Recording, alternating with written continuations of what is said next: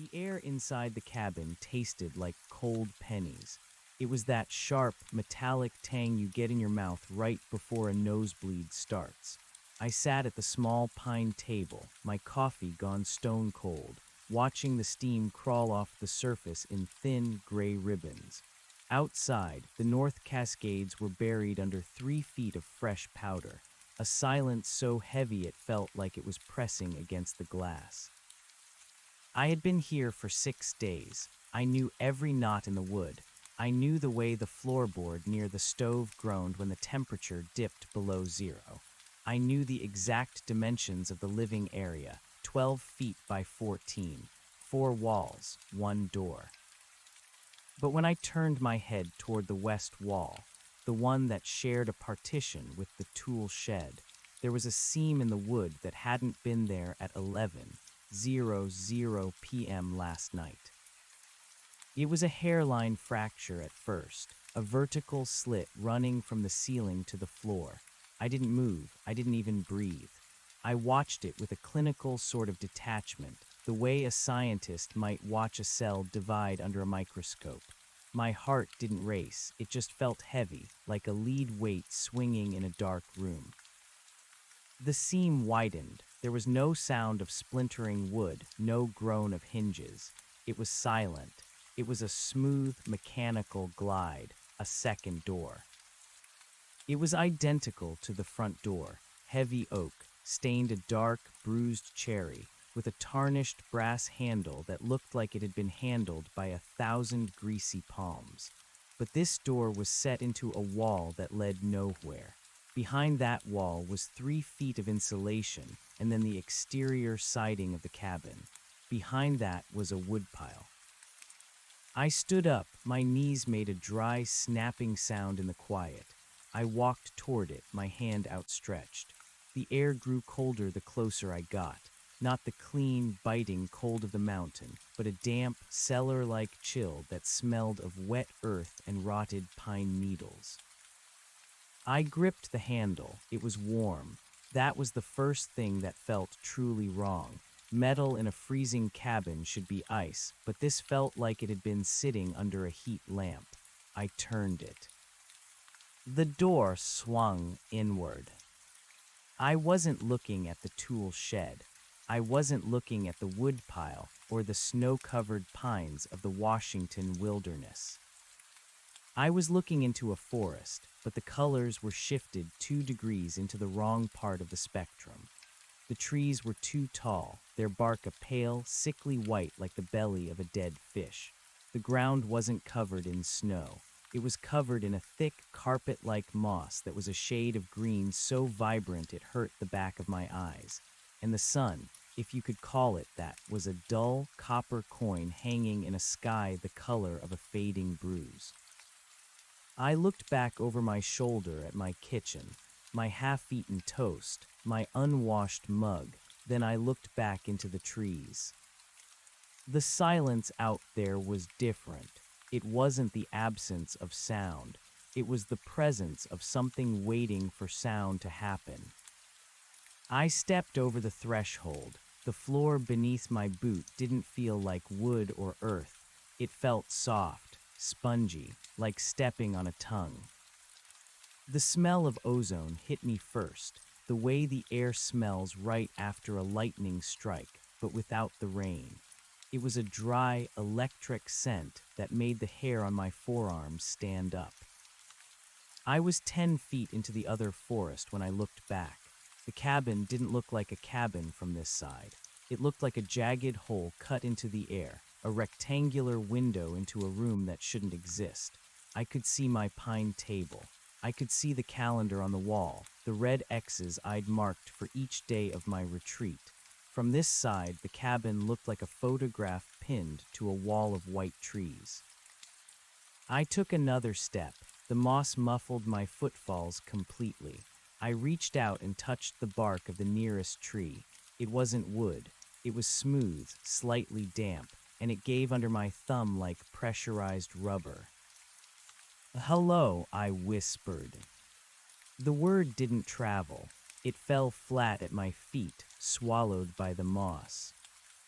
I looked down. In the soft, neon green carpet, there were footprints. Not mine. These were smaller, deeper, and the stride was unnaturally long. They didn't have toes or heels. They were just oval depressions, spaced 5 feet apart, leading away from the door and deeper into the white tree thicket. I followed them. I shouldn't have, but there was a pull, a low-frequency hum vibrating in my teeth that told me if I just went a little further, the perspective would snap back into place. I told myself it was a hallucination brought on by altitude or the wood smoke. I told myself I was still in the cabin, dreaming on the floor. The trees began to crowd in. The copper sun didn't move, but the shadows did. They didn't stretch away from the light. They curled toward it, like fingers reaching for a flame. I stopped when I saw the clearing. In the center of the white trees stood a structure. It was a replica of my cabin, but it was made entirely of the same white, rubbery material as the trees. No windows, no chimney, just a smooth, pale box. And there, on the side facing me, was a door. It was open. A woman was standing in the doorway. She was wearing my flannel shirt. She was holding my favorite ceramic mug. Her back was to me, but I could see the way her hair, my hair, was tucked behind her ear in that specific way I do when I'm nervous.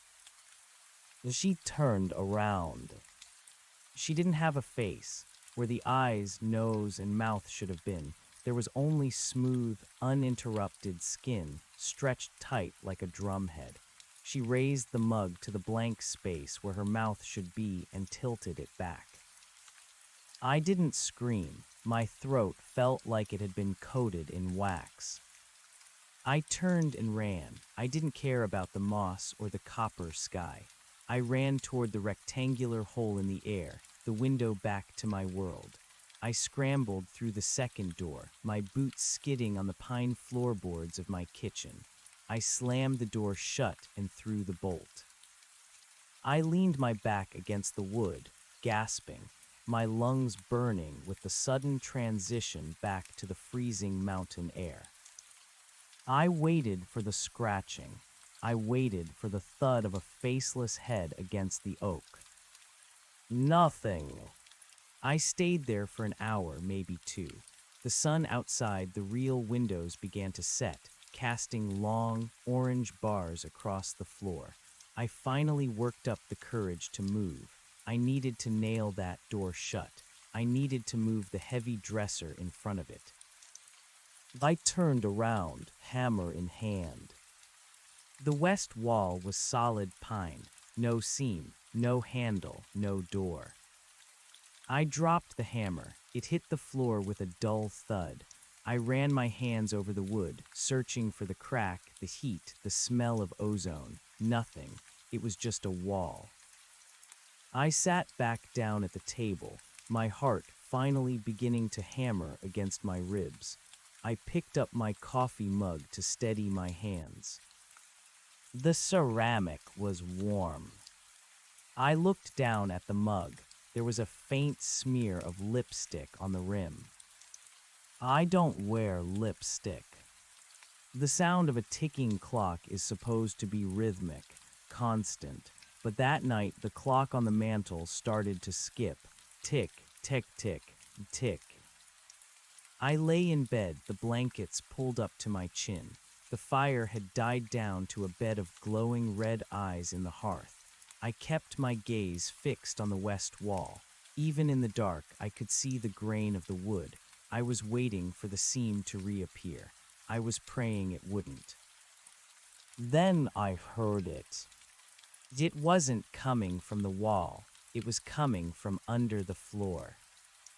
A soft, rhythmic thumping. Thump, thump, thump. It sounded like a heart, but it was too slow. One beat every 10 seconds. I rolled out of bed, the floor ice cold against my bare feet. I pressed my ear to the floorboards. The sound wasn't coming from the earth beneath the cabin. It was coming from inside the wood. I stood up and walked to the kitchen. I needed a light. I grabbed the flashlight from the counter, but when I flicked the switch, the beam was purple. A deep, ultraviolet glow that made the white flour spilled on the counter look like it was glowing. I shone the light on the west wall. The door was there, but it wasn't the dark cherry oak anymore. It was white, the same sickly, rubbery white as the trees in the other forest, and it didn't have a handle. It had a pulse. The center of the door expanded and contracted, a slow, heaving motion, as if the house itself was taking a deep breath. I backed away, the purple light shaking in my hand. As the beam swept across the rest of the room, I saw the glitches. My shadow on the wall was 3 feet taller than me and had too many joints in its arms. The reflection in the darkened window wasn't reflecting the room. It was showing the clearing with the white box, and on the table, the half-eaten toast was moving. Tiny, translucent hairs were growing out of the crust, waving in the air like sea anemones. I ran to the front door, the real door. I grabbed the handle and twisted. It wouldn't budge, not because it was locked, but because it wasn't a door anymore. The wood had fused with the frame. The brass handle felt soft, like clay. I pulled harder, and the metal stretched in my hand, elongating into a thin, golden wire. I was sealed in. I turned back to the white door on the west wall. It had stopped pulsing. A small, circular hole opened in the center of the white wood. It was the size of a peephole. I didn't want to look. Every instinct in my body told me to crawl into the fireplace and hide. But the purple light of my flashlight seemed to be pulling me toward it, the beam narrowing until it pointed directly at the hole. I leaned in. I pressed my eye to the opening. I wasn't looking at the forest. I was looking into my own bedroom. I saw myself. I was lying in bed, the blankets pulled up to my chin. I looked peaceful, sleeping, but as I watched, the me in the bed opened her eyes. She didn't look at the ceiling. She looked directly at the wall, directly at me. She smiled. It was a wide, impossible smile that stretched from ear to ear, showing too many teeth. Then she reached up to her throat. She found a small, silver zipper hidden under the skin of her neck. She began to pull it down. The metallic taste in my mouth was unbearable now. It felt like I was chewing on a mouthful of staples. I backed away from the hole in the door, tripping over the kitchen chair. I fell hard, my elbow barking against the floorboards, but the floor didn't feel like wood anymore. It felt like the moss, soft, spongy. I looked down. The pine boards were turning green. The transformation was slow, a creeping rot that started at the edges of the room and worked its way inward. I looked at my hands. My fingernails were turning a dull, copper color. "Stop it," I whispered. "This isn't real. You're having a breakdown, the isolation, the cold." I tried to conjure a memory of the city, the sound of sirens, the smell of exhaust, the feeling of asphalt under my feet, but the memories felt thin, like old paper that crumbles when you touch it. I couldn't remember my phone number. I couldn't remember the name of the street I lived on. I could only remember the white trees. The white door began to open. There was no handle, no hinges, just the wood peeling back like a ripening fruit. The smell of wet earth flooded the cabin, overwhelming the scent of wood smoke. A figure stepped through. It wasn't the faceless woman. It was a man. He was wearing a park ranger's uniform, but the fabric was made of that same white, rubbery material.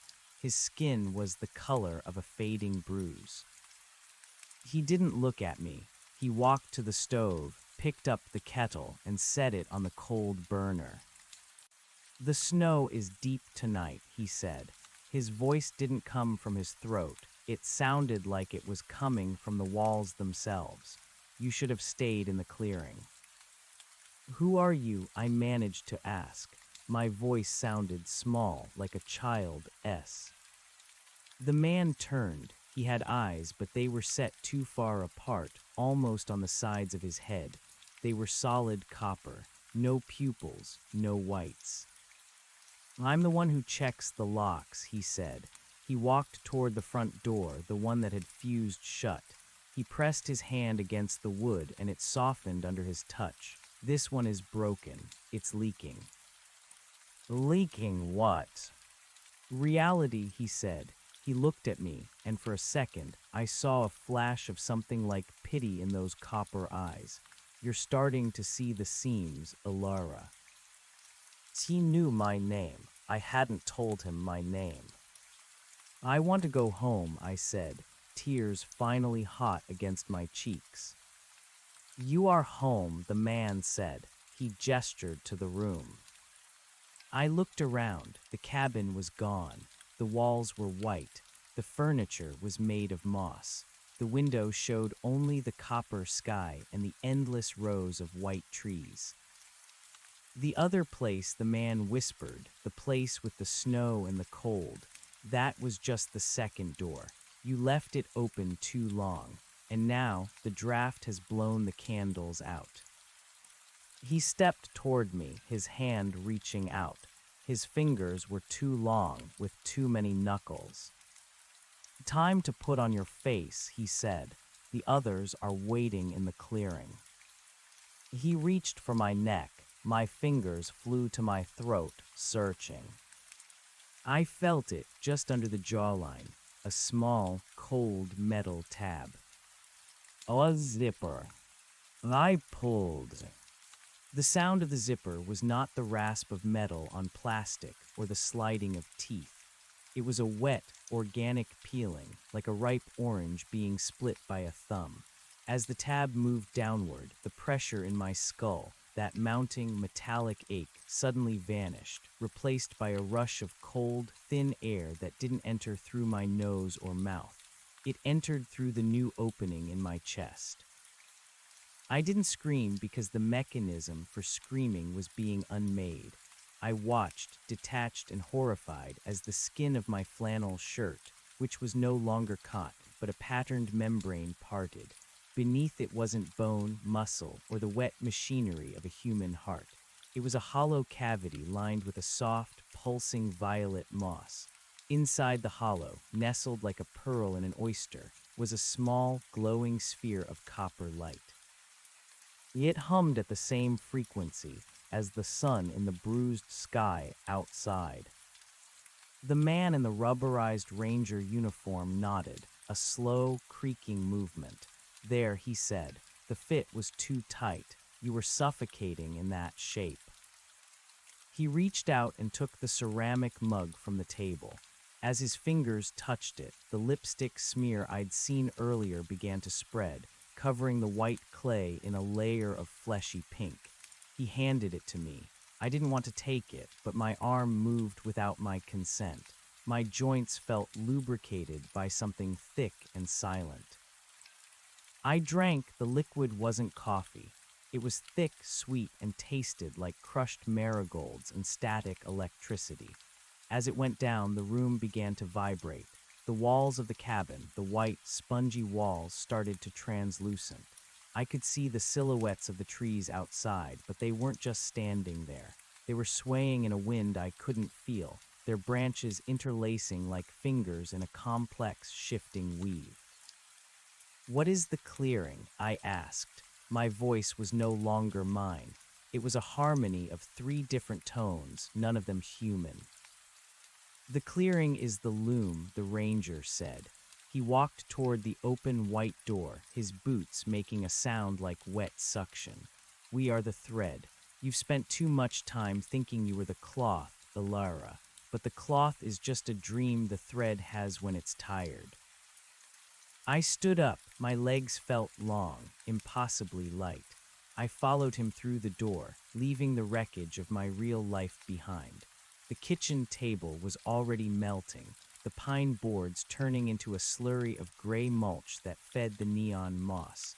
The calendar with the red X's was being absorbed into the wall, the dates blurring until they were just meaningless black spots on a pale skin. We stepped out into the forest of white trees. The copper sun was lower now, bleeding a dark, syrupy light across the horizon. The air was thick with the scent of ozone and something sweet, like rotting peaches. As we walked, the me I remembered, the woman who liked cold coffee and hated the sound of the wind, felt like a character in a book I'd read a long time ago, a boring book with a predictable ending. I looked at my hands. The copper fingernails had grown into long, elegant points. My skin was the color of skim milk. "Why the second door?" I asked, my three-toned voice echoing off the rubbery bark. "Why did it appear now?" "It didn't appear," the ranger said, not looking back. "It was always there. You just finally stopped looking at the first one. Most people spend their whole lives staring at the front door, waiting for someone to knock. They never notice the seam in the west wall. They never notice that the dimensions of their lives don't add up." He stopped. We were at the edge of the clearing I had seen before. The white box, the replica of my cabin, stood in the center. But it was changing. It was unfolding like an elaborate piece of origami, the walls flattening out to form a wide, circular platform. There were others there, dozens of them. They all wore the same base layer, the pale, smooth skin, the elongated limbs. Some were dressed in the husks of human clothes, a tattered wedding dress made of translucent film, a business suit that looked like it had been grown from lichen, a child's raincoat that pulsed with a soft internal light. They were all standing in a circle, their heads tilted back toward the copper sun. None of them had faces. As I approached, they turned as one. The lack of eyes didn't mean they couldn't see. I felt their collective gaze like a physical weight, a pressure against the copper sphere in my chest. "She's brought the mug," one of them said. The voice came from the ground beneath my feet. "She's brought the memory of the cold," said another, the sound vibrating in the air behind my ears. I walked to the center of the platform. The ranger stepped back, merging into the line of faceless figures. I was alone in the center of the circle.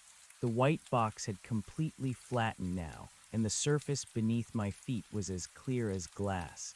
Looking down, I didn't see the ground. I saw the real North Cascades.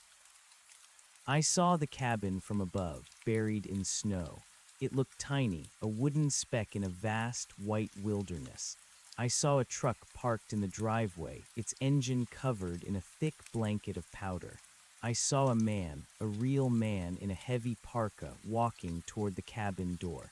He was carrying a box of groceries. "That's David," I whispered. The name felt like a stone in my mouth. David was coming up for the weekend. I watched him reach the front door. He knocked. He waited. He knocked again, his breath puffing out in white clouds. He tried the handle. It turned easily. He stepped inside. From my vantage point on the glass platform, I could see into the cabin. I saw David walk into the kitchen. He called my name. He looked at the table. On the table sat a single white ceramic mug. It was filled with a thick, dark liquid that looked like old blood. David picked up the mug. He looked confused. He looked at the west wall, the solid pine wall. He ran his hand over the wood, his fingers tracing the exact spot where the seam had been. "Ilara," he called out. His voice was faint, a ghostly transmission from 1,000,000,000 miles away. He walked toward the bedroom. I wanted to scream, to tell him to run, to tell him the truck wouldn't start, to tell him the snow wasn't snow. but my three-toned voice couldn't bridge the gap. I watched him enter the bedroom. I watched him look at the bed. I was lying there, the me with the zipper. David froze. He dropped the box of groceries. An orange rolled across the floor, vibrant and jarringly colored against the drab wood. He backed away, his face pale, his mouth hanging open in a silent cry of terror. The me in the bed didn't move, but the zipper at the neck was open. Just a crack, a sliver of copper light leaked out, illuminating the sheets. "He's seeing the seam," the ranger's voice whispered in my mind. "He's looking for the second door." On the platform, the faceless circle began to hum. It was a low, guttural sound that made the glass beneath me vibrate. The copper sun above began to descend, growing larger and larger until it filled half the sky. "The harvest is small this year," a voice said, "but the quality is pure." One of the figures stepped forward. It was the woman in the wedding dress. She reached out and touched my face. Her hand felt like a warm, wet leaf. Where her fingers brushed my skin, I felt my features beginning to dissolve. My nose flattened. My eye sockets filled with smooth, new tissue. My mouth sealed shut, the lips fusing together into a seamless line. I wasn't afraid. That was the most terrifying part. The fear had been a function of the first door, a survival instinct for a world that no longer existed. Here, in the amber light of the copper sun, fear was as useless as a winter coat in a furnace. I felt the connection to the world below snapping. David was a smudge. The cabin was a memory of a memory. The snow was a dream of white that had nothing to do with the white of the trees. The woman in the wedding dress lined close. I could feel the heat radiating from her blank face. "Now," she whispered, "tell us the story of the pennies." I searched my mind. The air inside the cabin tasted like cold pennies. That was the first thing I had thought when the door appeared. "The taste," I said, the words forming in the air like smoke. It was the taste of the end. "No," she corrected me, her voice a gentle chime. "It was the taste of the beginning. You were tasting the copper. You were tasting yourself." She stepped back. The circle began to rotate, a slow, rhythmic dance. The moss beneath the platform began to grow upward, wrapping around our legs, weaving us together.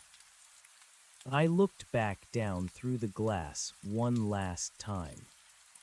David was gone. The cabin was empty, but the front door was wide open, and the snow was blowing inside, covering the floor, the table, the unwashed mug. And on the west wall, a hairline fracture was starting to form, a vertical slit running from the ceiling to the floor. Someone else was coming. Someone else was already tasting the pennies. The copper sun touched the horizon, and the world, both worlds, flared into a blinding, silent orange. When the light faded, the clearing was empty. The white box was gone. The platform was gone. There was only the forest of white trees, standing silent under a sky the color of a fading bruise. The ranger stood alone by the white door. He reached out and touched the wood. It was cold now. The pulse had stopped. He pulled a small, tarnished brass handle from his pocket and pressed it against the surface. It stuck. He turned it. The door swung inward.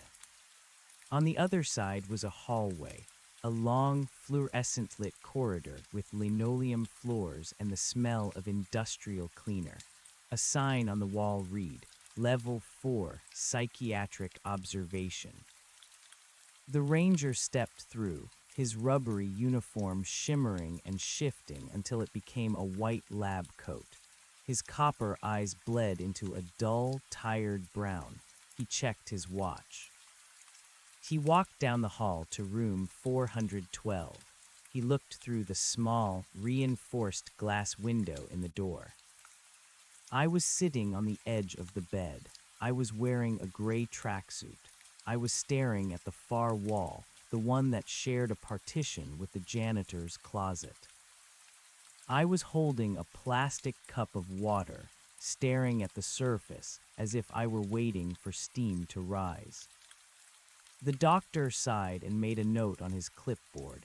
Patient 742, Ilara Vance, catatonic state persists, continues to report a metallic taste in the mouth, claims the walls are unzipping, recommend increased dosage of clozapine. He moved to the next door.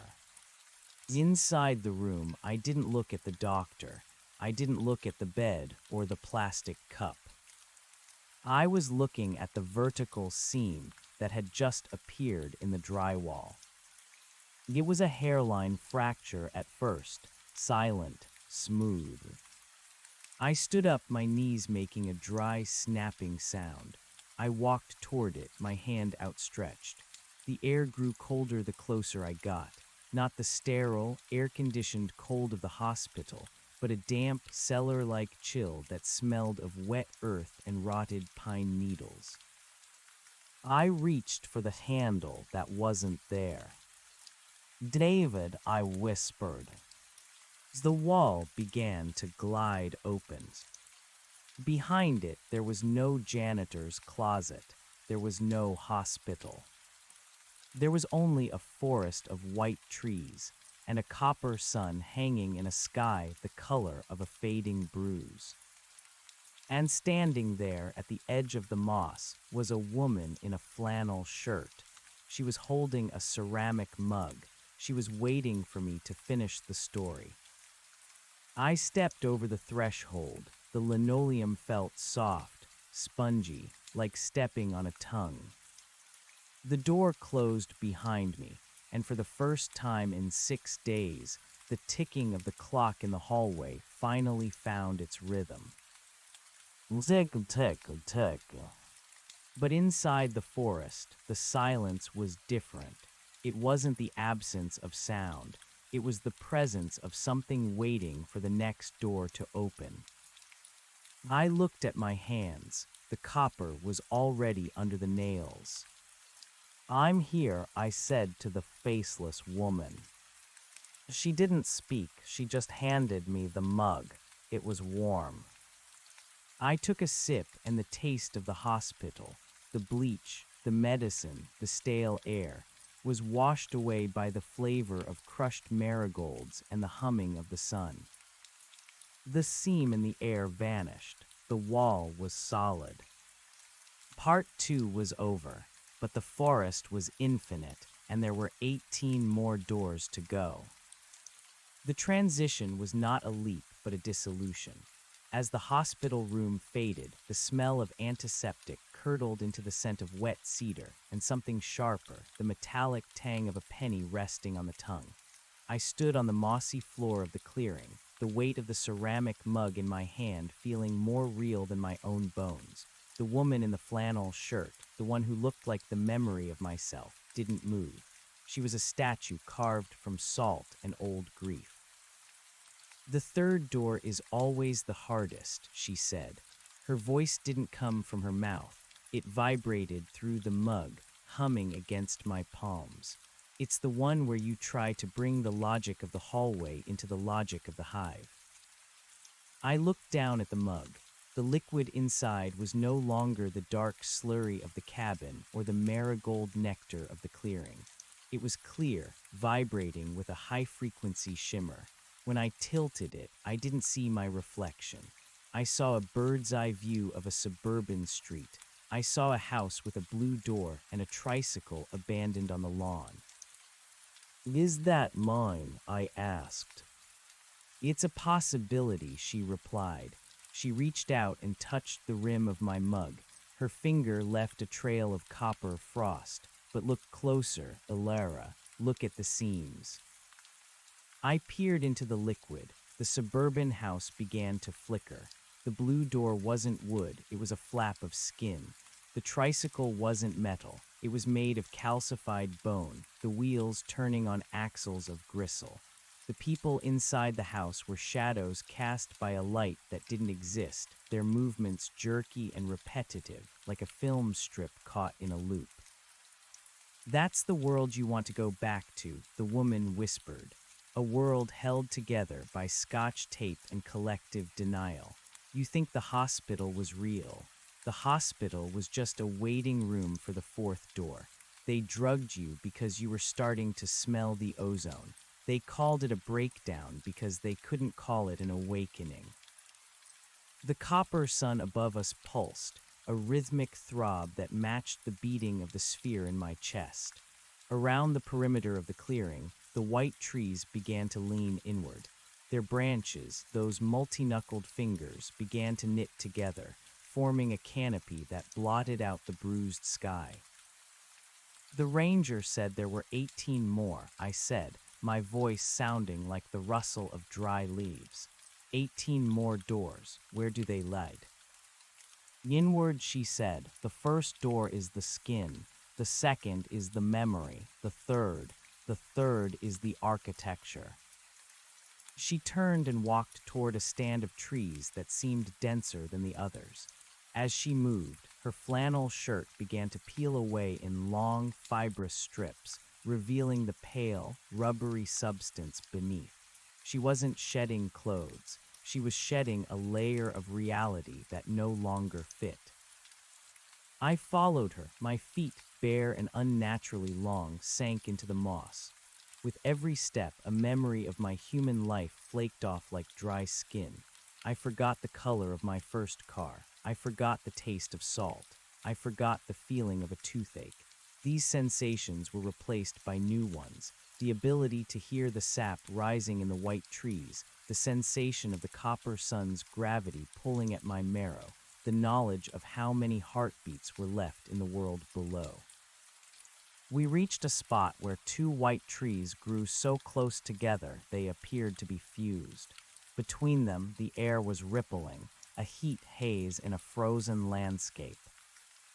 "This is the third door," the woman said. She didn't open it.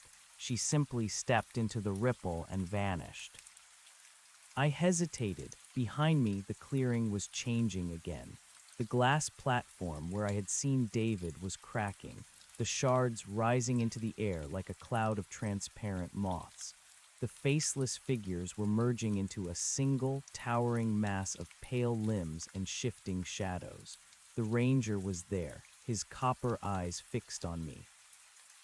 "Don't stay in the hallway, Ilara," he called out.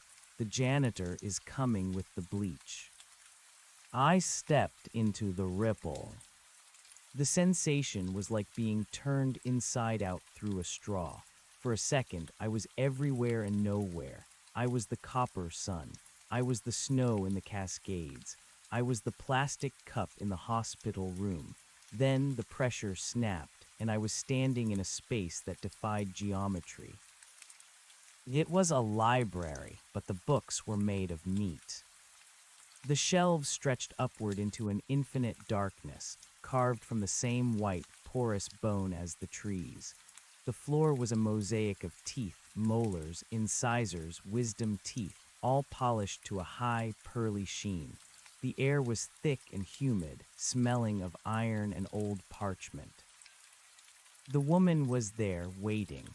She was taller now, her limbs elongated to the point of elegance. Her face was a smooth, featureless oval of alabaster.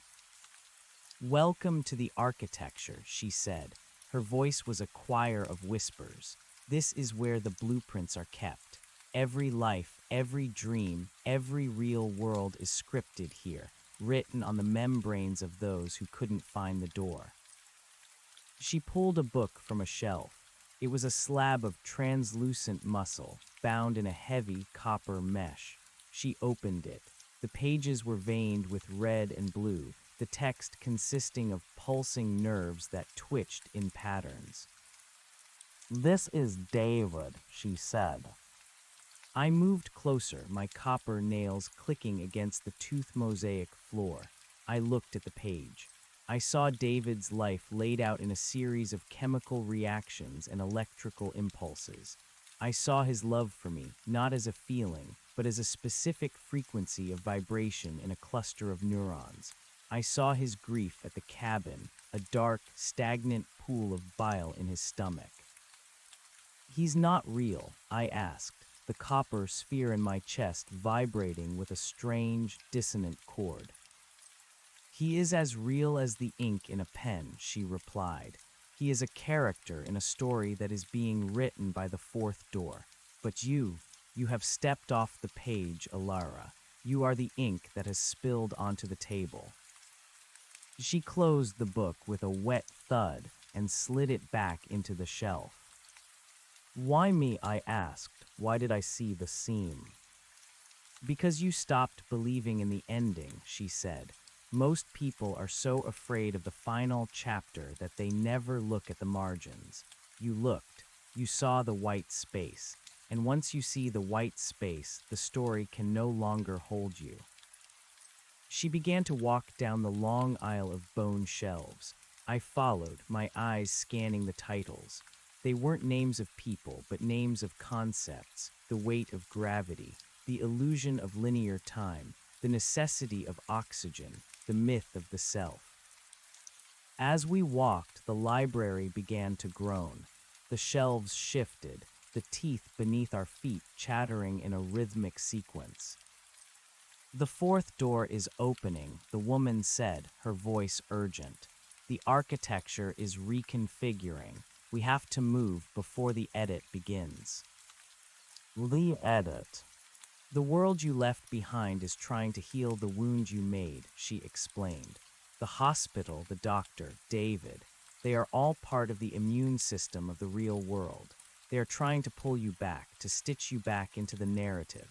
If they succeed, you will wake up in that hospital bed, and the forest will be nothing but a fevered dream.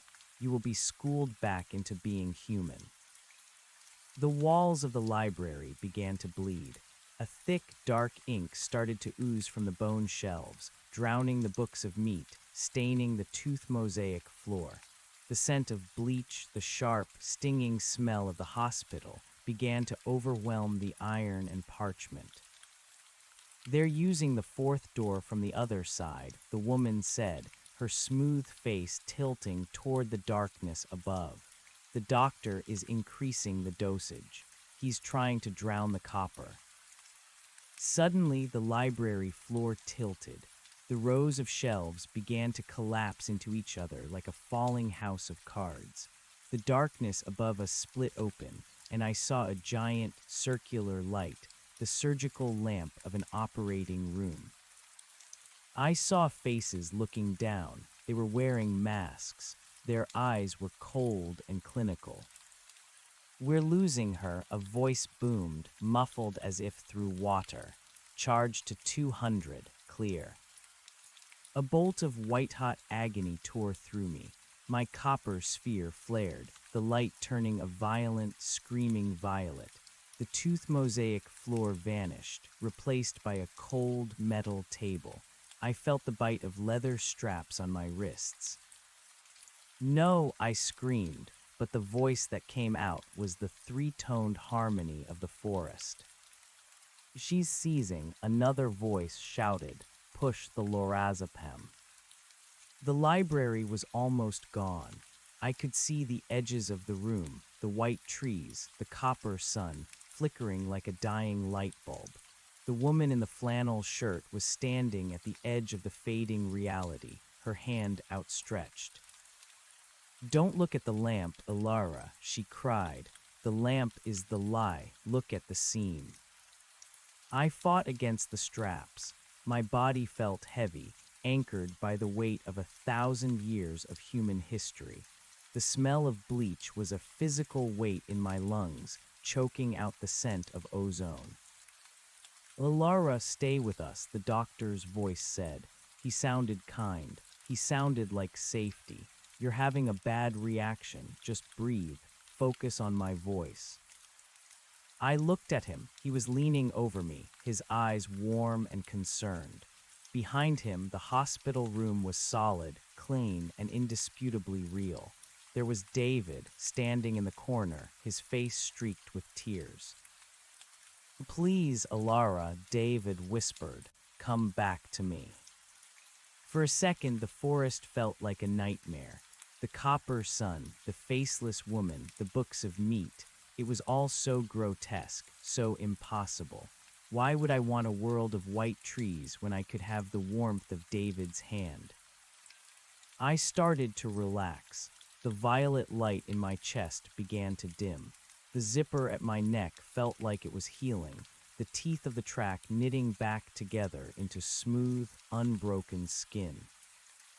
"That's it," the doctor said, his hand touching my forehead. "You're coming back. The episode is over." But then I saw it. On the doctor's forehead, just above the bridge of his nose, there was a tiny metallic tab. A zipper. And it was slightly, almost imperceptibly, open. Inside the gap, I didn't see bone or brain. I saw a sliver of copper light. I saw a single white leaf. The doctor wasn't saving me. He was just another layer of the skin. He was a character in the architecture, sent to lure the ink back into the pen.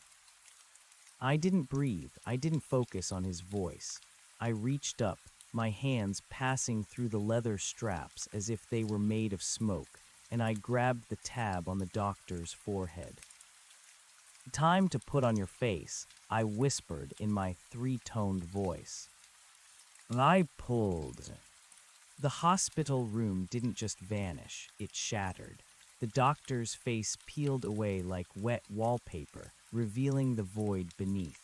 David dissolved into a cloud of gray mulch. The surgical lamp became the copper sun, burning brighter than ever before. The library was gone. The hospital was gone. I was standing in a field of tall white grass that hummed when the wind blew through it. The sky was no longer bruised. It was a brilliant, shimmering gold. The woman was there. She was no longer wearing the flannel shirt. She was draped in a gown of woven light, her limbs so long they seemed to touch the horizon. "You found the fourth door," she said. I looked at my hands. They were no longer white or copper. They were transparent. I could see the gears of the universe turning inside my palms, tiny, intricate wheels of light and shadow. "What is this place?" I asked. "This is the clearing of the unwritten," she said. "This is where the story stops being told to you, and you begin to tell the story." She stepped aside, and I saw it. In the center of the field of white grass, there was a single, freestanding door. It was made of nothing but shadow. It had no frame, no hinges, and no handle. "The fifth door," I whispered. "The fifth door," she agreed. "But be careful, Alara. This is the door of the senses. Once you pass through, you will no longer perceive the world. You will be the perception." I looked back. Far away in the distance, I could see the tiny wooden cabin in the snow. I could see the hospital hallway.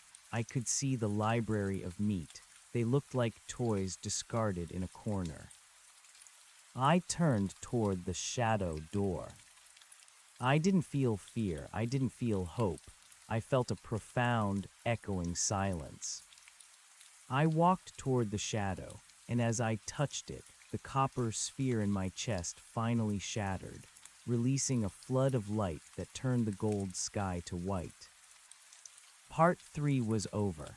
The architecture was demolished, but the forest was still there, waiting for the sixth door to reveal the secret of the rain.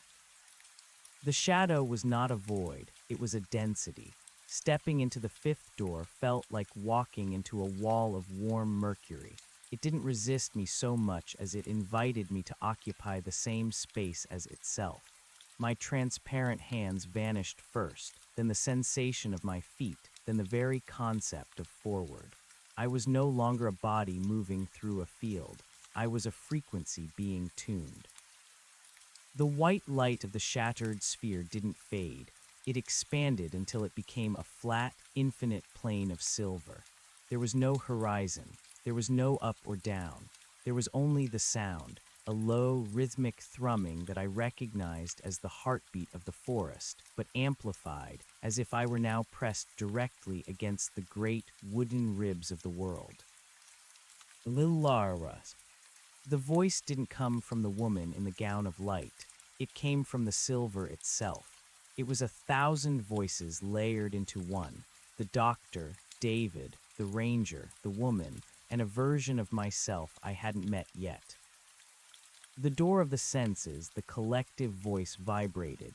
To pass, you must surrender the filter. You must see without eyes. You must touch without skin. Suddenly, the silver plane fractured. It didn't break into pieces. It broke into sensations. I was hit by the smell of every storm that had ever broken over the Cascades. I felt the sharp, electric sting of lightning and the heavy, sweet scent of ozone and crushed pine. I felt the weight of the snow on the roof of the cabin, the way the wood groaned under the pressure, the way the frost climbed the window pane like a slow-motion explosion of glass.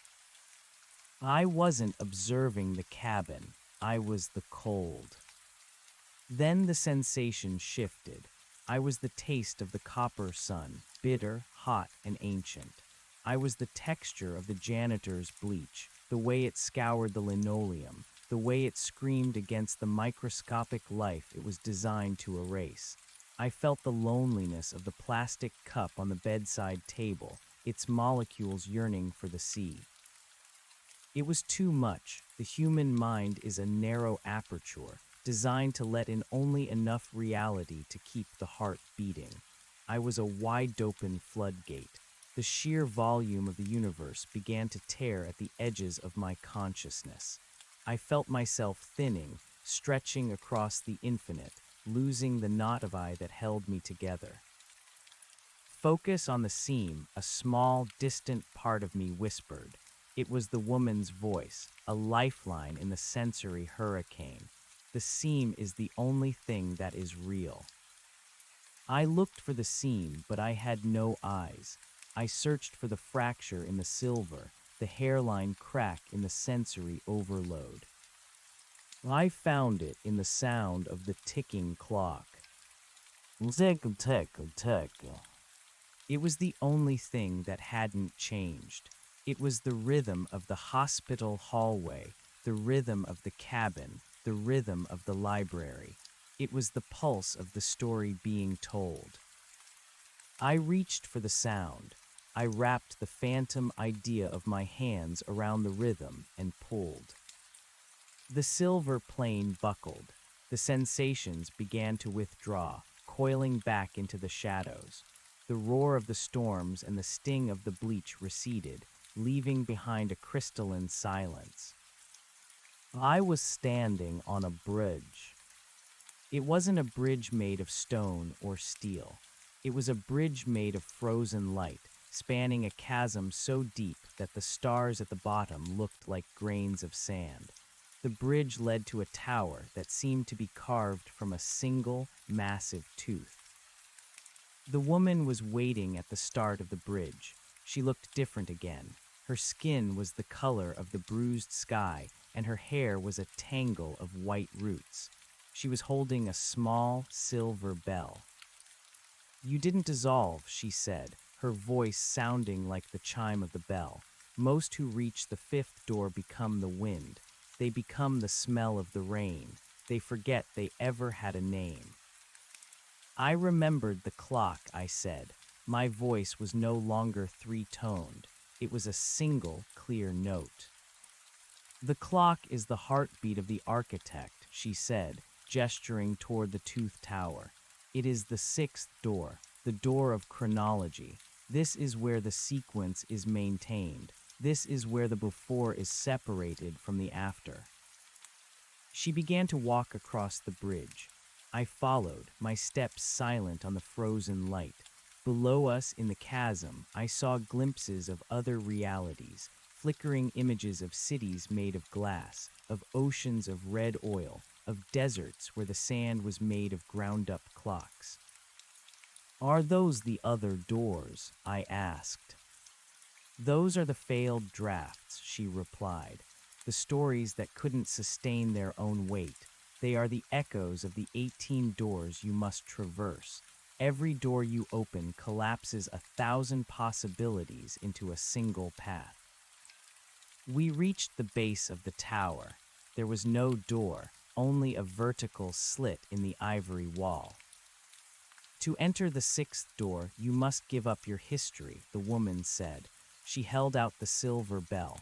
"Every memory of David, every memory of the hospital, every memory of the girl who went to a cabin in the woods. If you take them with you, the weight will shatter the bridge." I looked back at the silver plain, where the ghosts of my life still lingered. I thought of David's face. I thought of the way the light hit the dust motes in the hospital room.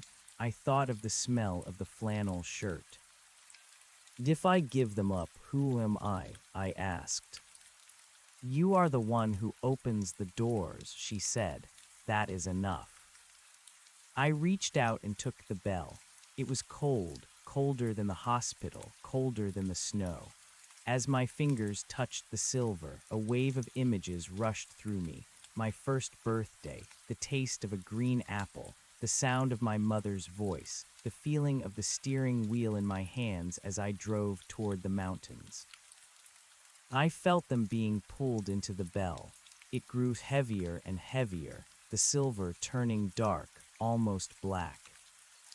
The memories didn't vanish, they became weight. I felt my shoulders sag, my knees buckled. The bridge of light beneath me began to groan, fine cracks spreading out from my feet. "Drop it, Alara," the woman urged. "Drop the bell into the chasm." I looked at the black bell. It contained everything I was. If I dropped it, I would be a blank page.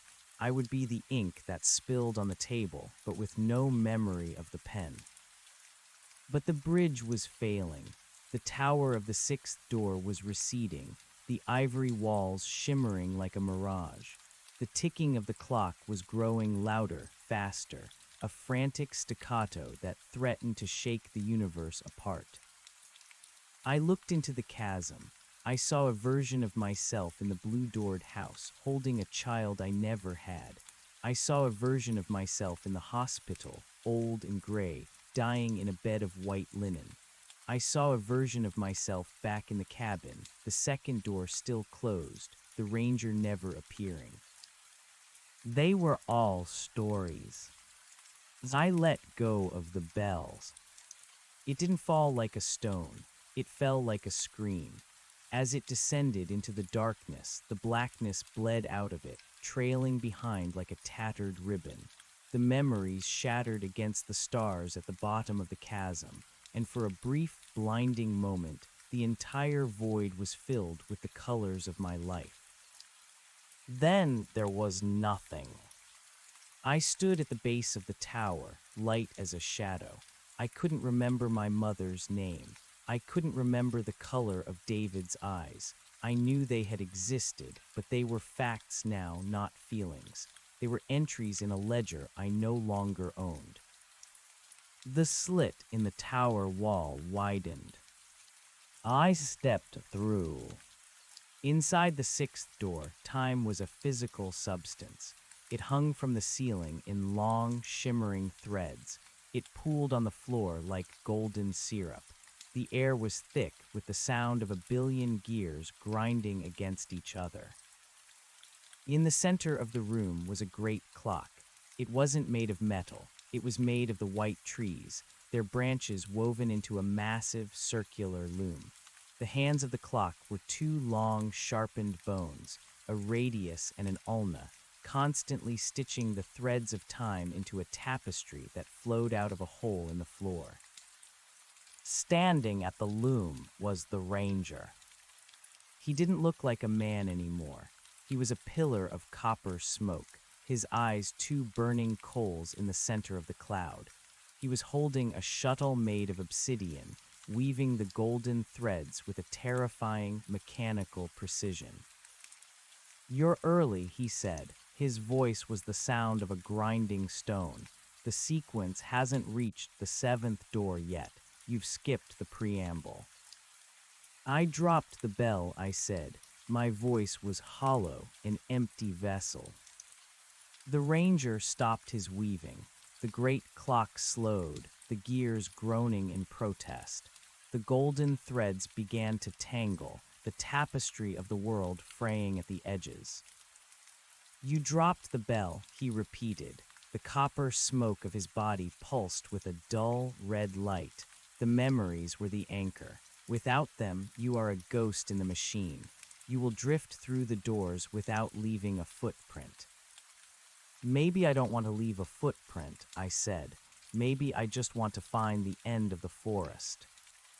The ranger stepped away from the loom. As he moved, I saw the hole in the floor where the tapestry was disappearing. It wasn't just a hole, it was an eye. A massive, unblinking eye that stared up from the depths of the tower. "The seventh door is the door of the witness," the ranger said, pointing toward the eye. "To pass through, you must be seen. But how can the witness see you if you have no weight, if you have no history?" He reached into the copper smoke of his chest and pulled out a small, glowing ember. He held it out to me. "This is a spark of the first fire," he said. "The fire that burned before the first story was told. Take it. It will give you a core. It will give you a heat that the witness cannot ignore."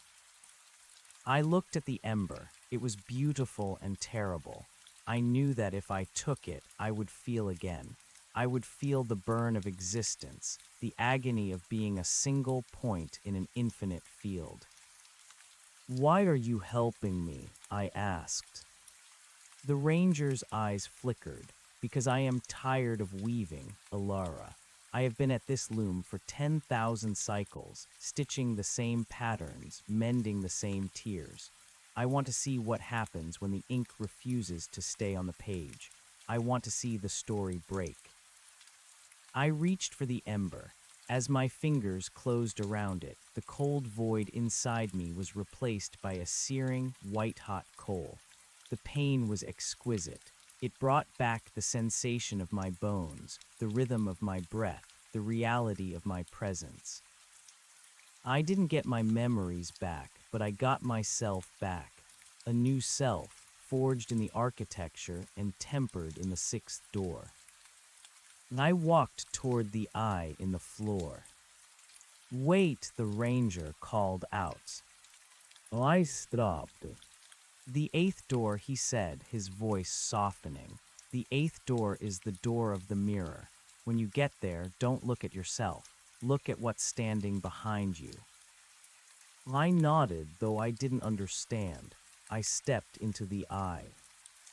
The transition was a plunge. I was falling through a tunnel of golden threads, the gears of the great clock echoing in my ears like thunder. The heat of the ember in my chest was my only light. I fell for an eternity, or perhaps for a second. In the sixth door, there was no difference. When I finally hit the bottom, I wasn't in a forest, or a library, or a tower. I was back in the cabin. But it wasn't the cabin in the snow. It was the cabin in the middle of a vast, salt flat. The sky was black, filled with stars that didn't twinkle.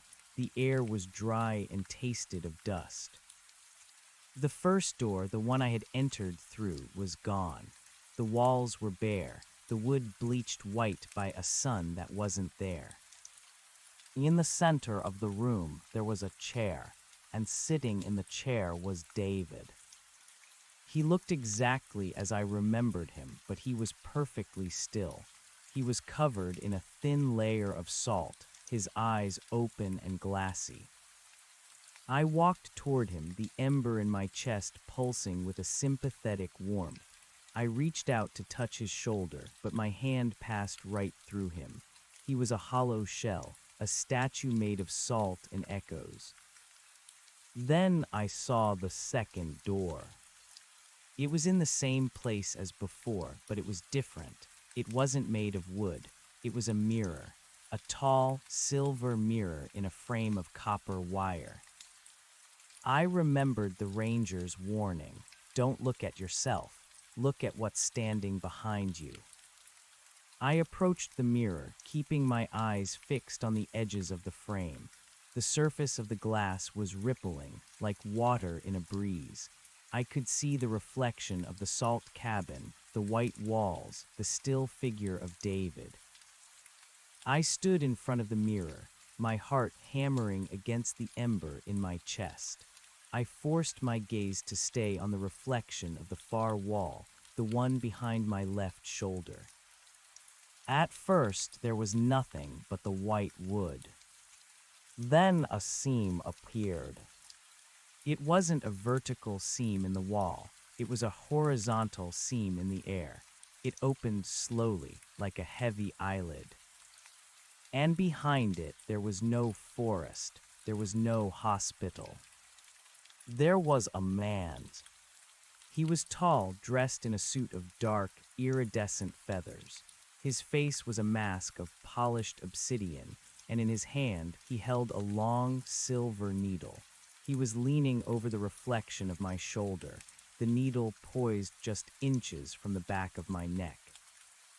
"The seventh door is the door of the witness," the man in feathers whispered.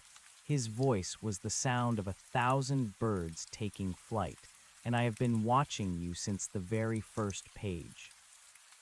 I didn't turn around. I didn't look at him. I looked at the needle in the mirror. "What are you stitching?" I asked. "I am stitching the leak," he said. "You are a hole in the world, Ilara, a puncture in the narrative. If I don't close you, the silence will get in." He moved the needle closer. In the mirror, I saw the tip of the silver point touch the reflection of my skin. I felt a cold, sharp prick at the base of my skull. "The eighth door," I whispered, remembering the ranger's words. "The door of the mirror." I didn't look at the man. I didn't look at the needles. I looked at David. In the mirror, the salt statue of David was moving. He was slowly turning his head, his glassy eyes fixing on the man in feathers. He reached out a salt-white hand and grabbed the man's wrist. "The story is over," the salt David said. His voice was the sound of grinding crystals. The man in feathers froze. The obsidian mask cracked, a sliver of copper light leaking out from the fracture. "He is not part of the sequence," the man hissed, struggling against David's grip. "He is a ghost, a memory." "He is the weight I dropped," I said, finally understanding. "He is the bell in the chasm." I reached into my chest and pulled out the ember the ranger had given me. I didn't hesitate. I pressed the burning coal against the surface of the mirror. The glass didn't break, it melted. The silver liquid flowed over the frame, over the salt cabin, over the man in feathers. It swallowed the needle, the obsidian mask, and the iridescent suit. It swallowed David. I stood in the center of a swirling vortex of molten silver and copper light. The salt flat vanished. The black sky dissolved. I was standing in a hallway. It wasn't the hospital hallway. It was longer, wider, the walls made of a material that looked like compressed starlight. There were doors on either side, hundreds of them, thousands of them, each one marked with a different symbol. I looked at the door directly in front of me. It was marked with a single copper numeral. 9. I looked at my hands. They were solid now. They were human. but when I moved them, they left trails of light in the air. I wasn't the ink anymore. I wasn't the page. I was the hand that held the pen. I reached for the handle of the ninth door. It was warm. It felt like home. 9 down, I whispered to the silence. 11 to go. The hallway stretched on forever, but for the first time I could see the light at the very end. It wasn't the copper sun or the hospital lamp. It was something else, something new. I opened the door and stepped through. The ninth door did not lead to a room. It led to a sound. It was the sound of 1,000 pens scratching against parchment, a dry, rhythmic rasp that filled the air like the cicadas of a phantom summer. I stood on a narrow catwalk of woven hemp and iron, suspended over a library that defied the laws of Euclidean geometry. Books didn't sit on shelves here. They floated in great gyres, spiraling columns of leather and vellum that rose miles into a violet sky and descended into a mist-choked abyss below. The air tasted of vanilla and old dust. It was the smell of preserved thought. The ninth door, a voice drifted up from the stacks. It wasn't the woman with the silver bell or the copper smoke ranger. It was a voice I recognized with a jolt of visceral, grounded terror. It was the voice of the doctor from the hospital, the one who had stood over David with a clipboard and a face of practiced professional distance. I looked down. He was standing on a floating platform made of encyclopedias, wearing his white lab coat, but his pockets were overflowing with ink-stained feathers. He was holding a ledger the size of a tombstone. "You're cataloging," I said, my voice echoing through the gyres. "I am reconciling," the doctor replied, not looking up from his page. "Every story needs a witness, Alara, but every witness needs a ledger. Do you know how many versions of you are currently failing to wake up? I have 3,412 Alaras who never left the car. I have 600 who died in the snow before they reached the cabin. I have one who actually opened the second door and found only a broom closet." He finally looked up. His eyes weren't eyes, they were magnifying glasses, thick and distorting, reflecting the infinite rows of books. "You are the statistical anomaly, the one who dropped the bell but kept the fire. That wasn't supposed to happen. The sixth door usually strips the ego bare." "I had help," I said, stepping off the catwalk. The air caught me. It was thick like water, supporting my weight as I drifted down toward his platform. The ember in my chest, the ranger's gift, glowed a fierce, protective orange against the violet gloom. "Help is just another word for interference," the doctor muttered, flipping a page. The paper sounded like a bone breaking. "The architect prefers a clean narrative, cause and effect, sickness and death, grief and recovery. You've introduced a recursive loop. You're rewiring the tower as you climb it." "Where is the 10th door?" I demanded. I didn't want to talk about statistics. I wanted to feel the floor beneath my feet again, even if the floor was made of stories. The doctor pointed his quill toward the center of the nearest gyre.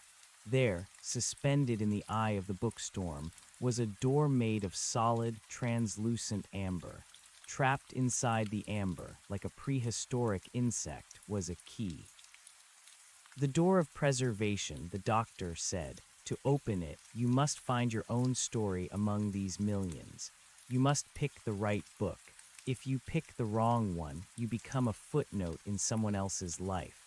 You'll spend eternity as the woman in the background or the stranger on the bus." I looked at the swirling vortex of books. There were billions of them. Titles flashed by in languages I didn't know, in scripts that looked like bird tracks or constellations. "How am I supposed to find it?" I asked. "I don't even remember my mother's name." I gave up my history to the bell. The mind forgets, the doctor said, returning to his ledger. The fire remembers. I closed my eyes and focused on the heat in my chest. I let the ember pulse, sending ripples of warmth out into the cold library. I didn't look for a title or a name. I looked for a frequency. I looked for the specific, jagged vibration of the night I drove into the mountains, the mixture of desperation, the smell of the pine-scented air freshener, and the way the heater in the car hissed. The gyre began to react. Books flew out of the spiral, their pages flapping like desperate wings. They circled me, a whirlwind of paper and ink. One by one, they fell away, rejected by the heat of the ember. Finally, a single, slender volume remained.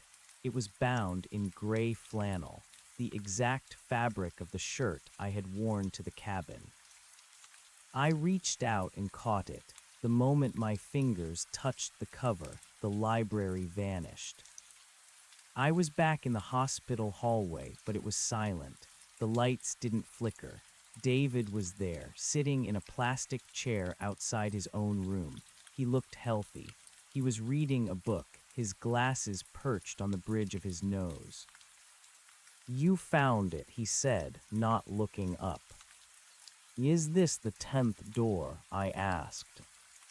"No," David said. "This is the table of contents. You're looking at the map, Alara, but the map is starting to bleed." I looked down at the book in my hands. Red ink was seeping from the edges of the pages, staining the gray flannel. It wasn't ink, it was blood. The floor of the hospital began to soften, turning into a dark, viscous liquid. "The architect is trying to blot you out," David said, his voice growing faint. "You're a smudge on the masterpiece. You have to move faster." He pointed to the end of the hallway, where the amber door stood. It was melting, the amber dripping like honey onto the floor.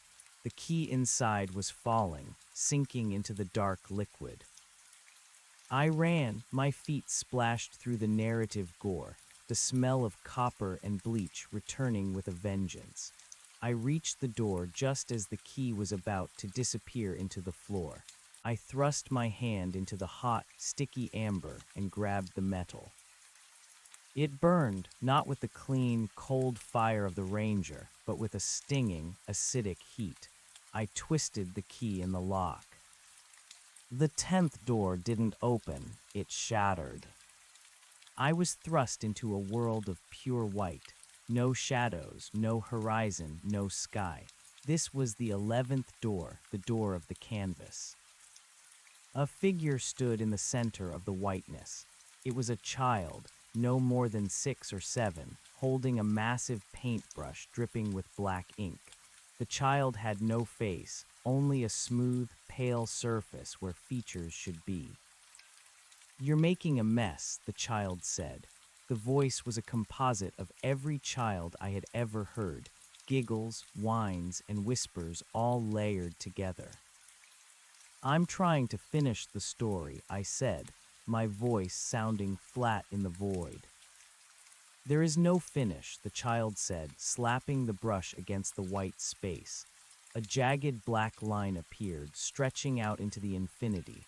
It looked like a mountain range or perhaps a heart rate monitor. There is only the stroke, and then the next stroke. You think you're going to find the end, don't you? You think there's a cabin at the end of the 20 doors where everything makes sense.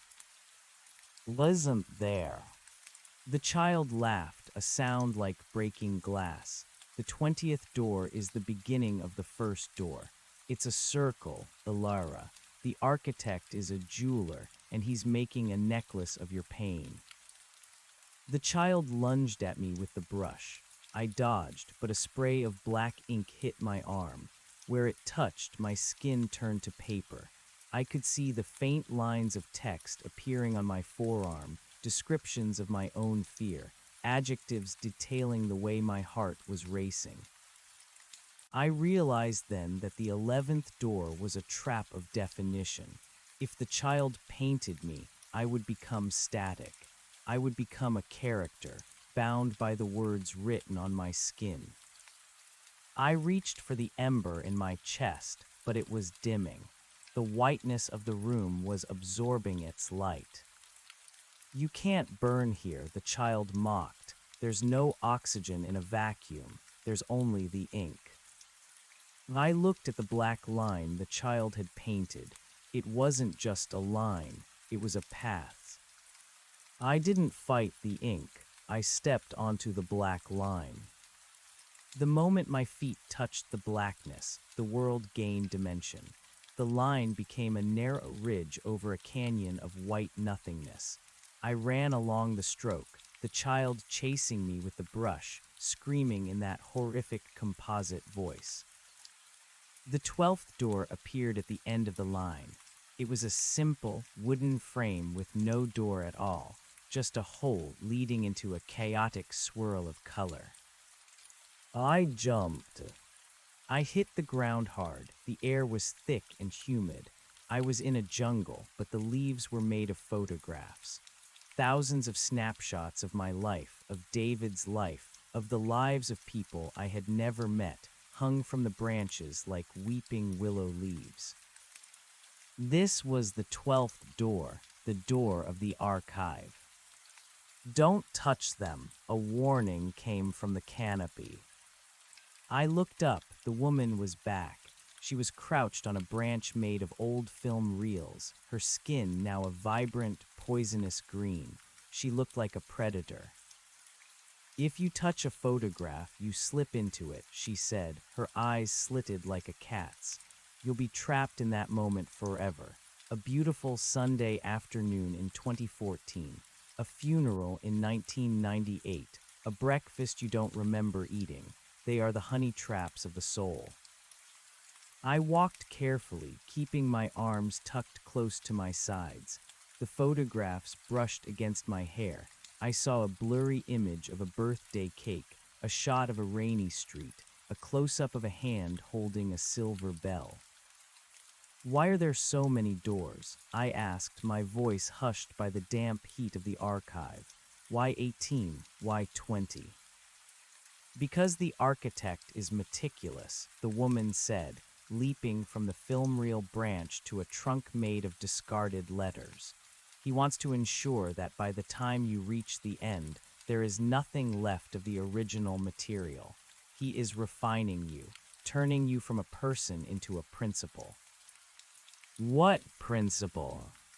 The principle of the threshold, she said, the one who stands between what is and what could be. But you're carrying that spark. It's changing the process. You're not being refined, you're being forged.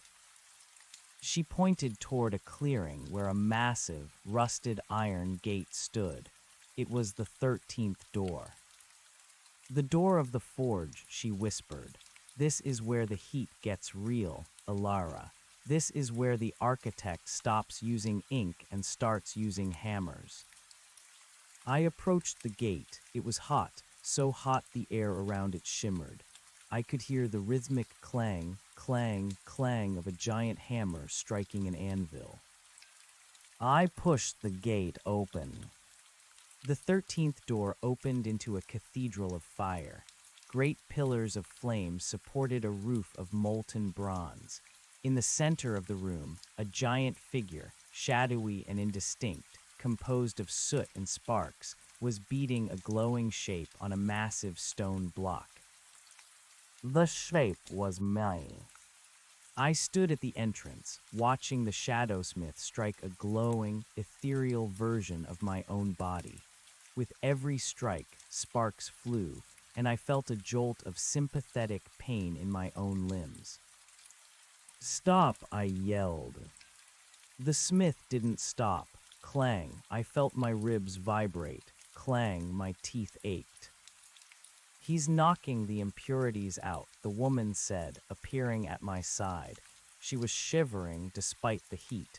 He's removing the maybe. He's removing the perhaps. He's making you a must. I looked at the glowing figure on the anvil. It was becoming sharper, its edges more defined. It was losing its humanity and becoming something geometric, something crystalline. "I won't be a must," I growled. I ran toward the anvil. The heat was unbearable, the smell of singed hair and ozone filling my lungs. The shadowsmith raised the hammer for another blow, a strike that looked like it would shatter the glowing figure into 1,000 pieces.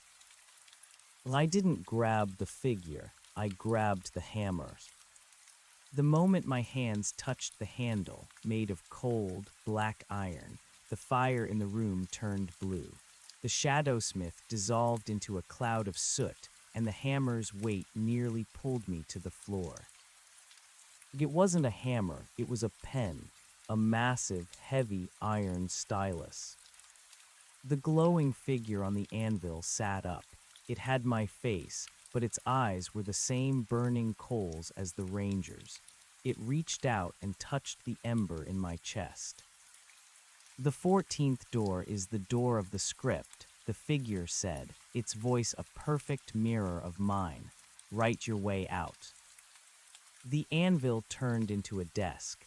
The cathedral of fire turned into a small, cramped room with a single window. Outside the window, I could see the cabin. It was snowing. I looked at the stylus in my hand.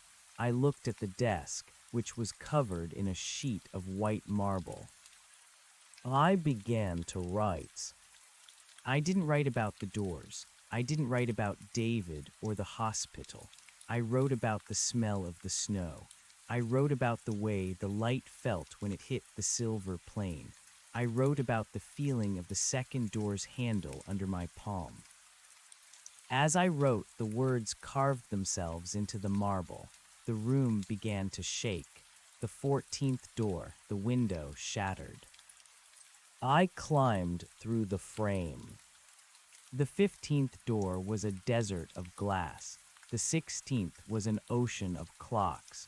The 17th was a forest of mirrors where every reflection was a second late. I moved through them like a blur, the iron stylus in my hand and the ember in my chest guiding me. I was no longer afraid of the architect. I was no longer afraid of the sequence. I was the one moving the needle. I reached the 18th door. It was the cabin door, the real one, the one made of heavy oak with the iron handle. But it wasn't at the end of a hallway or a forest. It was floating in the middle of a void, surrounded by the debris of all the other doors, scraps of photographs, shards of amber, droplets of silver, and fragments of bone. The woman was there. She looked like herself again, the woman in the flannel shirt, the one who had first spoken to me in the library. She was crying. "You're here," she said. "Is this the end?" I asked. "No," she said, stepping aside. "This is the 18th door, the door of the choice. Behind this door is the 19th door, the door of the architect. And behind that is the 20th, the door of the return." "What's the choice?" She pointed to the void around us. "You can open this door and face him. You can try to take the pen, or you can use that stylus to write a new door, a door that goes nowhere, a door that stays here in the silence where the story can't hurt us anymore." I looked at the door. I looked at the stylus. I thought of David, the version of him made of salt, and the version of him in the hospital bed. I thought of the ranger weaving the threads of time. I thought of the eye in the floor. "If I stay here, the story stays broken," I said. "Yes," she whispered, "and we can be the silence together." I reached for the handle of the 18th door. "I didn't come this far to be silent," I said. I turned the handle. The 19th door didn't wait for me to find it. It swallowed me. I was in a room that was also a skull. The walls were white bone, and the floor was a soft, gray tissue that pulsed with thought. In the center of the room sat a man at a small wooden table. He was old, his skin like crumpled parchment, and he was weeping. He wasn't writing, he was erasing. He had a small white stone, and he was rubbing it against a long roll of paper, scrubbing away words until the paper was thin and translucent. "It's all wrong," he moaned, not looking at me. "The ending is ruined. The girl was supposed to die in the snow. The husband was supposed to wake up and forget her. It was supposed to be a tragedy about the fragility of memory. It was supposed to be beautiful." "It's not your story anymore," I said, stepping onto the pulsing floor. The architect looked up. His eyes were empty sockets, leaking black ink. "You, the smudge, the leak."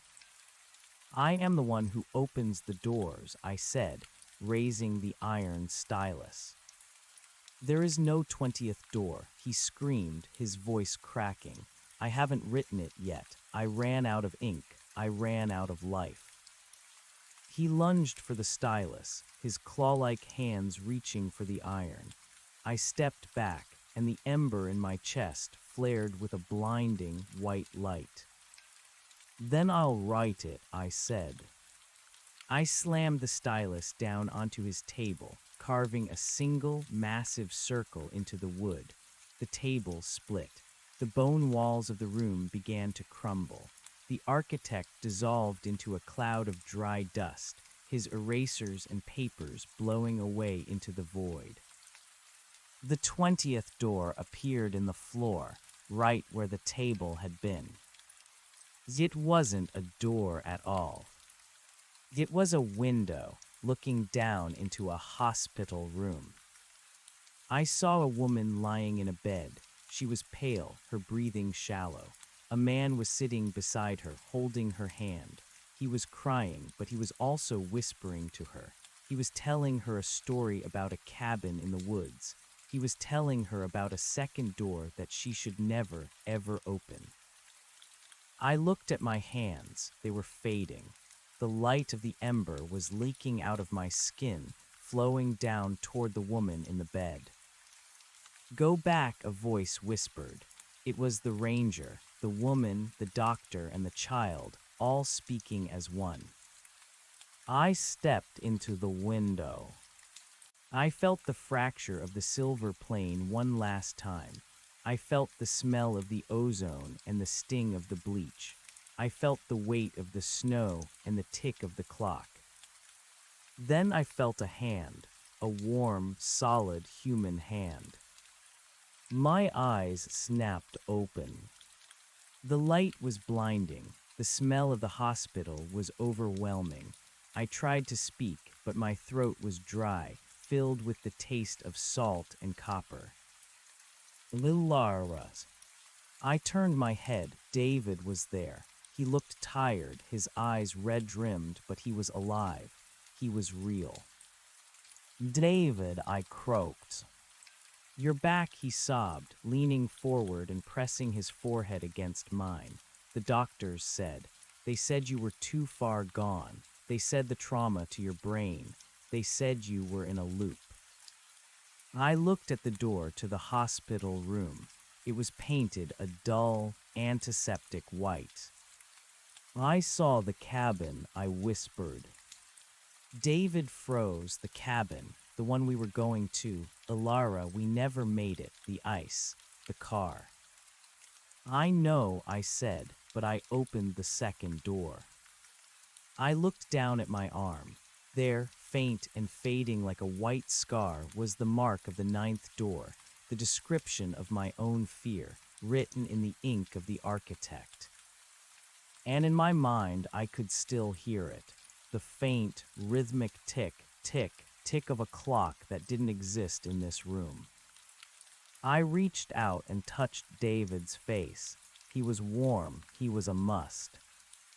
I closed my eyes, and for a fleeting second, I saw the forest again.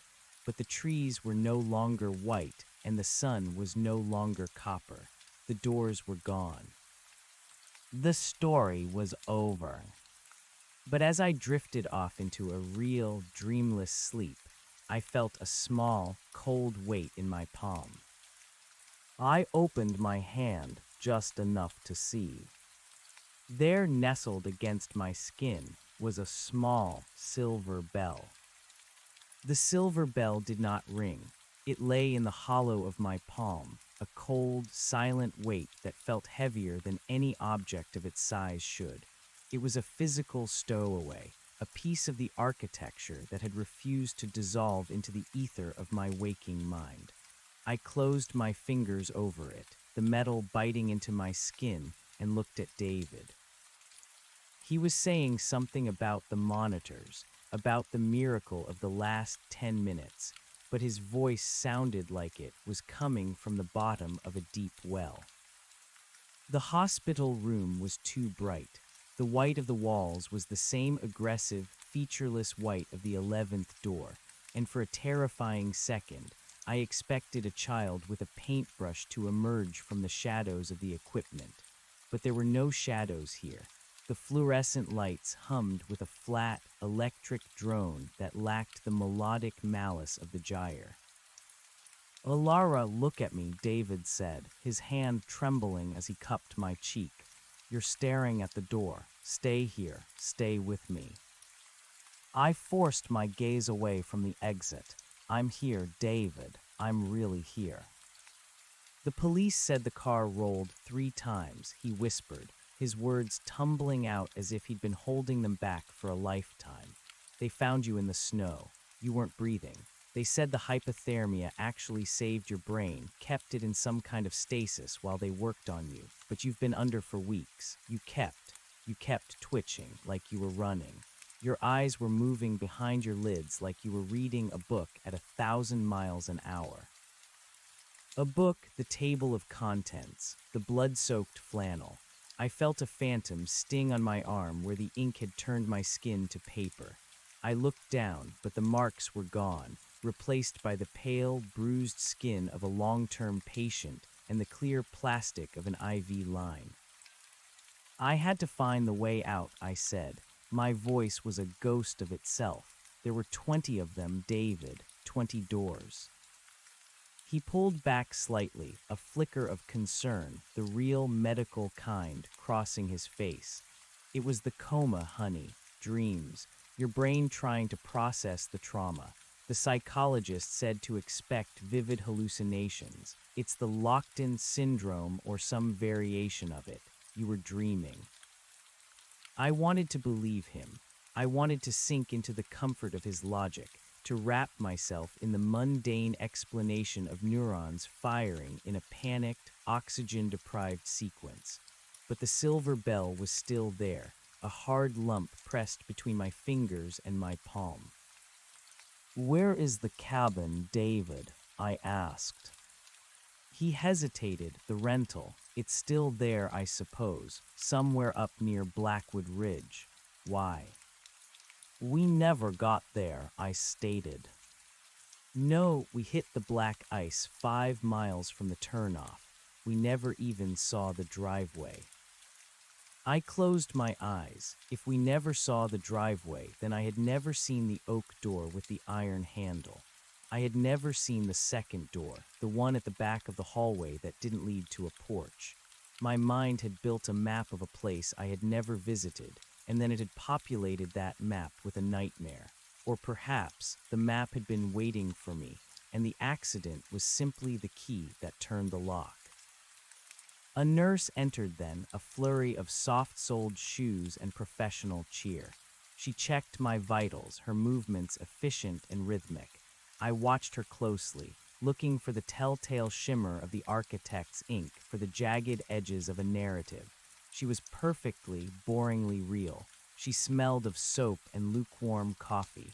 She didn't speak in riddles or warnings. "You're a bit of a celebrity on this floor, Mrs. Thorne," she said, tapping the IV bag. "We didn't think you were coming back to us."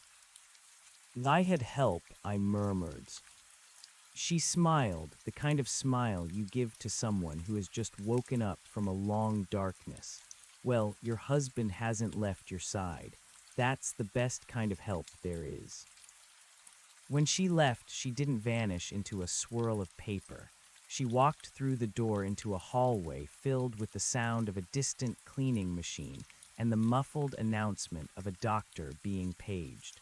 It was the world of must, the world of things that simply are. But as the door swung shut, I saw it. On the back of the heavy hospital door, near the hinge, there was a small, hand-drawn symbol in black marker. It was a circle with a horizontal line through it, the same mark I had carved into the architect's table with the iron stylus. The breath hitched in my throat. "David," I said, my voice rising. "The door. Look at the door." He turned, squinting. "What, the door? It's just a door, Alara. It's closed. You're safe." "The mark," I insisted. "Who drew that?" David walked over to the door, his brow furrowed. He ran a finger over the wood. "I don't see any mark, honey. It's just some scuff marks from the gurneys. It's an old hospital." He couldn't see it. The realization hit me like a physical blow. The architect was gone, but the script hadn't been fully erased. I was the one who had written the 20th door. I was the one who had defined the return. And because I had used the architect's tools, I was still seeing through the architect's eyes. I was a must, but I was a must with a footnote. Days passed in a blur of physical therapy and soft foods. The doctors were amazed by my recovery, calling it a textbook anomaly. I played the part of the grateful survivor. I smiled for David. I ate the bland gelatin. I did the leg lifts, but every time I closed my eyes, I felt the vibration of the gyre. Every time I touched a flat surface, I expected my fingers to sink into amber or salt. I kept the silver bell hidden in the drawer of my bedside table, buried under a stack of get-well cards. I was afraid to look at it, yet I couldn't bear to be more than a few feet away from it. It was my anchor and my curse. On the night before my discharge, the hospital was unusually quiet. David had gone home to prepare the house, leaving me alone for the first night since I'd woken up. The moon was a sliver of bone in the window, casting long, distorted shadows across the linoleum. I couldn't sleep. The silence was too thick. It felt like the vacuum of the 11th door. I reached into the drawer and pulled out the bell. It was beautiful in the moonlight, its surface etched with tiny, microscopic engravings that looked like vines, or perhaps like the veins of a leaf. I held it by the small ring at the top. "Don't ring it," I whispered to myself. The woman in the library had warned me. The ranger had warned me. The doors were a sequence, a refinement of the soul. I had reached the end, but the end was a circle. I stood up, my legs shaky but functional, and walked to the window. The hospital parking lot was nearly empty. A single car sat under a flickering street lamp. The light hit the windshield at an angle that made it look like a sheet of silver. The silver plane. I felt a sudden, violent urge to know. Was I truly back, or was this the 21st door, the door of the mundane? Was the architect sitting in some hidden fold of reality, watching me eat my hospital jello and laughing at the masterpiece of my delusion? I looked at the bell. If I rang it and nothing happened, then I was sane. I was a woman who had survived a car crash and had a very long, very strange dream. I could go home to David, have children, grow old, and die in a world where doors only led to rooms. But if I rang it and the world shivered? I lifted the bell. My heart was racing, a frantic thump-thump that felt like the hammer on the anvil. Clang! I didn't ring it. The sound came from the hallway. I froze. It wasn't the sound of a bell. It was the sound of metal hitting metal. a heavy, rhythmic strike. Clang, clang, clangs. I moved to the door, my hand trembling as I reached for the handle. I didn't want to open it. I wanted to bolt the door, to pile the plastic chairs against it, to hide under the bed. But I knew that doors in this geography didn't care about locks. I pulled the door open an inch.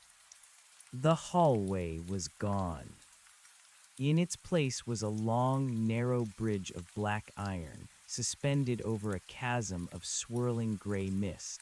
At the far end of the bridge stood a forge. It wasn't the cathedral of fire from the 13th door. It was smaller, humbler, a simple stone hearth with a dying ember at its center. Standing by the hearth was the ranger.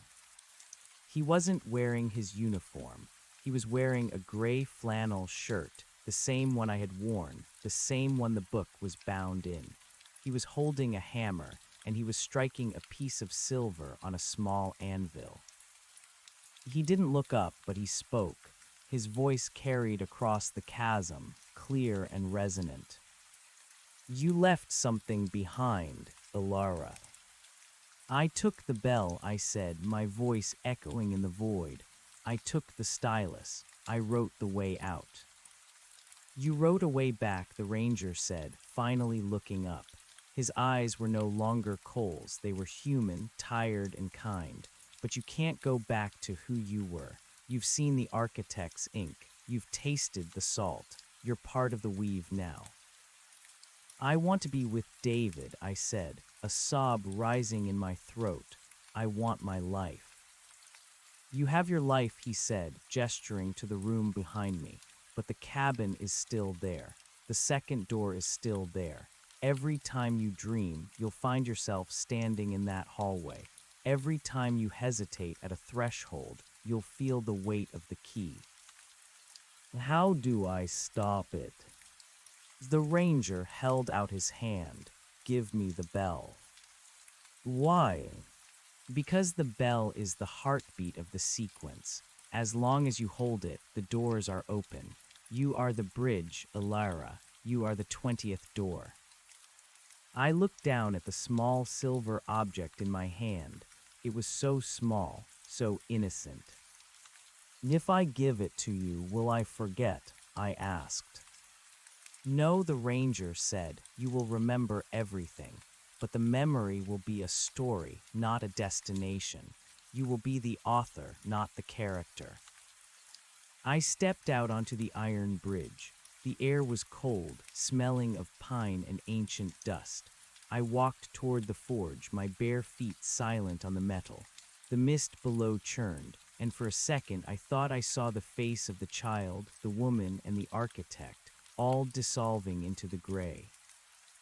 I reached the ranger. He was taller than he had seemed in the forest. He smelled of wood smoke and rain. Nice held out the bell. He took it from me with a calloused hand. He didn't drop it into the fire. He didn't smash it. He placed it carefully on the anvil and struck it once with his hammer. The sound was the most beautiful thing I had ever heard. It wasn't a ring. It was a note of pure, resonant music that seemed to vibrate through the very marrow of my bones. It was the sound of a story finding its resolution. It was the sound of a door clicking shut and the lock holding firm. The bridge vanished. The forge vanished. I was standing in the middle of my hospital room. The morning sun was beginning to peek over the horizon, painting the walls in soft, warm oranges and pinks. The drawer of the bedside table was open. I looked inside. The bell was gone. The get well cards were just paper. I sat down on the bed and waited. An hour later, David arrived. He looked refreshed, smelling of the outside world, of car exhaust and crisp morning air. He was carrying a bag of my clothes from home. "Ready to go?" he asked, grinning. I stood up and hugged him. I held him for a long time, listening to the steady, uncomplicated beat of his heart. "Yes," I said, "I'm ready." We walked out of the room together. We walked down the hallway, past the nurse's station, past the elevators, and through the sliding glass doors of the main entrance. I paused at the threshold. For a split second, I saw a flicker of white snow.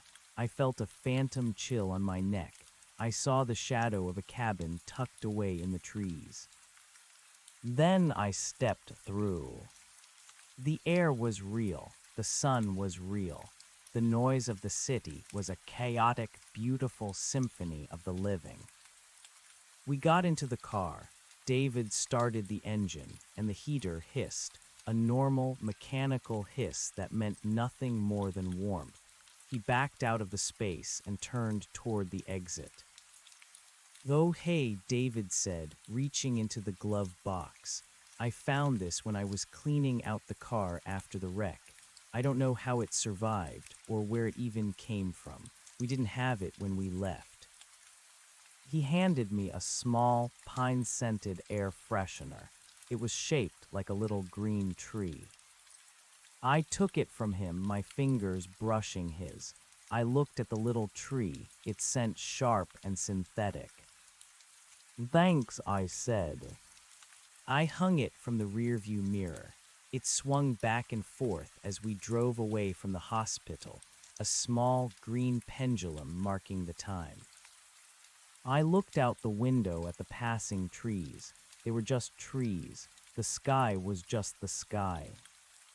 But as David turned the radio on and a soft, melodic song filled the car, I reached out and touched the dashboard. Beneath the plastic, hidden from everyone but me, I could feel the faint, jagged vibration of a story that was still being told. I was the author now, and I decided that for today, and for all the tomorrows I had left, the second door would stay closed. The car moved forward, crossing the threshold of the highway, and for the first time in 20 doors, I wasn't looking for what came next. I was simply there. And that was enough. The discharge papers felt like parchment, the ballpoint pen like a stylus, but I signed my name with a hand that no longer shook. David took my bag, his fingers interlaced with mine as we walked through the automatic sliding doors of the hospital. The air of the parking lot hit me, not the sterile, recycled oxygen of the ward, nor the scent of ozone and ancient dust from the cabin, but the smell of wet asphalt, car exhaust, and the faint, briny hint of a coming rain. It was a messy, disorganized smell. It was perfect. As we pulled out of the lot, I watched the hospital shrink in the side mirror. For a moment, the architectural lines of the building seemed to shimmer, the windows aligning into the shape of a massive vertical grid, 1,000 doors leading to 1,000 different lives. I blinked, and the illusion shattered. It was just a building of brick and glass, housing people in various stages of repair. "You're quiet," David said, glancing over at me. He reached out and squeezed my knee. "Thinking about the house, I cleared out the guest room like you asked, and I bought those lilies you like, the ones that actually smell like something." "I was just thinking about the drive," I said, my voice finding a new resonance, a depth it hadn't possessed before the accident, about how long it takes to actually get anywhere.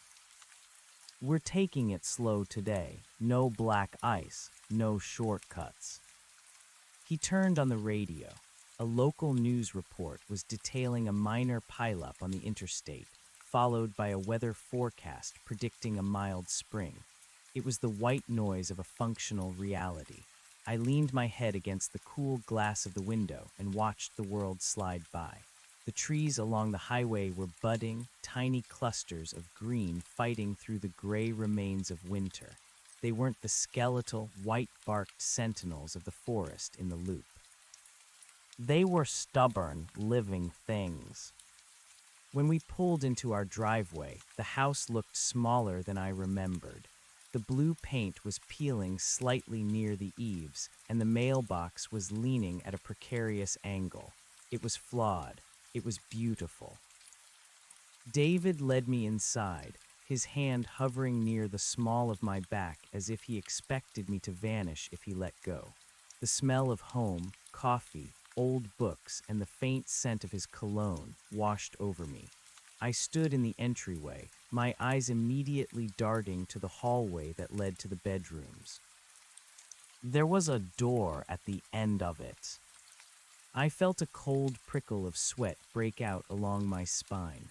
My breath hitched. In the geometry of my trauma, that door should lead back to the cabin.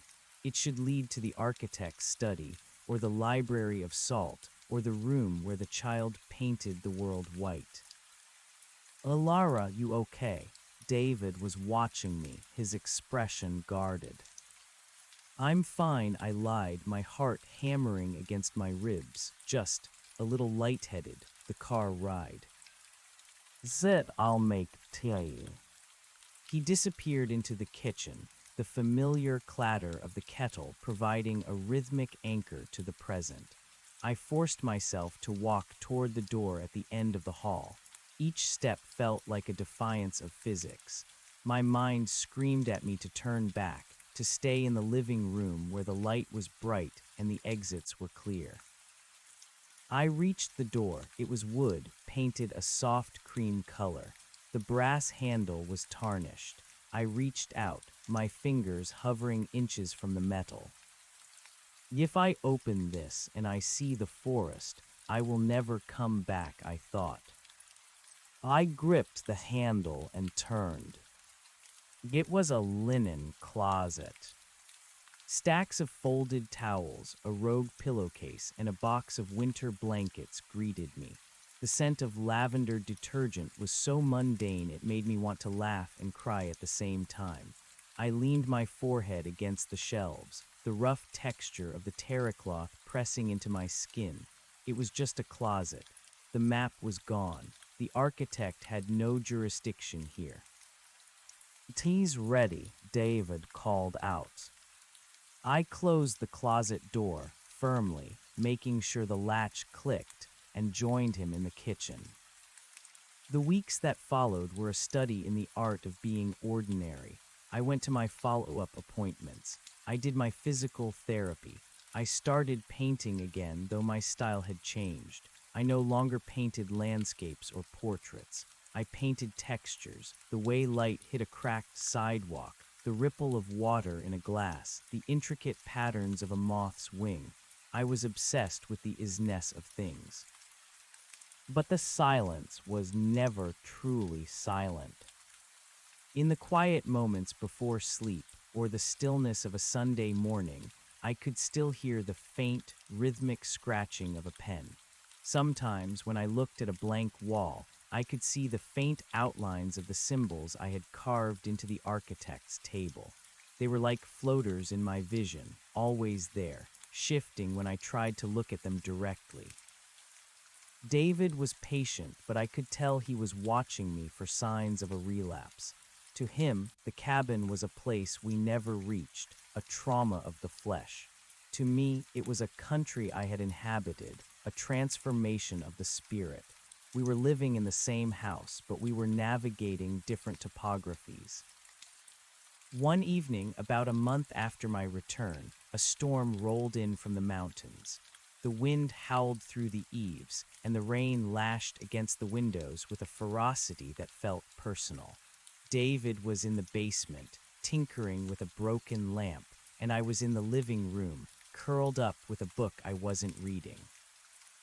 A branch snapped outside, a sharp gunshot sound that made me jump.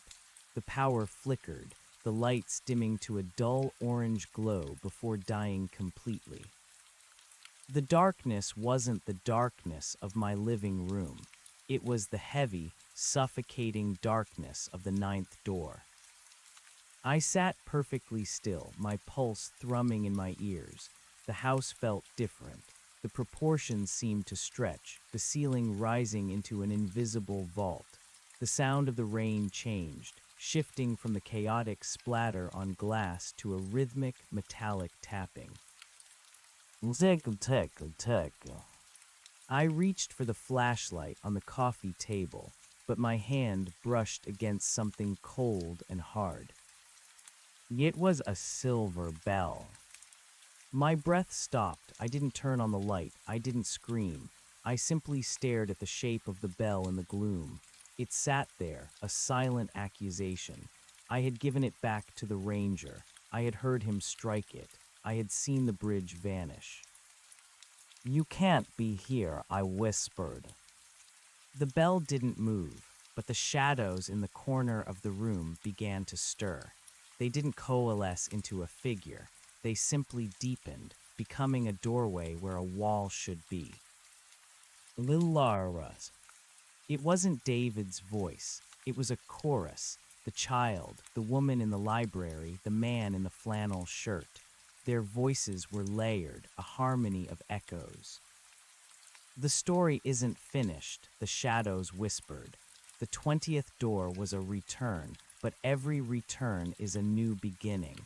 You wrote yourself back into the world, but you brought the ink with you." I stood up, my legs feeling like lead. I chose to be here. I chose the must. "And the must is a prison of your own design," the voices replied. "Look at the window." I turned. The rain was no longer falling. It was frozen in midair, millions of silver needles suspended in the blackness. The world outside the glass was a static image, a photograph of a storm. I walked to the window and pressed my hand against the glass. It wasn't cold. It felt like paper. I looked down at my arm. In the dim, flickering light of a distant lightning strike that refused to fade, I saw the marks. They weren't white scars anymore. They were black, vibrant, and moving. The ink was flowing beneath my skin, forming new words, new chapters. "The cabin with the second door, Part 7, I read on my forearm. I realized then that the ranger hadn't taken the bell to free me. He had taken it to keep the connection open. The strike of the hammer wasn't a conclusion. It was a beat in a larger rhythm. I hadn't escaped the architect. I had become his apprentice. The power surged back on, the sudden glare of the lamps blinding me. I looked at the coffee table. The bell was gone. I looked at the window. The rain was falling again, splashing loudly against the glass. David came up from the basement, wiping his hands on a rag. "Fuses blew," he said, oblivious. "You okay? You look like you've seen a ghost." "I'm fine," I said, my voice steady. I pulled down the sleeves of my sweater to hide my arms, just the storm. That night I waited until David was fast asleep, his breathing deep and regular. I got out of bed and walked to the kitchen. I took a sharp knife from the block and stood over the sink. I pushed up my sleeve. My arm was clear. No ink, no words. But I knew they were there. I could feel them itching beneath the surface, a narrative waiting for the right light to reveal itself. I realized that I couldn't just live in the must anymore. I had to acknowledge the might. I went to the front door and unlocked it. I stepped out onto the porch. The storm had passed, leaving the air crisp and smelling of pine. I looked toward the woods at the edge of our property. There, standing between two ancient oaks, was a door. It wasn't a physical door made of wood and iron. It was a tear in the fabric of the night, a rectangle of soft copper light. I didn't feel afraid. I felt a strange, weary sense of recognition. This was the work. This was the price of the second door. You don't just walk through it once. You walk through it every day for the rest of your life. I walked down the porch steps, my bare feet sinking into the wet grass. I walked toward the copper light. As I approached, the light shifted, revealing a room I had never seen before. It was a nursery. There was a crib in the center and a mobile of silver bells hanging from the ceiling. A woman was sitting in a rocking chair, her back to me. She was humming a tune I recognized, the melody the architect had played on the piano. She turned around. It was me. But it was a version of me that looked older, her hair streaked with gray, her eyes filled with a terrifying, ancient wisdom. She held a finger to her lips. "Not yet," she whispered. "The 21st door is still being built." She reached out and closed the door. The copper light vanished. I was standing in my backyard, the cold mud squelching between my toes. The oaks were just oaks. The night was just the night. I walked back into the house and locked the door. I went to the guest room, the room David had cleared out for me. I sat at the desk and opened a drawer. I pulled out a fresh notebook and a pen. I didn't write about the hospital. I didn't write about David. I began to write the description of a house with no windows.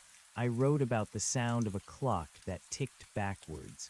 I wrote about the taste of copper and the smell of salt. I realized that the architect wasn't a monster. He was a necessity. Every world needs a builder, and every story needs an end. But some stories are too big for one volume. Some stories require the reader to become the pen. I looked at the page. The ink was black, but as I watched, it began to shimmer, turning a faint, ghostly white. I heard a soft ting from the hallway. I didn't look up. I kept writing. The cabin with the second door, I wrote at the top of the next page, Part 8. I could hear David stirring in the other room, the sound of the bed creaking as he turned over in his sleep. He was a must. He was the anchor that kept me from drifting away into the gray mist of the gyre. But I was the bridge. I was the one who held the weight of both worlds. I reached into my pocket. My fingers brushed against something small and cold. I didn't pull it out. I didn't need to see it to know what it was. The silver bell hadn't returned to haunt me. It had returned to remind me that the sequence was still in motion. The doors weren't behind me. They were ahead of me, waiting to be drawn, waiting to be opened. I looked at the closed door of the guest room. I knew that when I opened it to go back to bed, I might find my hallway, or I might find a desert of red sand. I might find a staircase made of glass. As I stood up and walked to the door, I put my hand on the knob. I thought of the ranger's hammer. I thought of the architect's smile.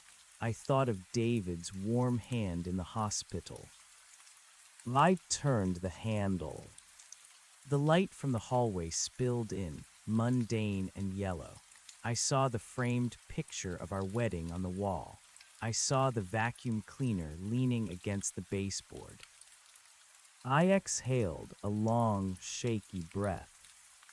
But as I stepped into the hall, I noticed something on the wedding photo. A small, black smudge on the glass, right over my own heart. I leaned in closer. It wasn't a smudge. It was a tiny, hand-drawn symbol, a circle with a horizontal line through it. I touched the glass. The symbol was on the inside. I smiled, a slow, sad smile that felt like a scar opening up. I walked back to our bedroom and climbed into bed beside David. He groaned softly in his sleep and pulled me closer, his skin warm against mine. "I'm here," I whispered into the darkness. And for now, it was true. But I knew that somewhere in a forest that didn't exist, a cabin was waiting. The second door was unlocked, and the ink was still wet on the page. The morning light that filtered through the bedroom curtains was too bright, too clinical, stripped of the amber richness that usually defined a suburban Saturday. I lay still, watching a single dust mote dance in a stray beam. It didn't move like a speck of skin or fabric. It moved with a deliberate, geometric precision, tracing the outline of a sigil I hadn't thought of since the 14th door. I reached out to swat it away, and my hand felt heavy, as if the marrow had been replaced with lead. David was already gone, the indentation in the pillow beside me the only ghost of his presence. I could hear the rhythmic thumper of the washing machine downstairs. It was a comforting domestic sound, yet underneath it, I heard the phantom grinding of stone on stone. I sat up, my head throbbing with a dull, rhythmic pulse that matched the ticking of the clock on the nightstand. I walked to the ensuite bathroom and splashed cold water on my face. The reflection that looked back at me was mine, certainly, but the eyes were wrong. They were too wide, the pupils dilated as if trying to take in a spectrum of light that didn't exist in this house. I pulled back my hair and froze. Behind me, in the reflection of the shower's glass door, there was a faint, shimmering line. It wasn't a crack, it was a seam. I turned around quickly, but there was nothing there, just the tiled wall and the chrome showerhead. I touched the tiles, they were cold and solid. I leaned my forehead against them, closing my eyes, trying to ground myself in the isness of the grout and the porcelain. "It's just the transition," I whispered to the empty room. "The brain needs time to remap." But the brain didn't write the story. The ink did. I went downstairs, the wooden steps creaking under my feet. In the kitchen, David was standing by the island, staring at a piece of toast as if he'd forgotten what it was for. He looked tired, more tired than a man should look after a full night's sleep. "Morning," I said, my voice sounding brittle in the quiet. He jumped, the knife clattering onto the plate. "Jesus, Ilara, you're like a cat. I didn't hear you come down." "Sorry," I poured myself a cup of coffee. The smell was off, burnt hair and ozone. I forced myself to take a sip anyway. It tasted like copper. "Did you sleep okay?" David rubbed the back of his neck. I had the strangest dreams. I was in a place with a lot of clocks. Big grandfather clocks, all ticking at different speeds. I was trying to find you, but every time I opened a door, I just found another clock. I felt a cold stone drop in my stomach. "Just dreams, Dave. Stress from the hospital." "Yeah," he said, but he didn't look convinced. He looked at the kitchen window. "Hey, did you see the gardener this morning?" "We don't have a gardener, David." Right, I thought I saw someone in a flannel shirt near the hedge, probably just the neighbor." He went back to his toast, but his hand was shaking. I watched him, a terrible realization dawning on me. I hadn't just brought the ink back with me. I had brought the gravity of the cabin. I was a celestial body that had wandered out of its orbit, and I was pulling everyone I loved into my new, twisted physics. I left the kitchen and went into the living room. The air freshener David had given me, the little green pine tree, was sitting on the coffee table. I picked it up. The scent was overwhelming now, no longer synthetic, but the deep, suffocating smell of the forest that surrounded the cabin. I looked at the base of the little cardboard tree. There, in microscopic print, were the words, "Property of the Overseer." I dropped it as if it had burned me. It didn't fall to the floor. It hovered for a fraction of a second, suspended in the thick air, before slowly drifting down to the rug. I needed to leave, not the house, but the state of mind. I needed to find the boundary. I grabbed my jacket and headed for the front door. "I'm going for a walk," I shouted toward the kitchen. "Don't go too far," David called back. "The weather's supposed to turn." I stepped outside. The neighborhood was a perfect slice of Americana, manicured lawns, SUVs in driveways, the distant sound of a lawnmower. But as I walked down the sidewalk, the details began to blur. The green of the grass became too vibrant, an impossible emerald that hurt the eyes. The sky wasn't blue. It was a flat, painted cerulean, like the backdrop of a stage play. I turned the corner, intending to head toward the park, but the street didn't end where it usually did. It stretched out, the houses repeating in an infinite, identical loop. House 402, House 404, House 402, House 404. I stopped, I closed my eyes and counted to 10. This is a flashback. This is a sensory distortion. You are on Miller Street. You are safe. I opened my eyes. I was standing in front of a door. It wasn't a house door. It was a freestanding door frame made of weathered oak, planted right in the middle of the sidewalk. There was no wall attached to it, just the frame and a heavy iron latch. Through the opening of the frame, I could see the park, the swings, the pond, the dogs running. But around the frame, the world was dissolving into a gray, featureless mist. The door was the only thing that was real. I approached it, my heart hammering a frantic rhythm against my ribs. On the crossbeam of the frame, a single word was carved in a script that seemed to bleed: revision. I reached out to touch the wood, but a hand caught my wrist. I gasped, spinning around. It was the ranger, or something that looked like him. He wasn't wearing his uniform now. He was wearing a suit of dark charcoal gray, his face shadowed by a wide-brimmed hat. "You're early," he said. His voice was no longer a rumble.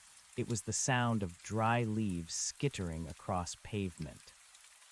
"What is this?" I demanded, trying to pull my arm away, but his grip was like a vice. "I'm home. I signed the papers. I'm out." "You're never out, Alara. You're just in a different room," he said, gesturing to the repeating houses. "The architect was impressed with your ending, the way you chose the must. It was a very human choice, but humans are notoriously bad at staying in one place." "I want to go back to my husband," I spat.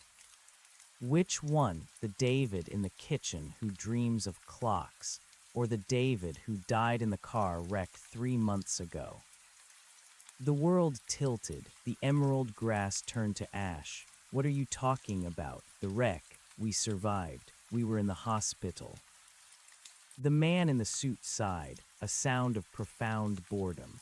He reached into his pocket and pulled out a small, silver mirror. He held it up to my face.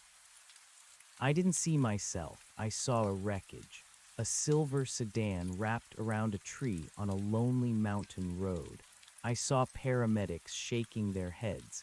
I saw 2 body bags being zipped up in the snow.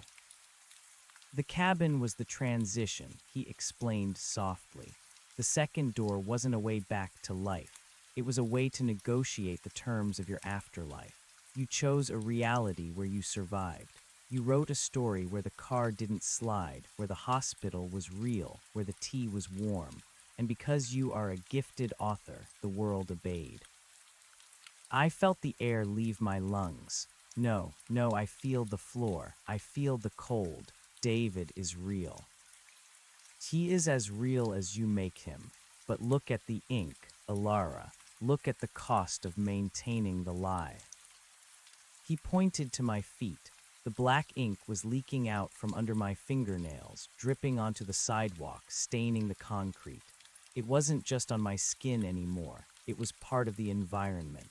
Everywhere I walked, the world was being rewritten to accommodate my presence. The repeating houses were a glitch, a shortcut my mind had taken because I didn't have enough creative energy to render a whole city. "You're fading," the man said. "The must is a heavy burden. You're trying to sustain a whole universe on a single memory. Eventually, David will become a statue. The sun will stop moving. The tea will always be cold." Why are you telling me this? I whispered, tears blurring my vision. Because the architect wants to offer you a job, a permanent position. Why struggle to maintain one crumbling house when you can help us build the mansions of the next world? You have the eye for detail. You have the iron will. I looked through the door frame at the park. It was flickering now, like a failing television screen. I saw a child on a swing, but as I watched, the child's face smoothed over, becoming a blank, featureless mask. The trees began to turn into pillars of salt. If I go through that door, I asked, what happens to the David in the kitchen? He ceases to be a character. He becomes what he was always meant to be, a memory, peaceful, static, no more dreams of clocks.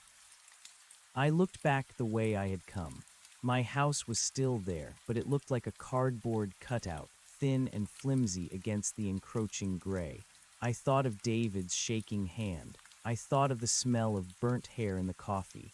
I was torturing him.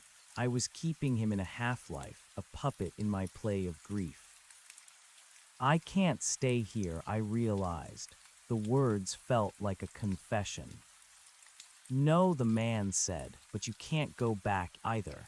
There is only the work. He released my wrist and stepped aside, gesturing toward the door. Door 21, Alara, the door of the apprentice.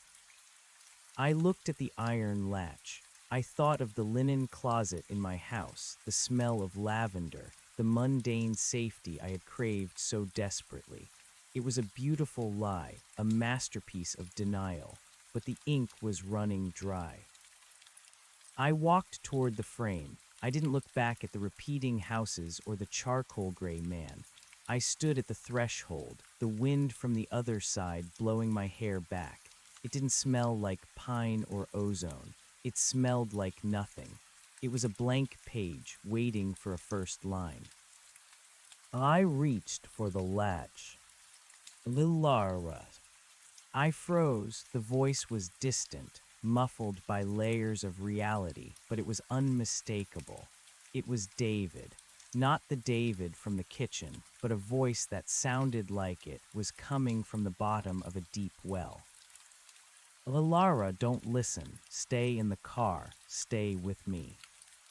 I looked down at my hands. They were covered in glass, not the ink of a story, but the shattered remains of a windshield. I felt a sudden, searing pain in my chest, the cold bite of winter air, the smell of gasoline. The hospital, I gasped. The hospital was the 9th door. The man in the suit hissed, his form flickering. Ignore the echoes. The story is better this way. Open the door. I realized then that the architect hadn't won yet. I was still in the wreck. I was still pinned in the seat, the life draining out of me into the snow. The cabin, the hospital, the house with the peeling paint, it was all the brain's final, frantic attempt to make sense of the end. A long, elaborate dream occurring in the seconds between the heart's last beat and the brain's final spark. The 21st door wasn't a promotion. It was the end of the line. It was the moment of letting go. I'm not an author, I said, my voice thick with the sudden taste of real blood. I'm a passenger. I didn't open the door. I didn't turn back to the house. I sat down on the sidewalk, right there in the middle of the dissolving world. Alara, what are you doing? The man demanded, his voice rising in pitch. The sequence must be completed. The story needs an ending. Then let it be an unfinished one, I said. I closed my eyes. I stopped trying to render the grass. I stopped trying to hear the washing machine. I let the houses melt. I let the cerulean sky turn to black. I focused on the one thing that was real, the sensation of David's hand, cold and limp, draped over the center console of the car. I'm here, Dave, I whispered. The world around me shattered. The door frame splintered into 1,000 pieces of driftwood. The gray mist rushed in, cold and final. But beneath the silence, I heard a new sound. It wasn't a clock and it wasn't a bell. It was the sound of a siren, faint and far away, cutting through the mountain air. I didn't open my eyes. I didn't try to write a new chapter. I just waited in the dark, holding onto the memory of a hand, refusing to turn the page until the world told me it was time. The ink on my skin began to fade, washed away by a sudden, freezing rain. The must was gone. The might was gone. There was only the is. And the is was cold. The is was painful. But for the first time since the first door, the is was true. I felt a heavy weight lift from my chest, not the weight of the car, but the weight of the narrative. I wasn't the architect. I wasn't the apprentice. I was just Alara, lying in the snow, waiting for the light to find me. The darkness flickered, not with copper light, but with the harsh, rhythmic red and blue of an emergency strobe. "I've got a pulse," a voice shouted. It was a real voice, strained and frantic. "I've got a pulse on the female. Get the jaws of life over here now." I felt a sharp prick in my arm, a needle, real and stinging. I didn't open my eyes. I didn't want to see the cabin or the forest. I just wanted to hear the sound of the metal being torn apart, the beautiful, chaotic symphony of the living. The story wasn't over, but the book was finally closed. The screech of metal was the most beautiful sound I had ever heard. It was a jagged, violent scream that tore through the fabric of the silent, ink-stained world I had been inhabiting. Every groan of the hydraulic cutters felt like a physical sensation, a pressure being lifted from my lungs. I was no longer a character in a gothic tragedy or an architect of a shifting labyrinth. I was a broken body pinned in a silver sedan, and the agony of it was a homecoming. "Stay with us, Alara. Can you hear me? Stay with us." The voice was rough, filtered through a radio's crackle and the heavy breathing of a man exhausted by the cold. I tried to answer, but my throat was a desert of dry copper. I could only manage a shallow, rattling breath. The smell of gasoline was thick, mingling with the scent of frozen pine and the ozone of the emergency strokes. It was nothing like the synthetic, suffocating perfumes of the cabin. This was raw. This was dangerous. This was life. I felt a hand on my shoulder, a gloved hand, thick and utilitarian. It wasn't the ranger's cold grip or David's ghostly warmth from the hospital dream. It was a stranger's hand, trembling slightly with adrenaline. "We're getting you out. Just hold on. Don't look at the driver's side, okay? Just look at me." But I did look. I had to. Through the shattered remains of the dashboard, through the spiderweb of safety glass that caught the rhythmic red and blue flashes, I saw him. David. He wasn't a statue, and he wasn't a dream. His head was bowed, his forehead resting against the deployed airbag like he was in deep prayer. There was a dark, wet stain on the white nylon. "David," I croaked. The word felt like a stone in my mouth. "We're working on him, Alara. Focus on me. What's your name? Tell me your name again." "Alara," I whispered. I opened the doors. I closed them. "That's right, honey. You're doing great. Just keep talking to me." The paramedic didn't understand. He thought I was concussed, drifting into the delirium of shock. He didn't know that I was performing a final exorcism. With every breath of the freezing mountain air, I was purging the ink from my veins. I could feel the cabin receding, its wooden walls rotting into mulch, its infinite hallways collapsing into the single, narrow reality of a mountain pass in midwinter. The architect was a shadow cast by a flickering lamp, and the lamp was finally going out. The rescuers shifted the wreckage, and a sudden, searing bolt of pain shot through my legs. I screamed, a real, visceral sound that echoed off the rock faces of the canyon. It was the loudest thing in the universe. It was the sound of a story ending and a life beginning. She's clear on 3. 1, 2, 3. I was lifted. The transition from the cramped metal tomb to the open air was a shock of sensory overload. The snow felt like needles against my skin. The sky above was a deep, bruised purple, empty of sigils and stars. I was laid onto a backboard, my neck immobilized, my vision restricted to the vertical slice of the world directly above me. As they slid me into the back of the ambulance, I saw the trees. They were just trees, ponderosa pines, heavy with snow, their branches swaying in a natural, chaotic wind. They weren't watching me. They weren't waiting for me to draw them. They just were. The doors of the ambulance slammed shut. The sound was final, a heavy thud that signaled the end of the sequence. No more doors, just this one, made of white steel and glass, separating the dying night from the sterile, fluorescent hope of the interior. Starting an IV, pulse is thready, blood pressure is dropping, we need to move. The ambulance lurched into motion. The siren began its long, mournful wail, a sound that felt like it was pulling me across a border I could never cross again. I watched the paramedic move with practiced, frantic efficiency. He was checking my vitals, hanging a bag of saline, shouting into a radio. He was so intensely real that it made my heart ache. "David," I said again, louder this time.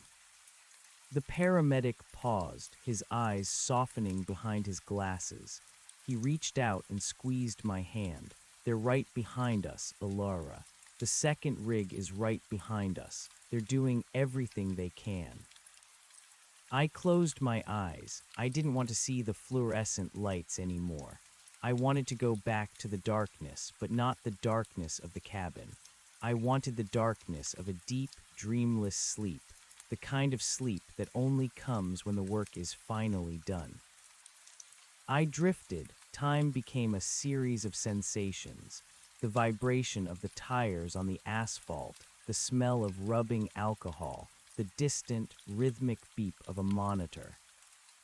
I am not the author, I told myself. I am the page, and the page is being wiped clean. When I opened my eyes again, the light was different.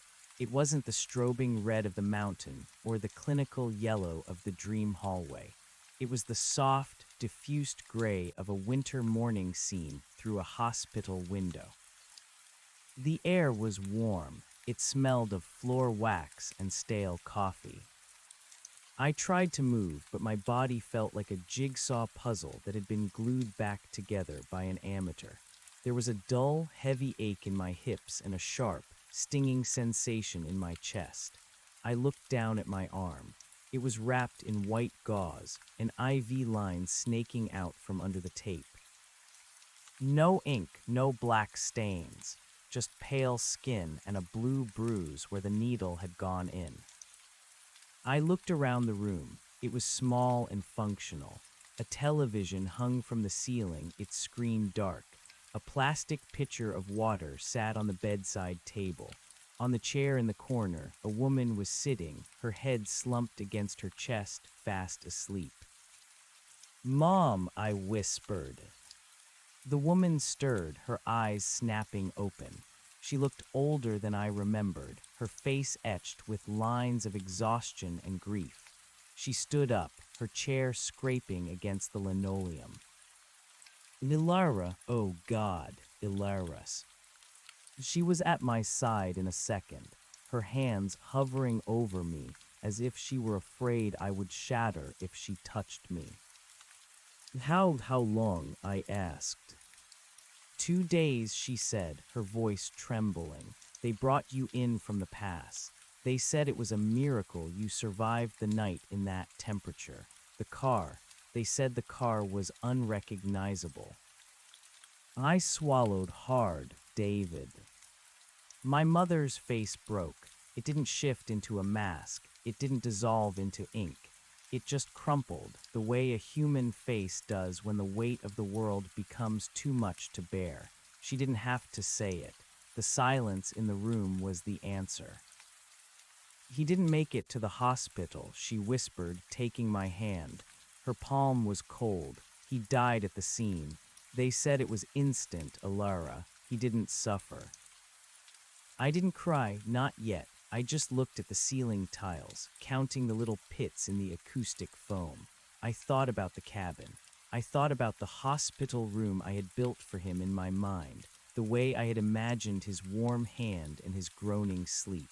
I had tried so hard to write him a different ending. I had tried to build a world where we both walked through the door. But the ranger had been right about one thing.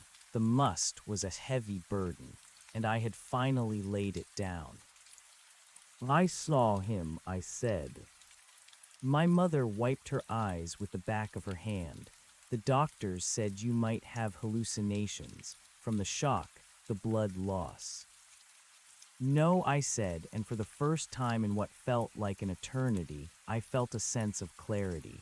It wasn't a hallucination. It was a choice. I chose to come back here, to this. She didn't understand, and that was okay. She didn't need to know about the 14 doors or the architect's smile.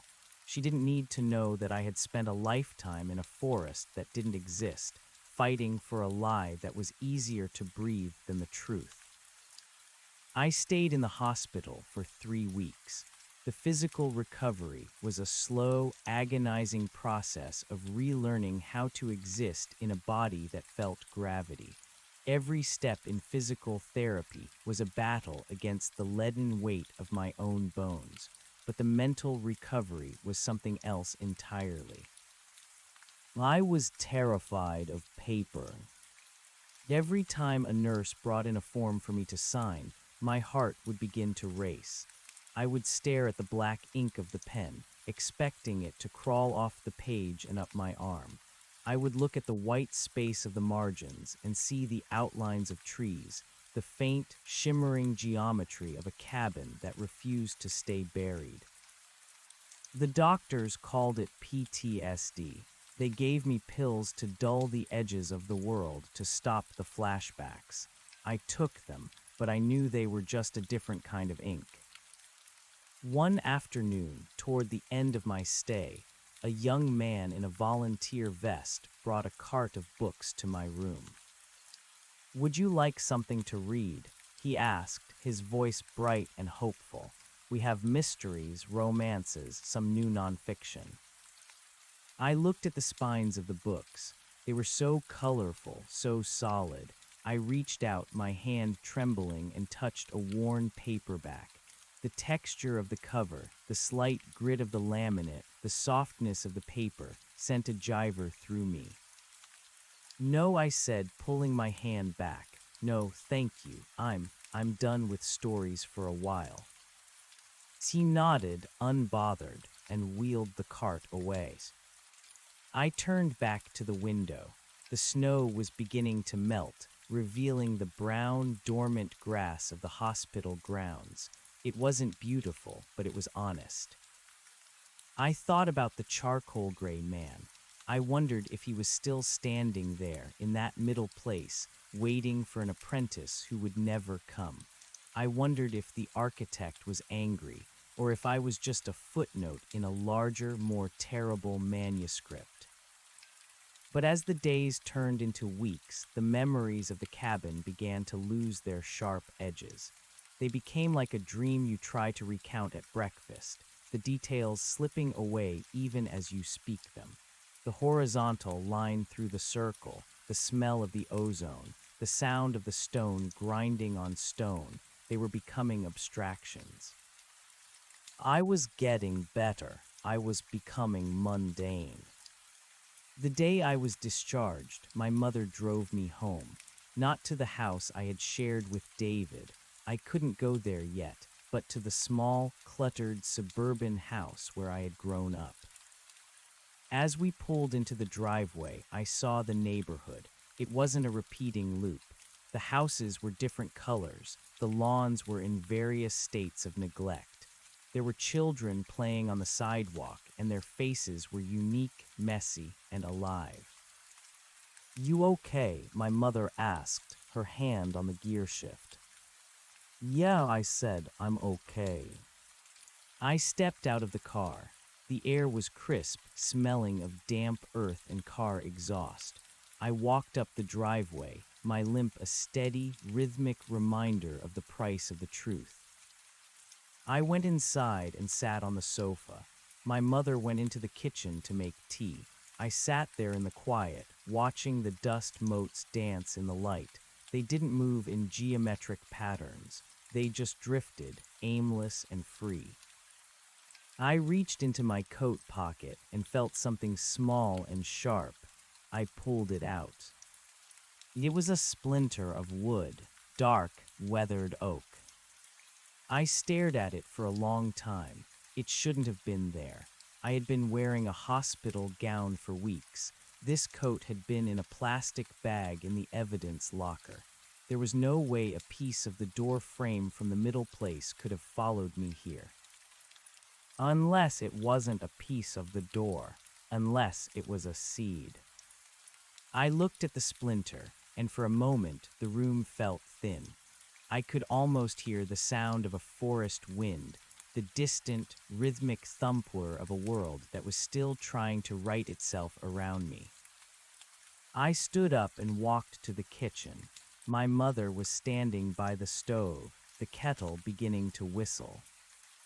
"Mom." "Yes, honey." I held out the splinter. "Do you have a box? Something with a lid, something heavy." She looked at me, her brow furrowed with concern. "I think I have an old tin in the pantry." "Why?" I have something I need to keep safe," I said. "Something I never want to look at again." She found me a small, rusted tea tin. I dropped the splinter inside and snapped the lid shut. I took a roll of duct tape from the junk drawer and wrapped it around the tin, layer after layer, until it was a silver, unrecognizable lump. "What is that, Ilara?" she asked, her voice small. "It's the end of the story," I said. I went out to the backyard. The ground was soft from the thaw. I found a trowel in the garden shed and dug a hole near the back fence, deep into the cold, dark earth. I placed the tin inside and covered it up, packing the dirt down with my hands until the surface was flat. I stood up, wiping the mud from my palms. I looked at the spot for a long time. Nothing grew there. No trees sprouted with ink-black leaves. No doors appeared in the middle of the lawn. It was just a patch of dirt in a suburban backyard. I went back inside. The tea was ready. It didn't taste like copper. It didn't taste like ozone. It just tasted like tea, hot, slightly bitter and real. I sat at the table with my mother and we talked about nothing. We talked about the weather and the neighbors and what we should have for dinner. We talked until the sun went down and the house grew dark. I didn't turn on the lights. I just sat there in the shadows, listening to the sound of my own breathing. I knew that somewhere in a place that didn't exist, the architect was still smiling. I knew that the second door was still there, waiting for someone else to find the hammer and the ink. But as I sat there in the quiet of my mother's kitchen, I realized that I wasn't afraid. I had survived the transition. I had looked at the blank page and I had refused to write. I was Ilara. I was a passenger, and for now, that was more than enough. I closed my eyes and leaned back in the chair. The darkness was just darkness. The silence was just silence. And for the first time since the car hit the tree, I wasn't waiting for the next door to open. I was exactly where I was supposed to be. The ink was dry, the book was closed. and the world in all its broken, messy, unwritten glory was finally, truly mine. The first month of after was defined by the absence of geometry. In the cabin, every corner had been a right angle that led to a wrong conclusion. Every floorboard had been a vector pointing toward a specific scripted dread. In my mother's house, things were stubbornly, wonderfully asymmetrical. The hallway carpet was bunched up near the linen closet. The kitchen table had a wobble that no amount of folded cardboard could permanently fix. The shadows under the stairs didn't pulse with the rhythm of a beating heart. They just gathered dust and smelled of old winter coats. I spent most of my days in the sunroom, a glass-walled addition that leaked heat but offered a panoramic view of the neighborhood. I watched the mailman. I watched the neighbor's golden retriever chase its own tail until it collapsed in a heap of happy exhaustion. I was looking for the glitches. I was waiting for the mailman to walk past the same oak tree 3 times in a row, or for the dog to dissolve into a puddle of black ink. It never happened. The world remained stubbornly persistent in its randomness. "You're staring again, Ilara," my mother said, stepping into the room with a basket of laundry. She didn't look at me with the suspicion of the architect or the cold curiosity of the ranger. She looked at me with the terrified tenderness of a woman who had almost lost her only child and didn't know how to navigate the person who had come back in her place. "I'm just checking the math," I told her, a small, private joke she couldn't possibly understand. "The doctor called. He wants to know if you've started the new prescription for the sleep disturbances." I looked down at my hands. They were steady. In the cabin, they had always been stained with graphite, with ink, with the phantom blood of a David who wasn't real. Now they were just pale and scarred from the glass. "I don't need them, Mom. I'm sleeping fine." It was a lie. I wasn't sleeping fine, but I wasn't having the nightmares she expected. I wasn't dreaming of the crash or the smell of burning rubber. I was dreaming of white space, vast, echoing plains of nothingness where the wind sounded like the turning of a heavy page. I would wake up with the taste of paper on my tongue, my heart hammering a frantic code against my ribs, but I would look at the digital clock on the bedside table and see the numbers changing in a linear, logical sequence. 3:14, 3:15, 3:16. The relief of that progression was better than any sedative. By the second month, the insurance settlement came through. It was a cold, bureaucratic validation of the tragedy, a series of checks that translated David's life and my shattered pelvis into a number with 5 zeros. It felt like blood money, or perhaps a payout from a publisher for a story I never wanted to sell. I used some of it to buy a small apartment 3 towns over. I needed to be away from the house where I grew up, away from the dirt patch in the backyard where the tea tin was buried. I needed a place where the walls hadn't witnessed my recovery, a place that didn't have a history. The apartment was on the 3rd floor of a converted brick factory. It had high ceilings, exposed pipes, and windows that faced east. On the day I moved in, I stood in the center of the empty living room and felt a sudden, sharp pang of vertigo. The floor was polished concrete. It was gray and flat and vast. For a moment, the walls seemed to shimmer. I saw the faint, ghostly outline of a heavy wooden door manifesting in the corner of my eye. I smelled the copper. I heard the grinding of the stone. "No," I whispered, closing my eyes tight. "I am Ilara. I am in an apartment in Massachusetts. The date is April 12th. The temperature is 54 degrees. I am not the architect." When I opened my eyes, the room was just a room. The door was just a closet. I began to fill the space with things that were intentionally, aggressively temporary. I bought furniture from big box stores that required assembly, hex keys and particle board and instructions that were frustratingly vague. I enjoyed the labor of it. I liked the way the screws bit into the wood, the way the finished product felt slightly flimsy. It wasn't built to last an eternity. It wasn't built to anchor a narrative. It was just a bookshelf. I avoided bookstores. I avoided libraries. When I needed to read something, I used a digital tablet, the glow of the screen a sterile barrier between me and the idea of the page. I didn't want to feel the grain of the paper. I didn't want to smell the glue in the binding. But the world has a way of reminding you that you cannot simply resign from the narrative. It happened on a Tuesday in late May. I was at a grocery store, standing in the produce aisle, debating the merits of different types of apples. It was a mundane task, the kind of low-stakes decision-making that I found deeply comforting. Lillaras. The voice was soft, hesitant. I froze, my hand hovering over a gala apple. I knew that voice. It wasn't the ranger or the architect. It was a voice from the before, a voice that belonged to the world of classrooms and coffee dates and a silver sedan that hadn't yet hit a tree. I turned slowly. It was Sarah, David's sister. She looked smaller than the last time I'd seen her, which had been at the funeral, a blur of black veils and muffled sobs that I had experienced through a haze of high-grade painkillers.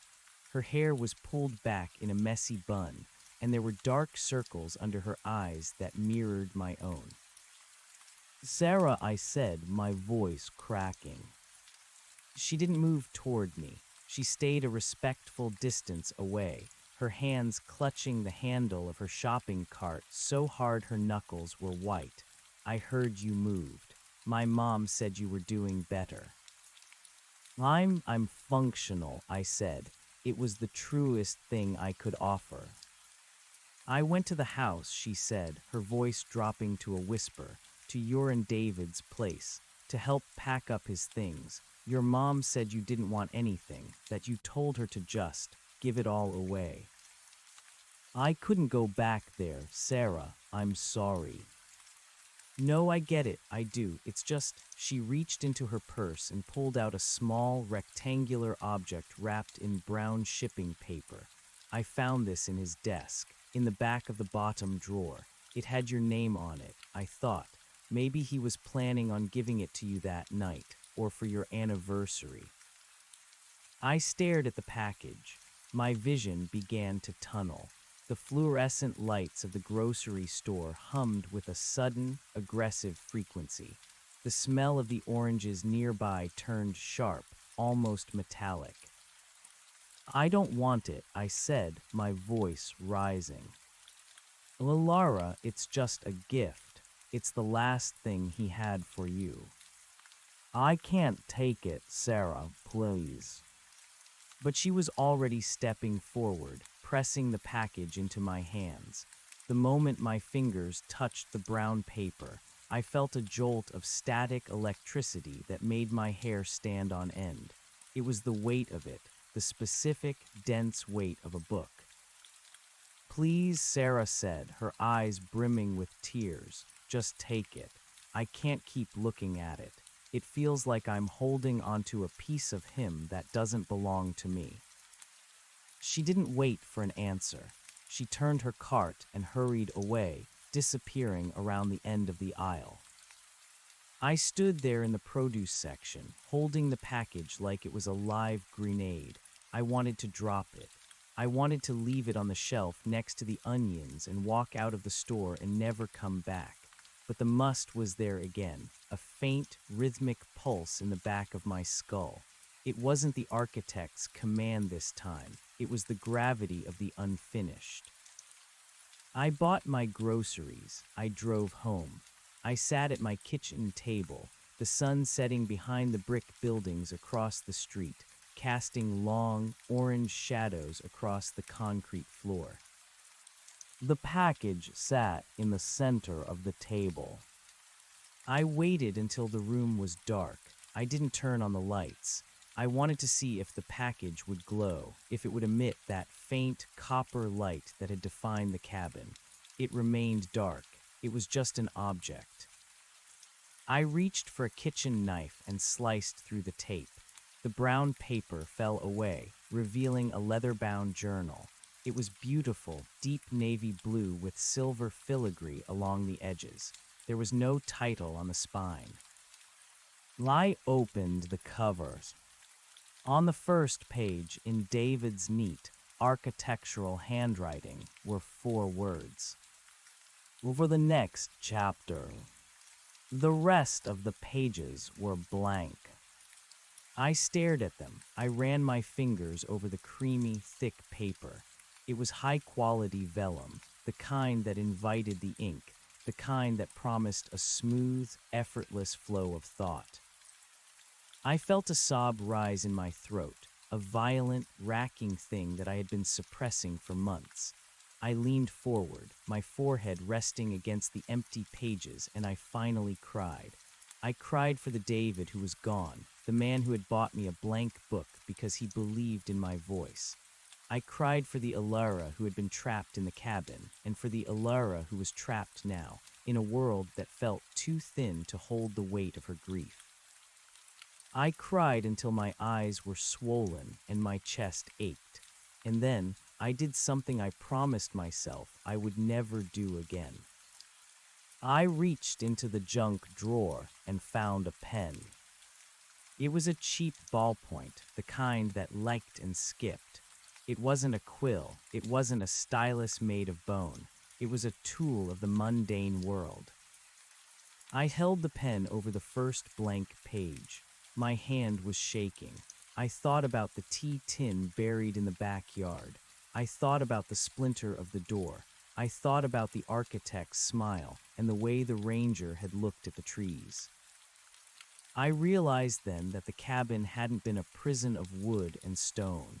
It had been a prison of silence. The architect hadn't wanted me to write. He had wanted me to be written. He had wanted me to play my part in his shifting, copper-lit play, to be the apprentice who never quite masters the craft. If I didn't write, the story would stay in the ground.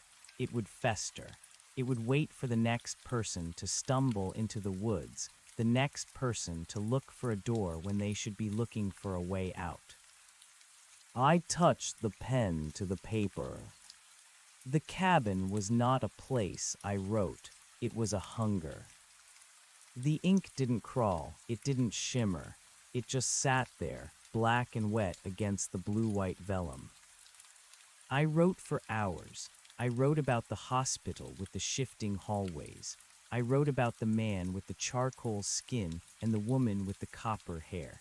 I wrote about the 14 doors and the weight of the hammer in my hand.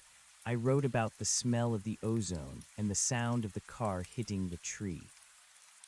I wasn't building a labyrinth. I wasn't designing a trap. I was performing an autopsy.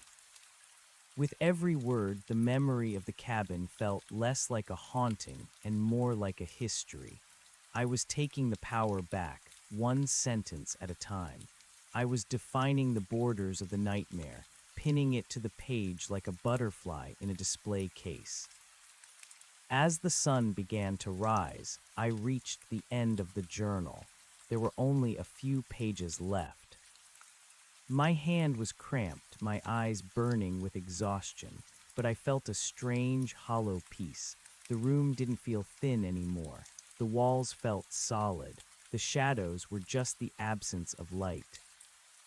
I looked at the last blank page. I thought about the second door, the door that led nowhere, the door that was just a door. I wrote the final lines. I am not the architect. I am not the apprentice. I am the one who walked away. The story is over because I have decided it is over. The doors are all closed. The ink is all spent. I closed the journal. I stood up and walked to the window. The world outside was waking up. A bus hissed as it stopped at the corner. A bird began to sing in the gutter above my window. It was a messy, loud, unscripted morning. I took the journal and placed it on the bookshelf I had built myself. It sat there between a cookbook and a manual on home repair. It looked small. It looked ordinary. I walked into the kitchen and put on the kettle. While the water heated, I looked at my hands. They were stained with ink, real messy ballpoint ink that had smeared across my palm. I went to the sink and turned on the water. I grabbed the soap and began to scrub. The ink was stubborn, sticking to the lines of my skin, but slowly it began to fade. It swirled down the drain, a dark, disappearing ribbon. I looked into the mirror above the sink. I saw a woman with messy hair and tired eyes. I saw the scar on my forehead where the glass had cut me. I saw a person who had been to the end of the world and come back with nothing but her own name. The kettle began to whistle. It was a sharp, piercing sound that cut through the silence of the apartment. I didn't flinch. I didn't look for the source of the noise in the shadows. I just turned off the burner and poured the water into a mug. I sat by the window and watched the city come to life. I knew that somewhere in the deep, dark places of the mind, the cabin was still there. I knew that the architect was still waiting and that the ranger was still watching the trees. But they didn't have my voice anymore. They didn't have my hands. I took a sip of the tea. It was hot and bitter. It was exactly what I needed. The story was done, but for the first time in a very long time, I realized that I was just beginning. I looked at the empty space on the table where the journal had been. I thought about the must. I thought about the 14 doors. And then I did something I hadn't done since the night of the crash. I smiled. It wasn't the architect's smile, wide and hollow and full of teeth.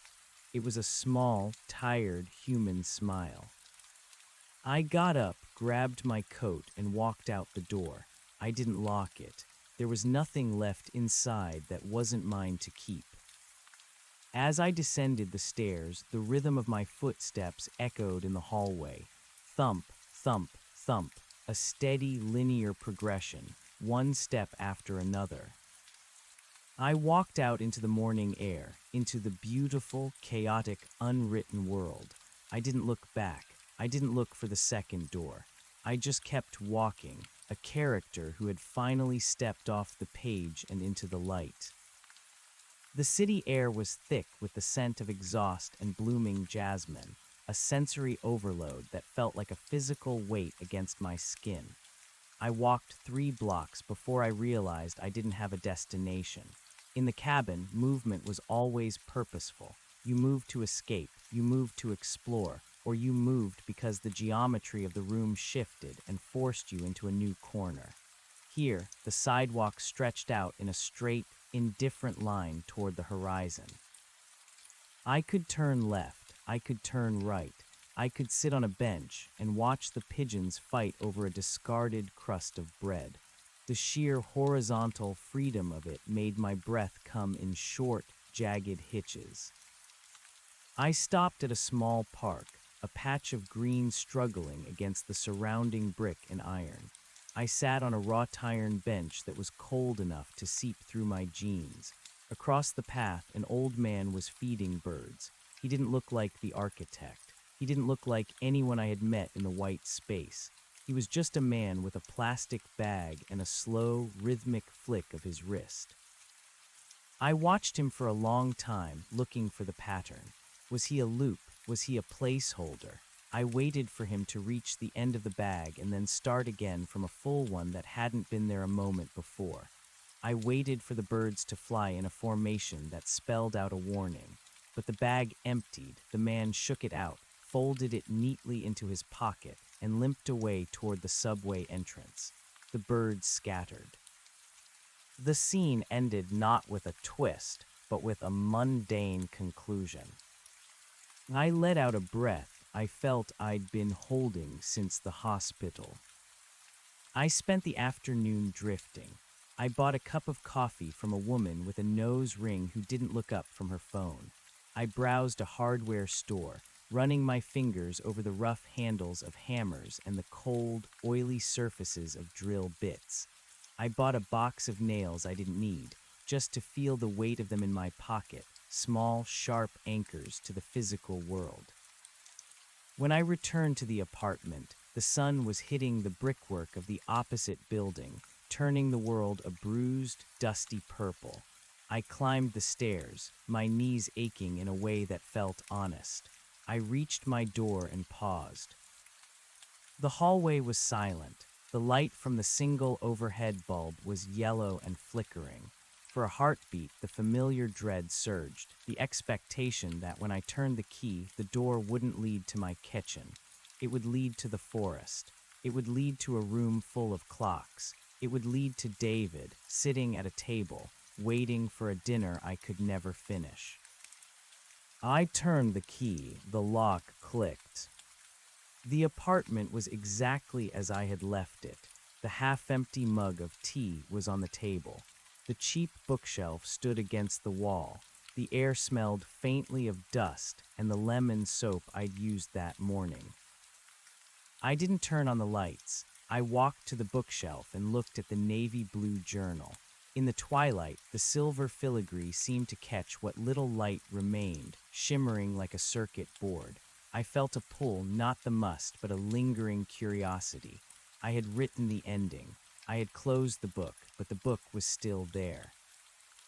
I took it back to the table and sat down. My hand hovered over the cover. The story is over because I have decided it is over. I opened the journal to the last page I had written. The ink was dry, the words stark and final. I turned the page. It was blank.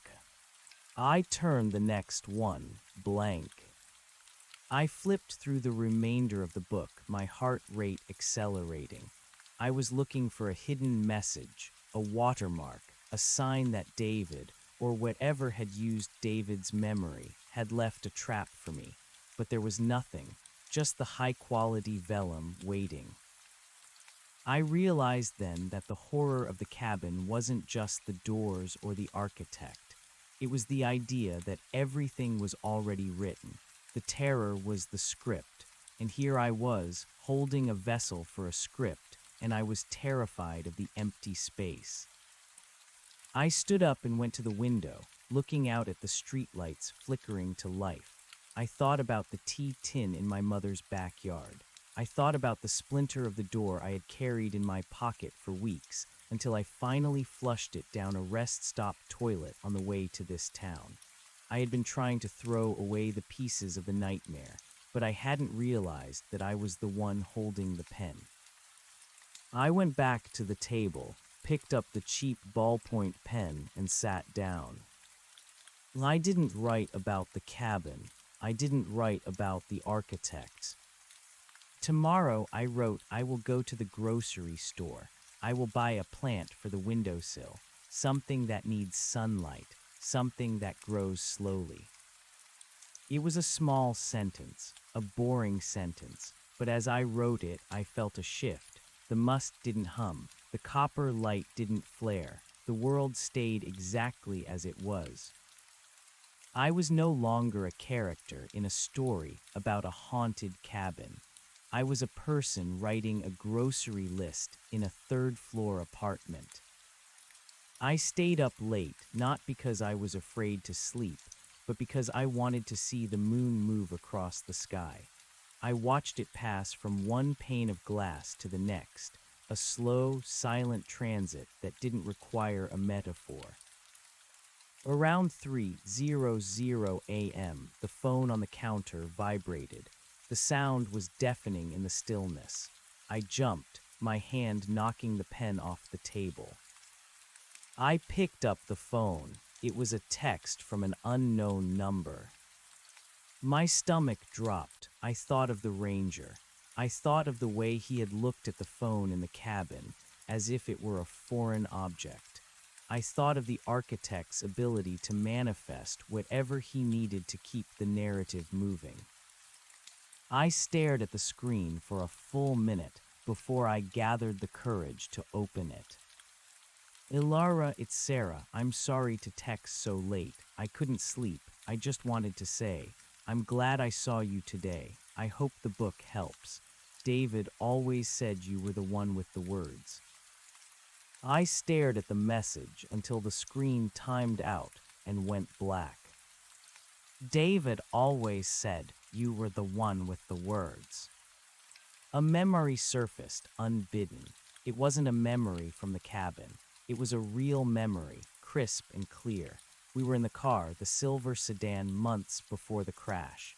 David was driving, and I was staring out the window at the passing trees, complaining about a story I couldn't finish. I had told him that the ending felt forced, that the characters were doing things because I needed them to, not because they wanted to. He had reached over and squeezed my hand. Then stop forcing them, he'd said.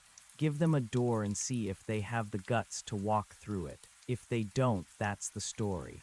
The staying is the story. I leaned my head back against the chair and closed my eyes. Tears pricked at my lids, but they weren't the hot, stinging tears of the afternoon. They were cooler, quieter. He hadn't been an architect. He had been a man who loved a writer, and the architect had taken that love and twisted it into a cage of wood and copper. I picked up the pen and turned to a new page in the navy blue journal. He liked to drive with the windows down, even when it was cold, I wrote. He said he liked the way the wind cleared out the cobwebs. He hated the smell of artificial cherries. He always forgot where he put his keys. I began to fill the pages with the real David, not the David who stood in the kitchen of the cabin with a fixed, terrifying smile, not the David who was a ghost or a projection. I wrote about the man who snored, the man who was bad at math, the man who had bought a journal for a woman he believed in. I was reclaiming him. I was taking his memory back from the white space, stripping away the ink and the charcoal until only the truth remained. As I wrote, I felt the weight in the room change. It didn't become lighter, it became denser, more solid. The ghosts of the cabin, the ranger, the architect, the shifting hallways, they began to feel thin. They were fictions, constructs of a trauma that had tried to swallow me whole. But David was real. My grief was real. The concrete floor beneath my feet was real. I wrote until the sun began to bleed through the curtains again. I had filled half the book. My hand was cramping, and my head felt light from lack of food, but the frantic, vibrating energy that had possessed me since the crash was gone. I looked at the journal. It was no longer a frightening object. It was just a book. I walked to the kitchen and made a piece of toast. I ate it standing up, looking out at the city. The mailman was making his rounds. The golden retriever from my mother's neighborhood was miles away, but I imagined it was waking up, ready to chase its tail again. I realized then that the second door hadn't been a trick. In the cabin, the architect had told me that the second door led to the real world, but that the real world was just another layer of the script. He had wanted me to believe that there was no escape, that every door just led to another room in his labyrinth. But he was wrong. The second door wasn't a physical thing. It wasn't a slab of wood in a copper-lit basement. The second door was the moment I chose to stop being a character. It was the moment I looked at the blank page and realized I didn't have to write what was expected. I had walked through it the moment I decided to live a life that was messy, boring, and unwritten. I went back to the living room and picked up the box of nails I had bought. I found a hammer in the utility closet, a real hammer, with a rubber grip and a scuffed head. I went to the wall beside the window. I measured a spot, held a nail against the plaster, and swung. Whack. The sound was loud and sharp. It didn't echo with the groan of shifting stone. It was just metal hitting wood. I drove the nail in, then another. I took a framed photograph of David and me, one my mother had insisted I take, which I had kept hidden in my suitcase, and I hung it on the wall. In the photo, we were standing on a beach. My hair was a mess, and David was squinting into the sun. We looked happy. We looked temporary. I stood back and looked at the picture. "I'm home," I whispered. The word didn't trigger a collapse of the reality around me. The walls didn't melt. The photo didn't bleed. I walked to the bookshelf, took the navy blue journal, and tucked it into the back of the bottom shelf, behind a stack of old magazines. It was there if I needed it, but it didn't need to be the center of the room anymore. I went to the bathroom and splashed cold water on my face. I looked at the woman in the mirror. She looked tired. She looked like she needed a haircut and a good meal. She looked like she had a long way to go. I left the apartment and walked down to the street. I found a small florist a few blocks away. The air inside was cool and smelled of damp earth and crushed stems. "Can I help you?" the florist asked. She was an older woman with dirt under her fingernails and a kind, distracted expression. "I need a plant," I said. "Something for a windowsill, something that's hard to kill." She smiled and pointed to a row of small green succulents in terracotta pots. "These are jade plants. They're sturdy. They grow slow, but they last forever if you give them enough light." I picked one out. It was small and unassuming, with thick, fleshy leaves that looked like they could withstand a lot. I paid for the plant and carried it back to my apartment. I placed it on the windowsill, right where the morning sun would hit it. I sat down in my chair and watched the light catch the green leaves. I didn't have a pen in my hand. I didn't have a hammer. I didn't have a map. I just had the day. And for the first time, that was enough. The cabin was a memory. The architect was a shadow. The ranger was a ghost. I was Alara, and I was exactly where I was supposed to be. The ink was dry. The book was closed. The world, in all its broken, messy, unwritten glory, was finally, truly mine. I leaned my head back, and for the first time in months, I fell into a deep, dreamless sleep, untroubled by the sound of turning pages or the grinding of a second door. I woke up 4 hours later to the sound of a neighbor's television muffled through the wall. It was a game show, the frantic music and synthetic cheers creating a thin, tinny layer of reality that felt more solid than any silence I had ever known in the cabin. I didn't bolt upright. I didn't check the corners of the ceiling for the creeping copper glow. I simply opened my eyes and watched a dust mote dance in the shaft of light above my new jade plant. Hunger hit me then, not the spiritual, hollow ache of the white space, but a sharp, acidic growl in my stomach. I realized I hadn't eaten anything substantial in days. In the cabin, food had been a prop, something that appeared on a plate to signify a scene. Here, the lack of it made my hands shake. I stood up, my legs feeling heavy and authentic. I walked to the kitchen, opened the fridge, and found it mostly empty. A carton of eggs, a wilted head of lettuce, and a jar of mustard. It was a pathetic inventory, the fridge of someone who had been living out of a suitcase even while inside their own home. I grabbed my keys. They felt cold and heavy in my palm. For a second, as I stood by the door, the old instinct flared, the fear that if I stepped out, the hallway would have stretched into an infinite gallery of doors, each one leading back to the basement.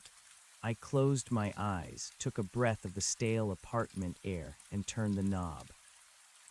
The hallway was just a hallway. It smelled of boiled cabbage and floor wax.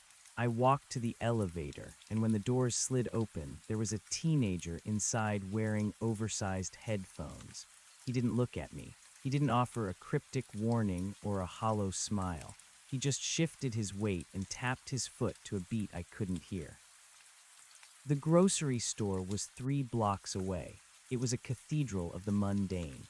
I pushed a cart with a squeaky wheel, the rhythmic chirp thump acting as a metronome for my thoughts. I moved through the aisles, overwhelmed by the choices. 6 different brands of flour, an entire wall of cereal. In the cabin, there was only ever exactly what the architect wanted me to have. Here, the sheer surplus of the world felt like an act of rebellion. I bought apples. I bought a loaf of bread that felt soft and smelled of yeast. I bought a steak, wrapped in butcher paper and bleeding slightly at the edges. I wanted things that were raw, things that required preparation, things that had a shelf life. I wanted to participate in the decay and the renewal of the physical world. As I stood in the checkout line, I saw a rack of magazines. One of them caught my eye, a travel journal with a photograph of a dense, fog-covered forest on the cover. My heart gave a singular, violent throb. The trees looked like those trees. The mist looked like the veil that separated the cabin from the void. I reached out and picked it up.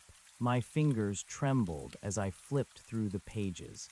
I expected to see a map of the 14 doors. I expected to see a sketch of the ranger's cabin or the architect's study. But it was just an article about the Pacific Northwest. There were photos of hikers in bright Gore-Tex jackets. There were tips on how to identify edible berries. There was a small map, yes, but it had coordinates and scale bars. It was a map of a place people went to on purpose, a place they could leave whenever they chose. I put the magazine back. I didn't need to own the forest anymore. I didn't need to study its patterns. "That'll be $42.50, the cashier said. She was young, with tired eyes and a name tag that read Chloe.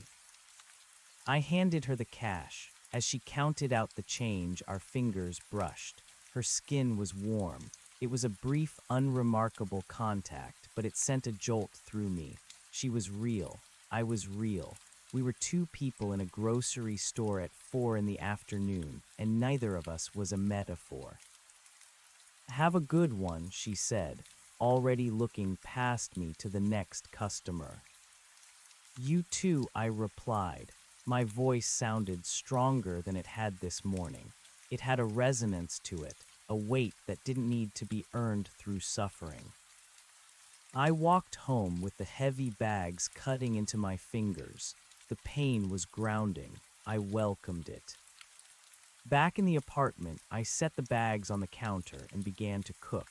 I didn't use a recipe. I didn't think about the must. I just listened to the sizzle of the meat in the pan and the rhythmic sound of the knife against the cutting board as I sliced an apple. The smell of the searing steak filled the small kitchen, chasing away the last lingering scent of old paper and ink. I ate at the small table by the window. I didn't read. I didn't write. I just watched the sun go down. The city turned from gray to gold to a deep, electric blue. The streetlights flickered on, one by one, a sequence that wasn't a code, just a function of the grid. As I washed my plate, I looked at the jade plant. Its leaves were dark and waxy in the twilight. It looked settled. It looked like it belonged. I went to the bookshelf. I reached behind the magazines and pulled out the navy blue journal. I didn't open it. I just held it for a moment, feeling the texture of the leather. It felt less like a weapon now and more like a relic, a piece of a life I had outgrown. I took the journal to the utility closet. I found a sturdy cardboard box, the kind I had used when I moved in. I placed the journal at the bottom. Then I went to the bedroom and found the clothes I had been wearing during the crash, the torn jeans, the sweater stained with old blood and the dust of the white space. I hadn't been able to throw them away, but I couldn't bear to look at them. I folded them and placed them on top of the journal. I added the box of nails I had bought in a daze. I added a small, smooth stone I had found in my pocket after the first time I escaped the cabin, a piece of the forest floor that had somehow crossed the threshold. I closed the box. I took a roll of packing tape and sealed it, screedy. The sound was harsh and final. I wrote storage on the top in black marker. Not cabin, not David, just storage. I pushed the box into the back of the closet, behind my winter coat and a set of spare tires I had never bothered to sell. I closed the closet door and turned the handle. It clicked, a simple mechanical lock. I walked back into the living room and sat on the floor. The apartment was dark now, save for the glow of the streetlights. I felt a strange sense of emptiness, but it wasn't the terrifying void of the white space. It was the emptiness of a clean slate. It was the silence after the last note of a long, discordant symphony. I thought about the architect. I wondered if he was still there, sitting in his study, waiting for the ink to move. I wondered if the ranger was still patrolling the perimeter, looking for a woman who was no longer a character. I realized that it didn't matter, whether they existed in some pocket of my mind or in some tear in the fabric of the universe. They were no longer my responsibility. I had given them my grief, my fear, and my words. I had paid the toll. I thought about Sarah's text. David always said you were the one with the words. I realized I had spent so much time using my words to build walls, to describe the bars of my cage, that I had forgotten they could also be used to build a life. The journal was a record of my imprisonment, but the blank pages I had left behind were an invitation. I stood up and went to the desk. I didn't reach for the journal. I reached for a simple pad of yellow legal paper. I sat down and picked up the pen. I didn't write a story. I didn't write a poem. I wrote a letter. Dear Sarah, I began. Thank you for the book. It's more than I can explain right now. I've been away for a while, not just in the hospital, but away. I think I'm coming back now. I'd like to see you. I'd like to talk about David, not the crash and not the end, just David. I stopped. My hand was steady. I looked at the words. They were simple. They were honest. They didn't have to carry the weight of 14 doors. I folded the paper and put it in an envelope. I'd mail it tomorrow. I walked to the window one last time before bed. The city was a hum of life, thousands of stories unfolding simultaneously, none of them connected by a grand architect, all of them colliding and diverging in a beautiful, chaotic mess. There were millions of doors in this city. Every apartment, every shop, every subway car had one, and every one of them was a second door if you looked at it the right way. Every one of them was an exit from the person you were a second ago. I went to my bedroom. I lay down on the sheets that smelled of laundry detergent and the faint, sweet scent of the jade plant. I closed my eyes. I didn't dream of the cabin. I didn't dream of the forest. I dreamed of a road. It was a long, straight road with no trees on either side. The sun was bright and the air was clear. I was driving. The windows were down and the wind was blowing through my hair, clearing out the cobwebs. There was no one in the passenger seat, but the seat wasn't empty. It was just waiting. I woke up the next morning to the sound of the birds in the gutter. It was the same sound as the day before, but it felt new. I got out of bed and walked to the kitchen. I didn't look at the shelf. I didn't look for the must. I put on the kettle. While the water heated, I looked at my hands. The ink stains were almost gone. There was just a faint, dark line in the crease of my palm, a fading map of where I had been. I went to the sink and turned on the water. I grabbed the soap and scrubbed one last time. The water swirled down the drain, clear and cold. I looked into the mirror. The woman looking back had messy hair and tired eyes. She had a scar on her forehead. She looked like someone who had survived. The kettle began to whistle. I didn't flinch. I turned off the burner. I poured the water into a mug. I took a sip of the tea. It was hot. It was bitter. It was real. I picked up the envelope for Sarah and tucked it under my arm. I grabbed my coat and my keys. I walked to the door. I didn't hesitate. I didn't look back at the shadows in the corner. I opened the door and stepped out into the hallway. I locked it behind me, not to keep the world out, but to keep my home safe. I walked toward the stairs. My footsteps were steady. Thump, thump, thump. I reached the ground floor and pushed open the heavy glass door to the street.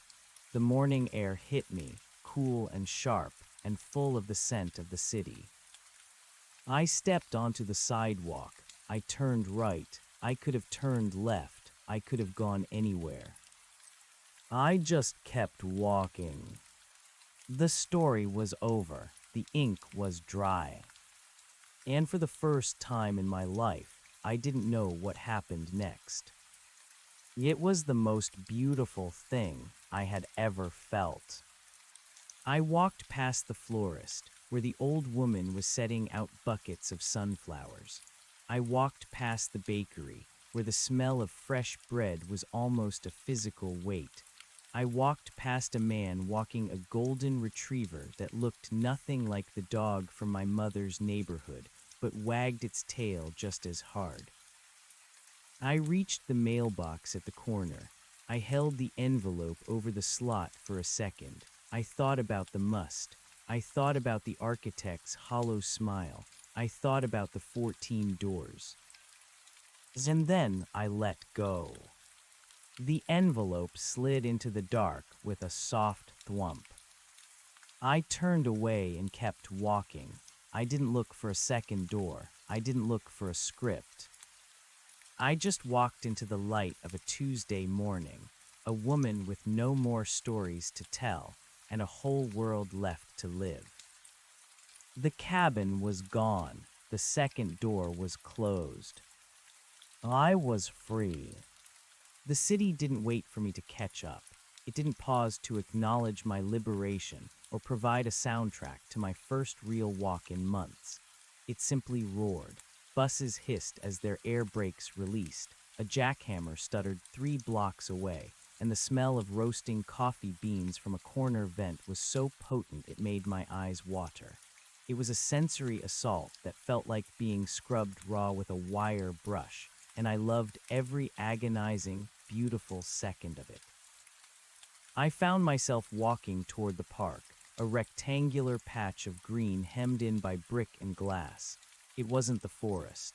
There were no ancient, sentient pines here, no shifting mists that tasted of iron and regret. There were just maples planted in neat rows, their roots buckling the asphalt of the walking paths, and pigeons that scattered with a frantic beat of wings as I passed. I sat on a green wooden bench that had several layers of peeling paint. A man sat at the other end, hunched over a crossword puzzle, muttering to himself about a 6-letter word for persistence. I thought about offering him tenure or dredge, but I kept my mouth shut. I didn't want to be a character in his mourning. I just wanted to be a witness. My phone buzzed in my pocket. I pulled it out, my thumb hovering over the glass. It was a notification from a social media app, a memory from 3 years ago.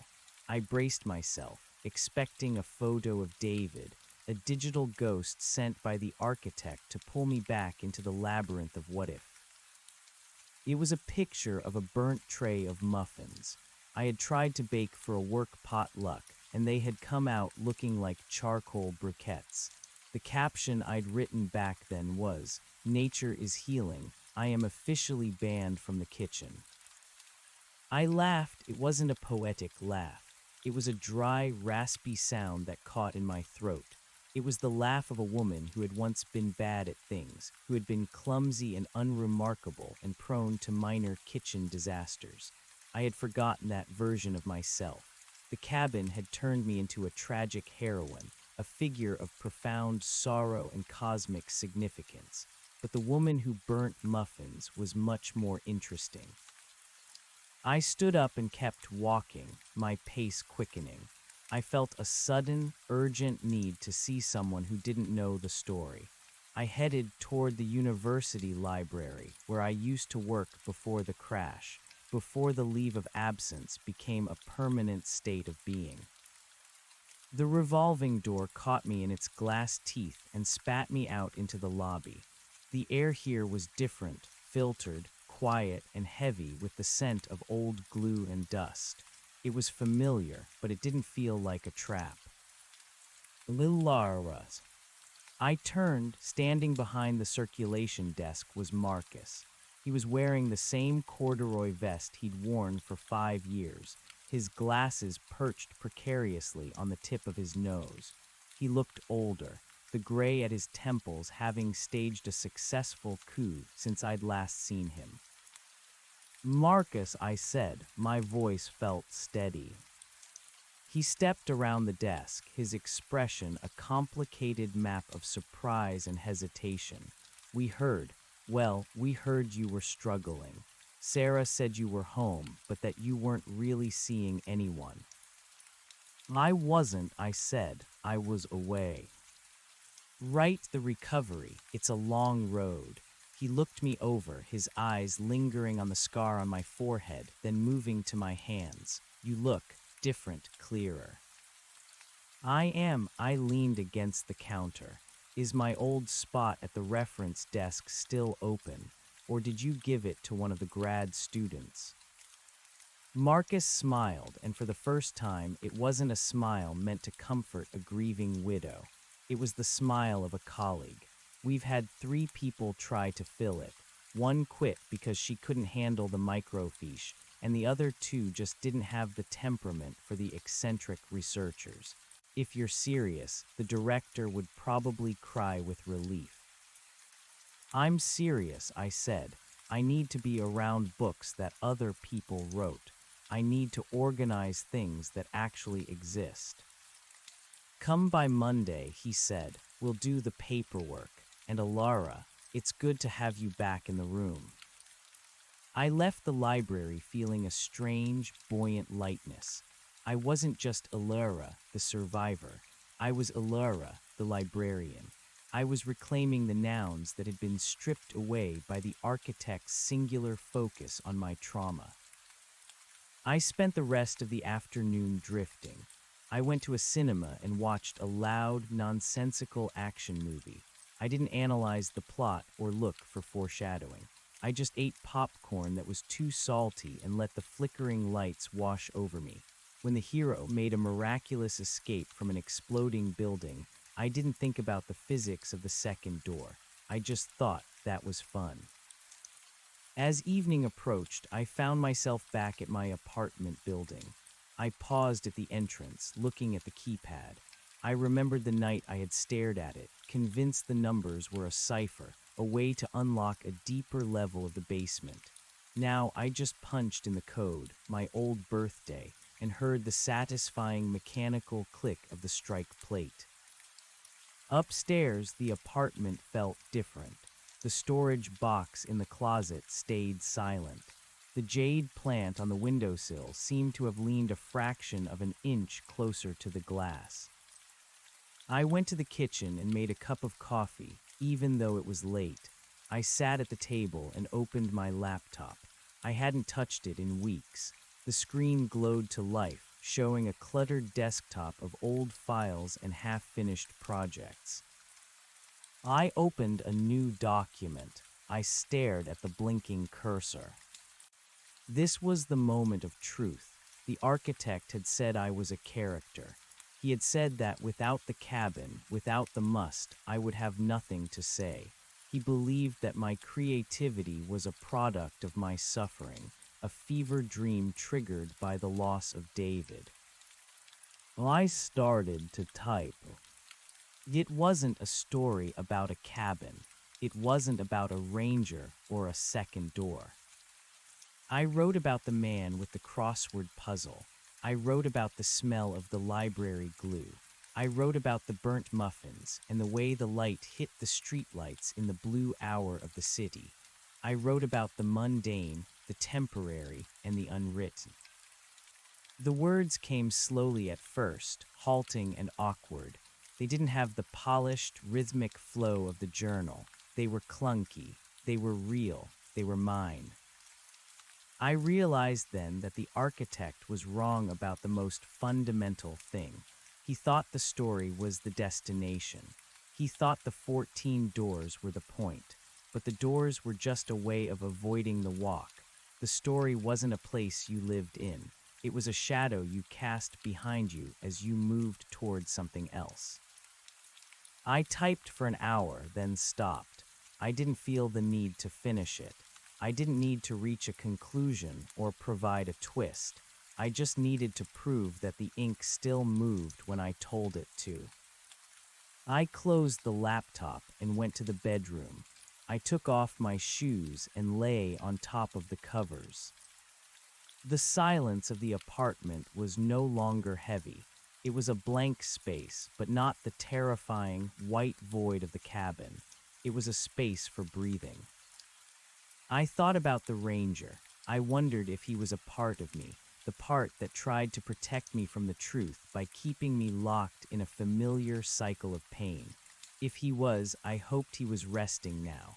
I hoped he was sitting on his porch, watching a forest that was finally just a forest, with no more perimeters to patrol. I'm David. I reached out and touched the photo I had hung on the wall. My fingers traced the line of his shoulder.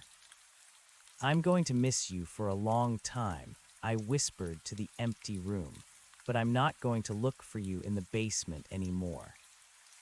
The grief was there, sharp and cold as a winter wind, but it didn't threaten to blow the walls down. It was just part of the weather of my life. I fell asleep easily.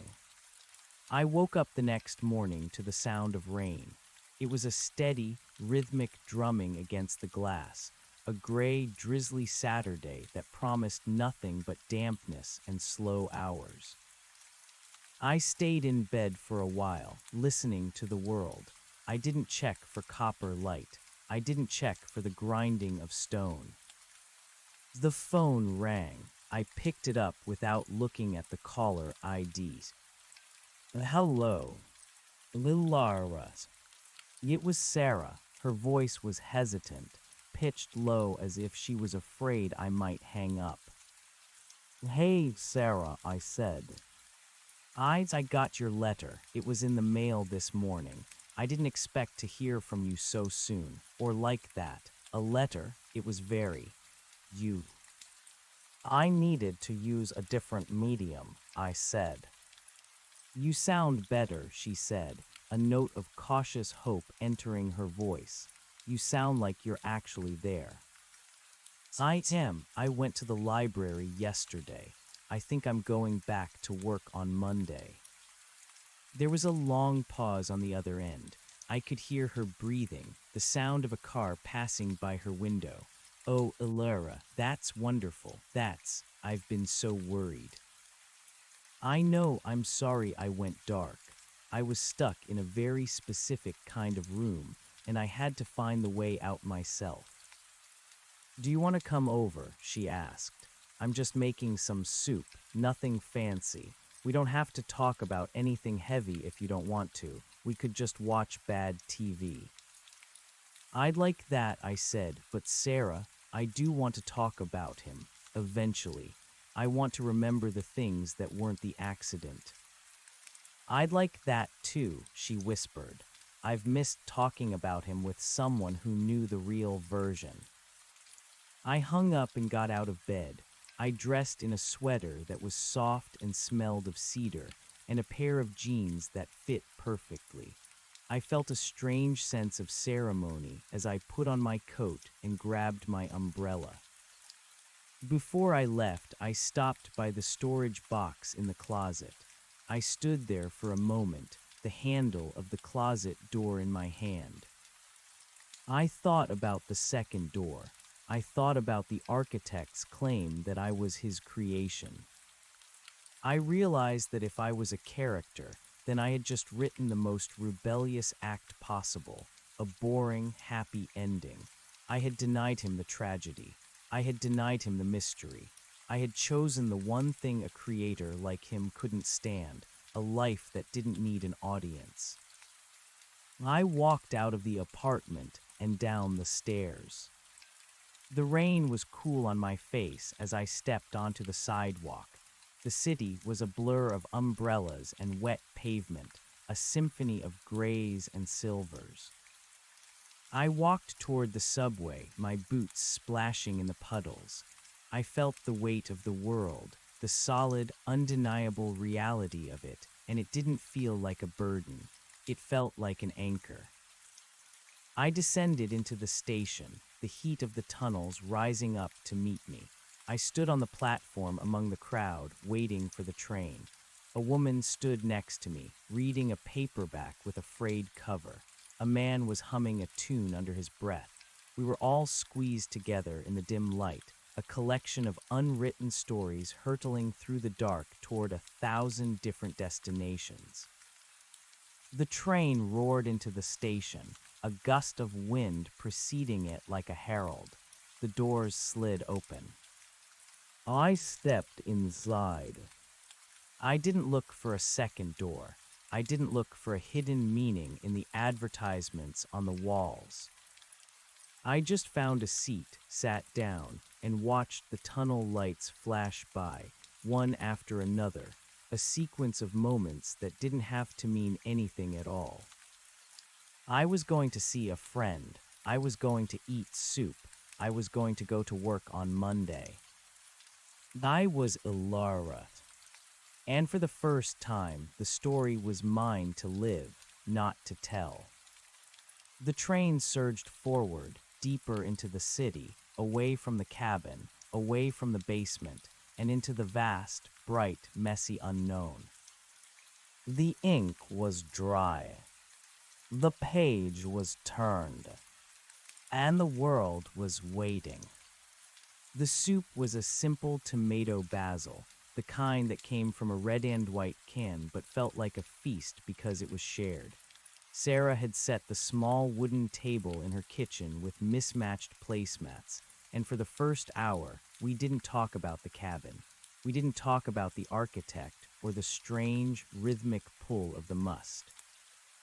Instead, we talked about the mundane tragedies of her office, the broken copier, the manager who microwaved fish, the slow, agonizing death of the breakroom spider plant. It was the most grounding conversation I had experienced in years. Every trivial complaint was a brick in the wall I was building between myself and the surreal. "You're staring again," Sarah said softly, dipping a grilled cheese crust into her bowl. I blinked, realizing I had been tracing the grain of her tabletop with my thumb. I'm just noticing how solid things are. I spent a long time thinking everything was made of paper or ink. Sarah reached across the table and squeezed my hand.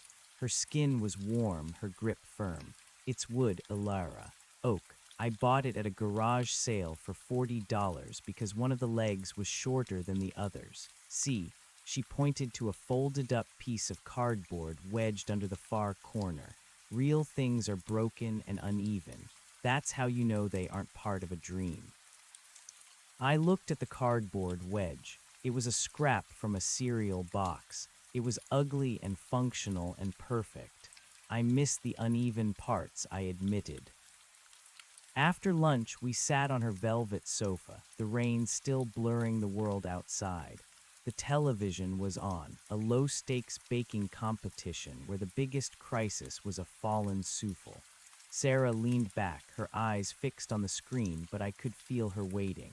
She was giving me the space to speak, a luxury the architect had never afforded me. He had always been pushing for the climax, the revelation, the blood on the floor. "I found a box," I said finally. My voice didn't shake. "In my closet." I called it storage in my head, but it was really just a place where I put the things I couldn't carry. Sarah turned her head toward me. The things from the apartment, the old one. Some of it, but mostly the feeling of him. I thought if I could just organize the grief, if I could turn it into a narrative with a beginning, middle, and end, I could finish it. I thought I could close the book on David. "You can't write your way out of a person, Ilara," Sarah said. "They aren't characters. They're part of your geography. You don't finish a mountain. You just learn how to walk around it." I leaned my head back against the cushion. I tried to make a deal with the dark. I thought if I gave it enough words, it would give him back, or at least give me a version of him that made sense. But the version it gave me was a ghost in a basement, a script I had to follow. And now I think the script is in the trash. I mailed the last of it to you. Did you read it? Sarah shook her head. I opened the envelope, saw how much was there, and I put it in my desk drawer. I wanted to wait until I talked to you. I didn't want to meet the version of you that wrote that until I knew the version of you sitting here was okay. "Burn it," I said. Sarah's eyebrows shot up. "Are you sure? It looked like a lot of work." "It was a lot of haunting," I corrected. "I don't need it anymore. If there's anything in there worth keeping, I'll remember it. The rest is just the architect's noise." "Who is the architect?" she asked, her voice tinged with a worry she couldn't quite hide. I looked at the window, watching a single raindrop race another down the pane. He's the part of me that thinks everything has to mean something. He's the one who builds the walls and tells me there's a second door. But he's out of a job now. I've retired him. We sat in silence for a long time after that. It wasn't the heavy, expectant silence of the cabin. It was the quiet of two friends who didn't need to perform for each other. Eventually, Sarah fell asleep, her head lolling toward the armrest, the blue light of the TV flickering over her face. I stayed awake. I watched the bakers on the screen fret over their sugar sculptures. I watched the rain turn to a fine mist. I felt the weight of my own body, the slow rise and fall of my chest. I wasn't waiting for a prompt. I wasn't waiting for the ink to itch under my skin. When I eventually left, walking back to the subway through the damp evening air, I felt a strange sense of anonymity. In the cabin, I had been the center of the universe, the only observer, the only witness. Here, I was just one of millions. I was a woman in a trench coat, a face in a crowd, a speck of dust in the vast machinery of the city. It was the most profound relief I had ever known. Sunday was a day of reclamation. I cleaned the apartment, not with the frantic energy of someone trying to scrub away a stain, but with the methodical care of someone moving back in. I washed the windows, letting the pale gray light of the city flood the rooms. I threw away the stale crackers and the tea that tasted like dust. I stood in front of the storage closet for a long time. My hand hovered over the knob.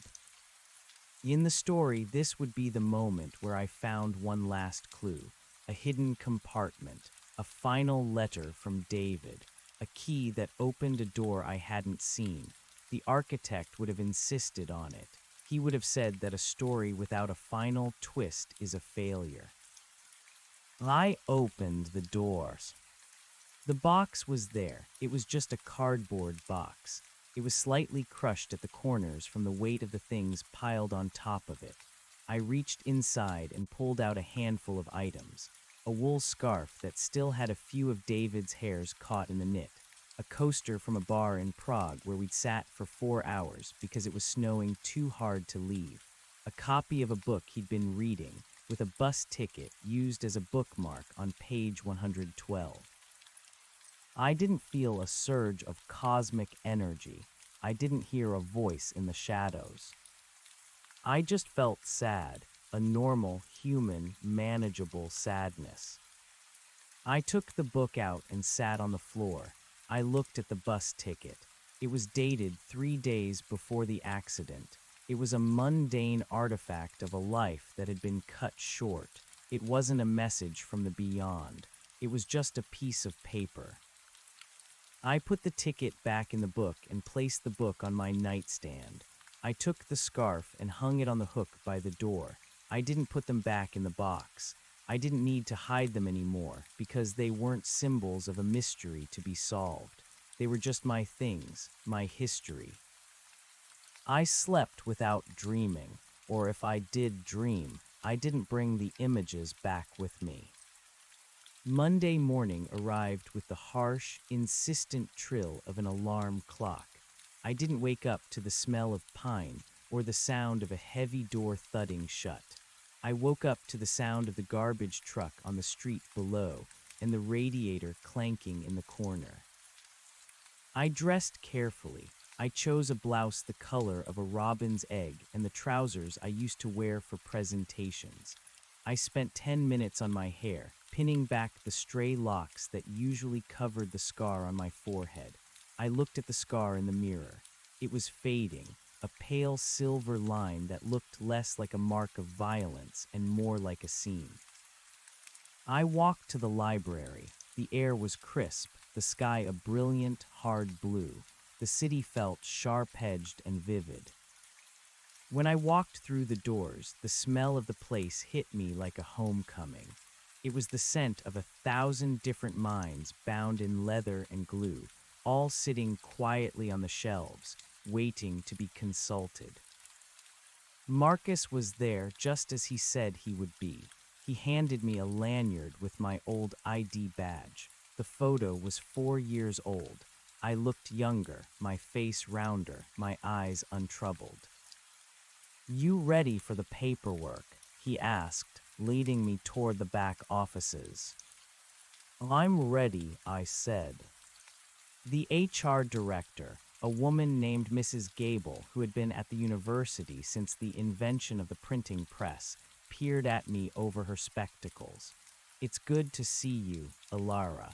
We've missed your filing system. The current state of the periodicals room is a disgrace." "I'll get it sorted," I promised.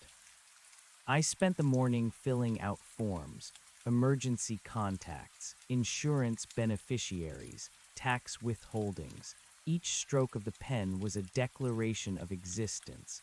I was signing my name to the world. I wasn't Ilara, the subject. I was Ilara, the employee. Around noon, I went down to the periodicals room. It was in the basement, a fact that would have made the old version of me flinch. But this basement didn't have a second door. It had fluorescent lights that flickered with a rhythmic hum and rows of metal shelving filled with academic journals. I started with the 2021 archives. They were a mess, stacked haphazardly on the floor, their spines dusty and misaligned. I knelt on the linoleum and began to sort them. The Journal of Applied Physics, Modern Philology, The Annals of Botany. I felt a deep, quiet satisfaction as I slid each volume into its proper place. There was a right way for them to be arranged. It wasn't a must imposed by a malevolent force. It was a logic that made the world easier for other people to navigate. I was creating order, not for myself, but for the anonymous student who would come down here looking for a specific article on the migration patterns of monarch butterflies. As I worked, I realized that the architect's greatest lie was that the story was about me. He had convinced me that the universe was a stage built for my grief, and that every event was a line of dialogue written for my benefit. But as I looked at the names on the journals, names of researchers from all over the globe, people who had spent their lives studying the tensile strength of bridge cables or the syntax of dead languages, I saw the truth. The world was a vast, sprawling collaboration. It was billions of stories overlapping and intersecting, most of them having nothing to do with me at all. I wasn't the protagonist. I was a contributor. I stayed until 5. My back ached, and my fingers were gray with dust, but I felt more alive than I had since the moment the car had swerved. I walked home as the sun was setting, the sky turning a bruised purple over the skyscrapers. I stopped at a grocery store and bought a single lemon, a carton of eggs, and a bunch of flowers that looked like they had been grown in a real garden, not a hothouse. When I got back to the apartment, I didn't go to the kitchen first. I went to the shelf where the ink-stained journals had sat. The shelf was empty. I had moved the remaining notebooks to the bottom of a drawer, out of sight. I took the flowers and put them in a glass jar. I set them on the shelf. They were bright and temporary. They would wilt in a week, and I would throw them away and buy new ones. They didn't need to be immortalized. They just needed to be beautiful for a little while. I made an omelet. I didn't burn it. I sat at the table and ate in the dim light of the evening, listening to the muffled sounds of my neighbors through the walls. Someone was playing a piano, a slow, stumbling version of a jazz standard. Someone else was laughing. I thought about the cabin one last time. I pictured it sitting in the center of that impossible forest. I pictured the 14 doors, all standing open now, the wind blowing through the rooms, clearing out the scent of copper and old paper. I pictured the ranger walking away from the perimeter, his boots leaving no tracks in the shifting moss. I realized that the cabin wasn't a place. It was a state of mind. It was the place we go when we can't accept that the story has ended. We build walls around our pain and call it a sanctuary. We invent architects and rangers to give our suffering a purpose. But the door is never locked from the outside.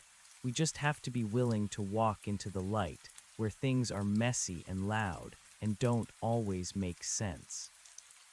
I finished my dinner and washed the plate. The water ran clear. I went to the living room and picked up the book from my nightstand, the one David had been reading. I opened it to page 112. The sentence where he had stopped was, "It is not that we have a short time to live, but that we waste a lot of it." I smiled. It was a bit on the nose, honestly. The architect would have loved it. I took the bus ticket out and used it to mark page 113. Then I kept reading. I read about the philosophy of time, about the importance of the present, about the folly of looking back. I read until my eyes were heavy and the city outside had fallen into a restless sleep. I closed the book and turned off the lamp. In the darkness, there were no shadows that looked like men. There were no voices whispering from the corners. There was just the quiet, steady beat of my own heart. I was here, I was real, I was finished with the must. I lay down and closed my eyes, and for the first time in a very long time, I didn't wonder what would happen when I woke up. I knew the sun would rise, the birds would sing in the gutter, and the world would continue its long, beautiful, unscripted roar. And that was more than enough. The story of the cabin with the second door was over. My life was just beginning. Tuesday morning brought a different kind of silence. It wasn't the vacuum-sealed quiet of the cabin, which always felt like it was holding its breath, waiting for me to scream or write. This was the organic quiet of a city hitting its stride, the distant hiss of bus brakes, the muffled rhythm of a neighbor's morning shower, the clinking of a radiator. I lay in bed for a few minutes, not because I was paralyzed, but because I was enjoying the simple sensation of cotton sheets against my skin. I didn't reach for a notebook. I reached for my phone and scrolled through the mundane notifications, a weather alert for light afternoon showers, a promotional email from a bookstore I hadn't visited in 3 years, and a text from Sarah sent at midnight. The papers are gone. I took them to the communal fire pit in the courtyard. It felt like burning a Horcrux. Sleep well, Ilara. I felt a phantom weight lift from my chest. The ink was gone. The must had been reduced to ash and scattered into the Brooklyn night. At the library, Marcus met me by the circulation desk. He looked tired, the kind of tired that comes from a life lived in the service of other people's questions. He held a lukewarm coffee in one hand and a stack of returned memoirs in the other. Gable says you did a year's worth of filing in 4 hours yesterday, he said, leaning against the mahogany counter.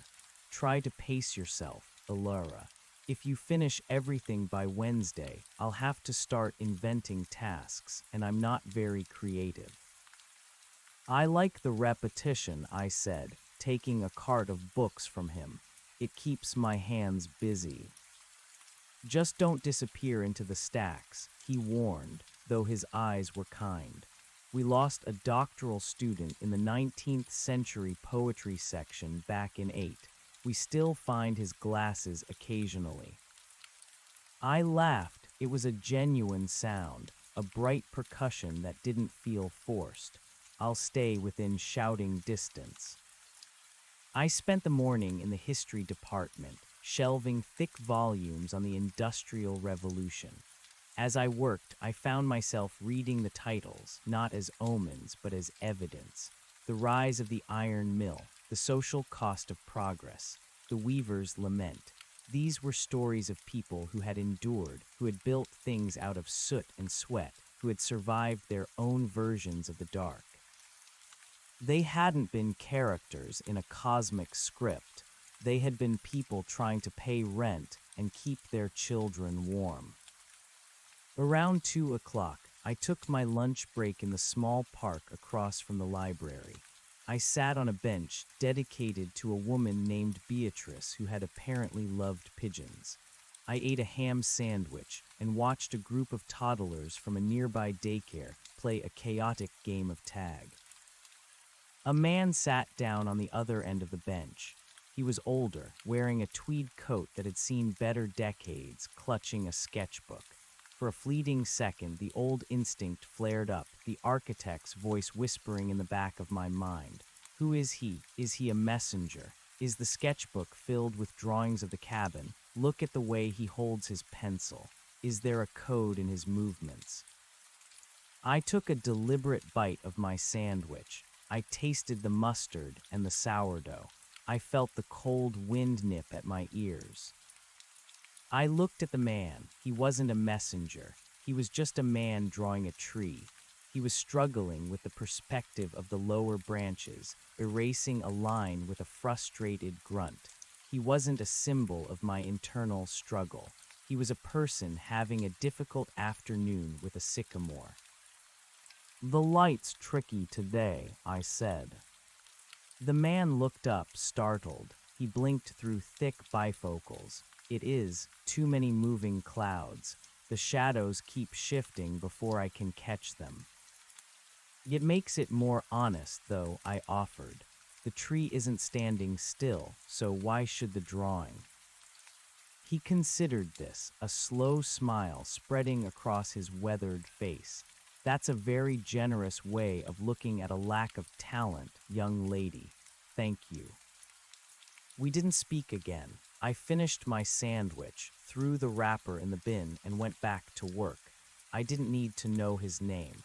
I didn't need to find a hidden meaning in his sketch. We had shared a moment of objective reality, and then we had moved on. That evening, I did something I hadn't done since before the accident. I went to a movie. Not a highbrow indie film with metaphors dripping from the ceiling, but a loud, brightly colored action movie at a theater that smelled of artificial butter and floor cleaner.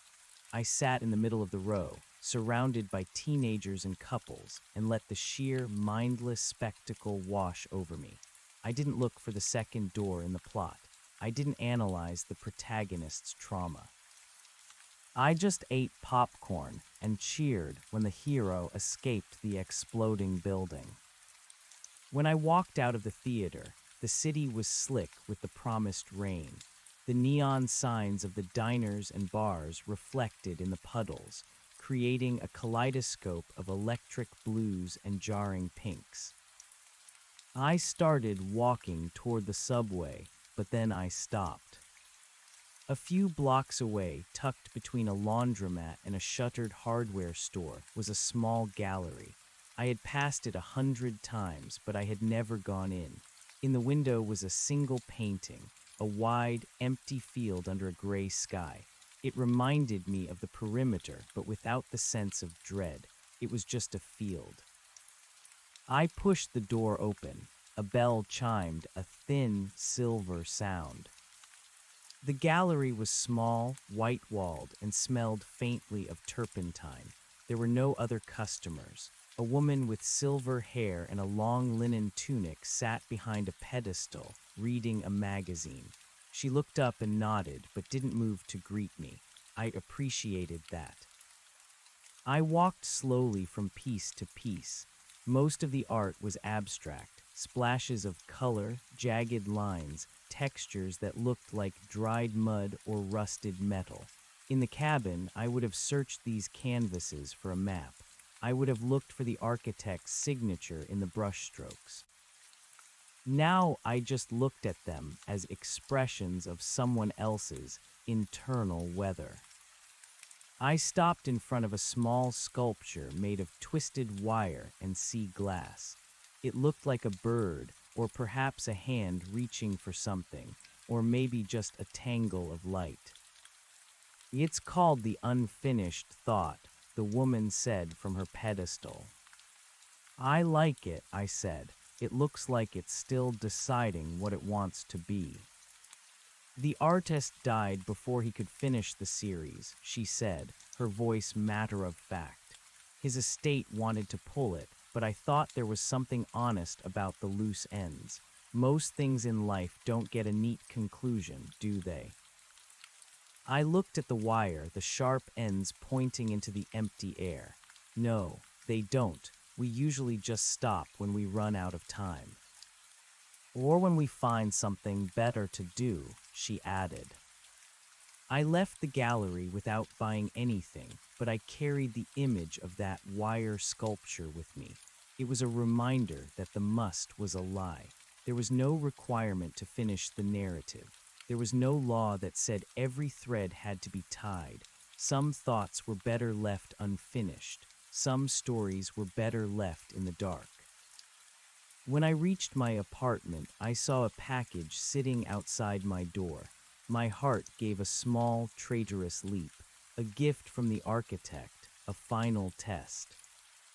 I knelt down and looked at the return address. It was from a medical supply company. I opened it and found a new set of orthopedic inserts for my shoes, the ones the doctor had recommended months ago to help with the lingering ache in my left hip. I started to laugh. I leaned against my door and laughed until my eyes watered. The mystery was a pair of shoe inserts. The revelation was that my body still needed care. I went inside, changed into my pajamas, and sat on the floor of my living room. I looked at the space where the storage box had been. It was empty now, the carpet slightly indented where it had sat for so long. I thought about David. I thought about the way he used to whistle when he was nervous, and the way he always forgot to put the cap back on the toothpaste. I thought about the night we had stayed up until dawn arguing about whether or not the moon influenced people's moods. I realized that for the last 2 years, I hadn't been mourning David. I had been mourning the story of David. I had turned him into a tragedy, a catalyst, a ghost. I had used his death as the foundation for the cabin, building a monument of grief that I could live inside so I wouldn't have to face the world without him. But David wouldn't have liked the cabin. He would have hated the dampness and the shadows. He would have told me to open the windows and go for a walk. I stood up and walked to the window. I looked out at the city, at the millions of lights, each one representing a life, a choice, a moment. I wasn't the girl in the basement anymore. I wasn't the woman with the notebook. I was Alara, and I was going to sleep. The next few days passed in a blur of beautiful, unremarkable normalcy. I worked, I ate, I talked to Sarah. I bought a new plant for my windowsill, a sturdy jade plant that didn't require much fuss. I started a to-do list that included things like buy light bulbs and call the dentist. On Friday evening, Sarah came over with a bottle of wine and a box of Thai food. We sat on the floor of my living room, the TV playing a nature documentary in the background. "You look different," Sarah said, squinting at me over her glass of Riesling. "I feel different," I said. "I feel lighter, like I've lost 50 pounds of invisible luggage." No more architects, no more rangers. "Just me," I said, "and the occasional librarian named Marcus." Sarah smiled. "I'm glad. I was worried there for a while, Alara. You were getting that look in your eyes, like you were looking through people instead of at them." I was looking for a script, I admitted. I thought if I could just find the right words, I could fix everything. I thought the world was a puzzle I had to solve. And now I think it's just a place I live in. I don't have to solve it, I just have to be in it. We spent the rest of the night talking about everything and nothing. We talked about her sister's wedding and the weird trend of putting kale in everything, and the fact that neither of us understood how cryptocurrency worked. It was the kind of conversation that leaves no trace, a series of ripples on the surface of a deep, calm lake. When Sarah left, she hugged me tightly. "See you tomorrow." "Tomorrow," I promised. I locked the door behind her, not to keep the monsters out, but simply because it was night and I lived in a city. I went to the bathroom and brushed my teeth. I looked at myself in the mirror. The scar on my forehead was still there, but it didn't look like a mark of destiny anymore. It just looked like a scar, a reminder that I had been hurt and that I had healed. I went to my bedroom and sat on the edge of the bed. I looked at the nightstand. The book David had been reading was still there, the bus ticket marking page 113. I picked up a pen from the drawer. For a moment, my hand hesitated. Was I going to write? Was I going to start the cycle again? I opened the book to the very last page, the blank one after the index. I didn't write a poem. I didn't write a confession. I didn't write a command. I wrote Alara was here. Then I closed the book, turned off the light, and lay down in the dark. There was no second door. There was only the one I had walked through to get here, and it was wide open. I fell asleep to the sound of the rain, a steady, mindless, perfect rhythm that didn't mean a thing. The rain didn't stop by morning. but it transitioned from a rhythmic drumming into a fine silver mist that hung over the intersection of Flatbush and Atlantic. I stood on the corner with my umbrella folded, letting the moisture settle on my coat like microscopic diamonds. For the first time in years, I wasn't calculating the distance between myself and the nearest exit. I wasn't scanning the faces of commuters for the sharp, angular features of the architect or the steady, watchful gaze of the ranger. I was just a woman waiting for the light to change. When the walk sign flashed, I moved with the crowd.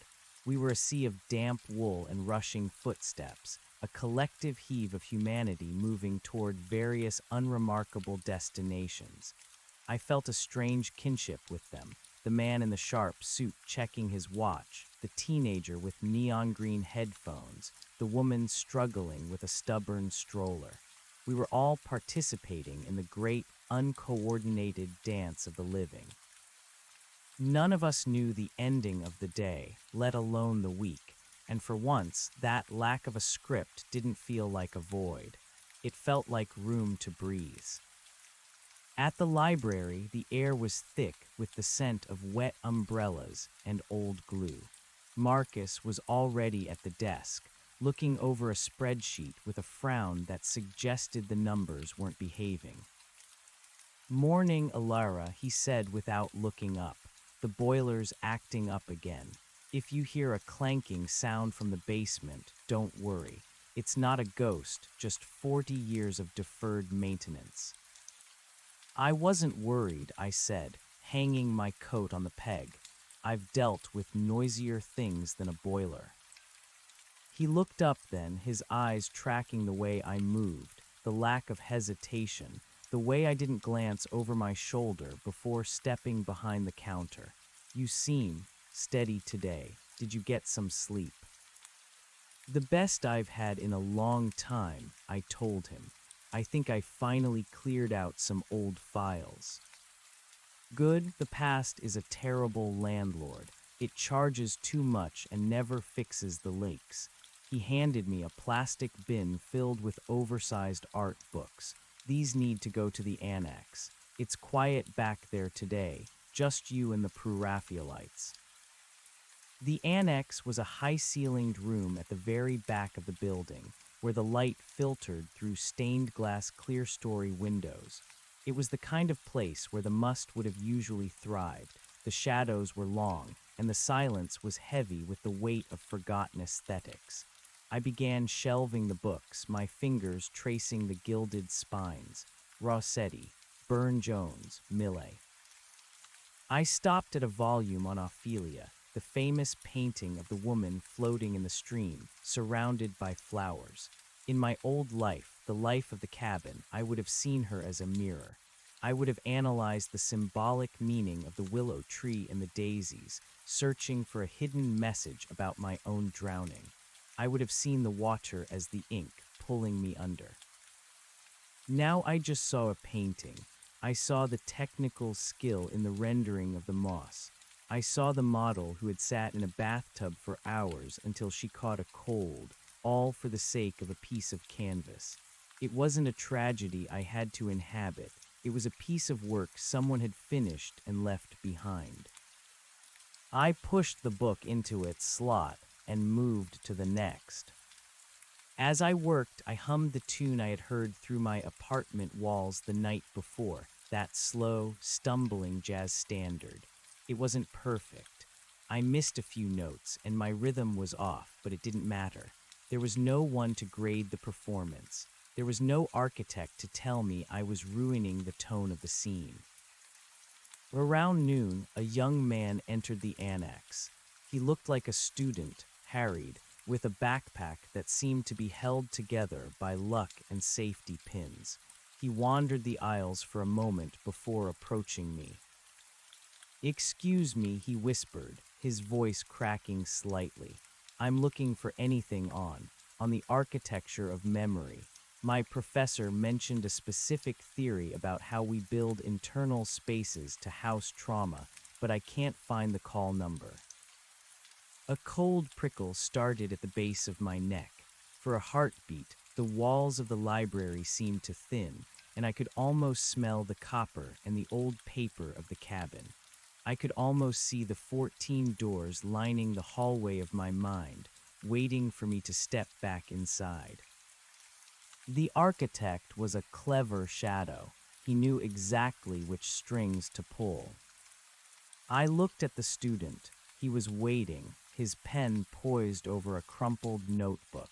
He wasn't a manifestation. He was just a kid trying to pass a psychology elective. "Try the 150s in the main hall," I said, my voice steady and clear.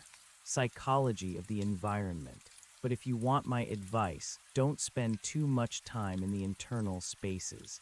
The external ones have much better ventilation." He blinked, confused by the remark, but he nodded and thanked me. I watched him walk away, his sneakers squeaking on the linoleum. The prickle on my neck faded. The walls remained solid. The books remained books. I went back to work. I didn't let the coincidence bloom into a conspiracy. A student looking for a book on memory in a library wasn't a sign from the universe. It was a statistical probability. I left work at 4. The rain had cleared, leaving the air crisp and smelling of ozone. I decided to walk home through a neighborhood I usually avoided, a stretch of renovated warehouses and small, experimental theaters.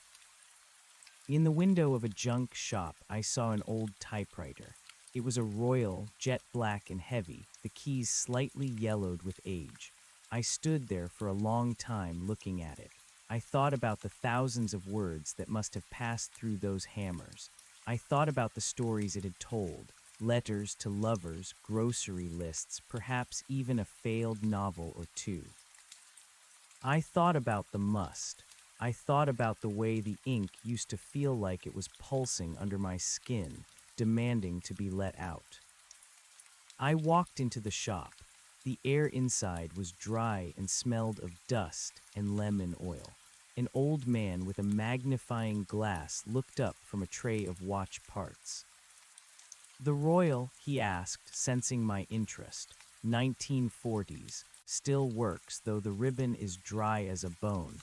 Built like a tank. They don't make things that want to last anymore." I ran my finger over the S key. It was cool and smooth. "I used to write," I said softly. "Used to," the man chuckled. "Writing isn't like a job you quit, miss. It's like a limp. You might hide it for a while, but it's always there in the way you move." I looked at the typewriter. I thought about the white pages in the cabin, the ones that had felt like threats. I thought about the journals I had hidden in the bottom of my drawer. "I think I'm learning to walk without the limp," I said. I didn't buy the typewriter. I didn't need a machine to validate my existence. I left the shop and continued toward home, feeling the strength in my legs, the way my boots struck the pavement with a solid, dependable thud. When I got back to my apartment, the sun was low, casting long, golden fingers across the floorboards. I went to the kitchen and opened the window. The sounds of the street drifted in, a siren in the distance, a dog barking, the muffled bass of a passing car. It was the soundtrack of a world that didn't care if I was watching or not. I went to the drawer where I had hidden the remaining notebooks. I pulled them out and set them on the kitchen table. There were 3 of them left, 3 volumes of madness and beautiful, terrifying prose, the architect's blueprints, the ranger's reports, my own desperate pleas for a meaning that didn't exist. I sat down and opened the first one. I read a few lines. "The perimeter is shifting again. The moss is the color of a bruise. I can hear the architect pacing in the room above, his footsteps echoing the beat of a heart that isn't mine." It read like fiction. It read like the work of a stranger, a woman trapped in a fevered dream, trying to make sense of a tragedy that had no sense. I felt a profound wave of pity for the person who had written those words. She had been so lonely. She had been so afraid of the silence that she had populated it with monsters just to have someone to talk to. I took the notebooks to the small trash incinerator in the hallway of my building. It was a primitive thing, a metal chute that led down to the basement furnace. One by one, I dropped them in. I didn't make a speech. I didn't feel a surge of cinematic triumph. I just felt a quiet sense of tidying up. The paper vanished into the dark, falling toward the heat. Back in the apartment, I looked at the empty shelf where the flowers sat in their glass jar. They were starting to droop, just as I had predicted. One of the petals had fallen onto the wood, a splash of faded yellow against the dark grain. I picked up the petal and held it in my palm. It was soft, fragile, and entirely real. It didn't represent a lost soul. It didn't symbolize the frailty of my mind.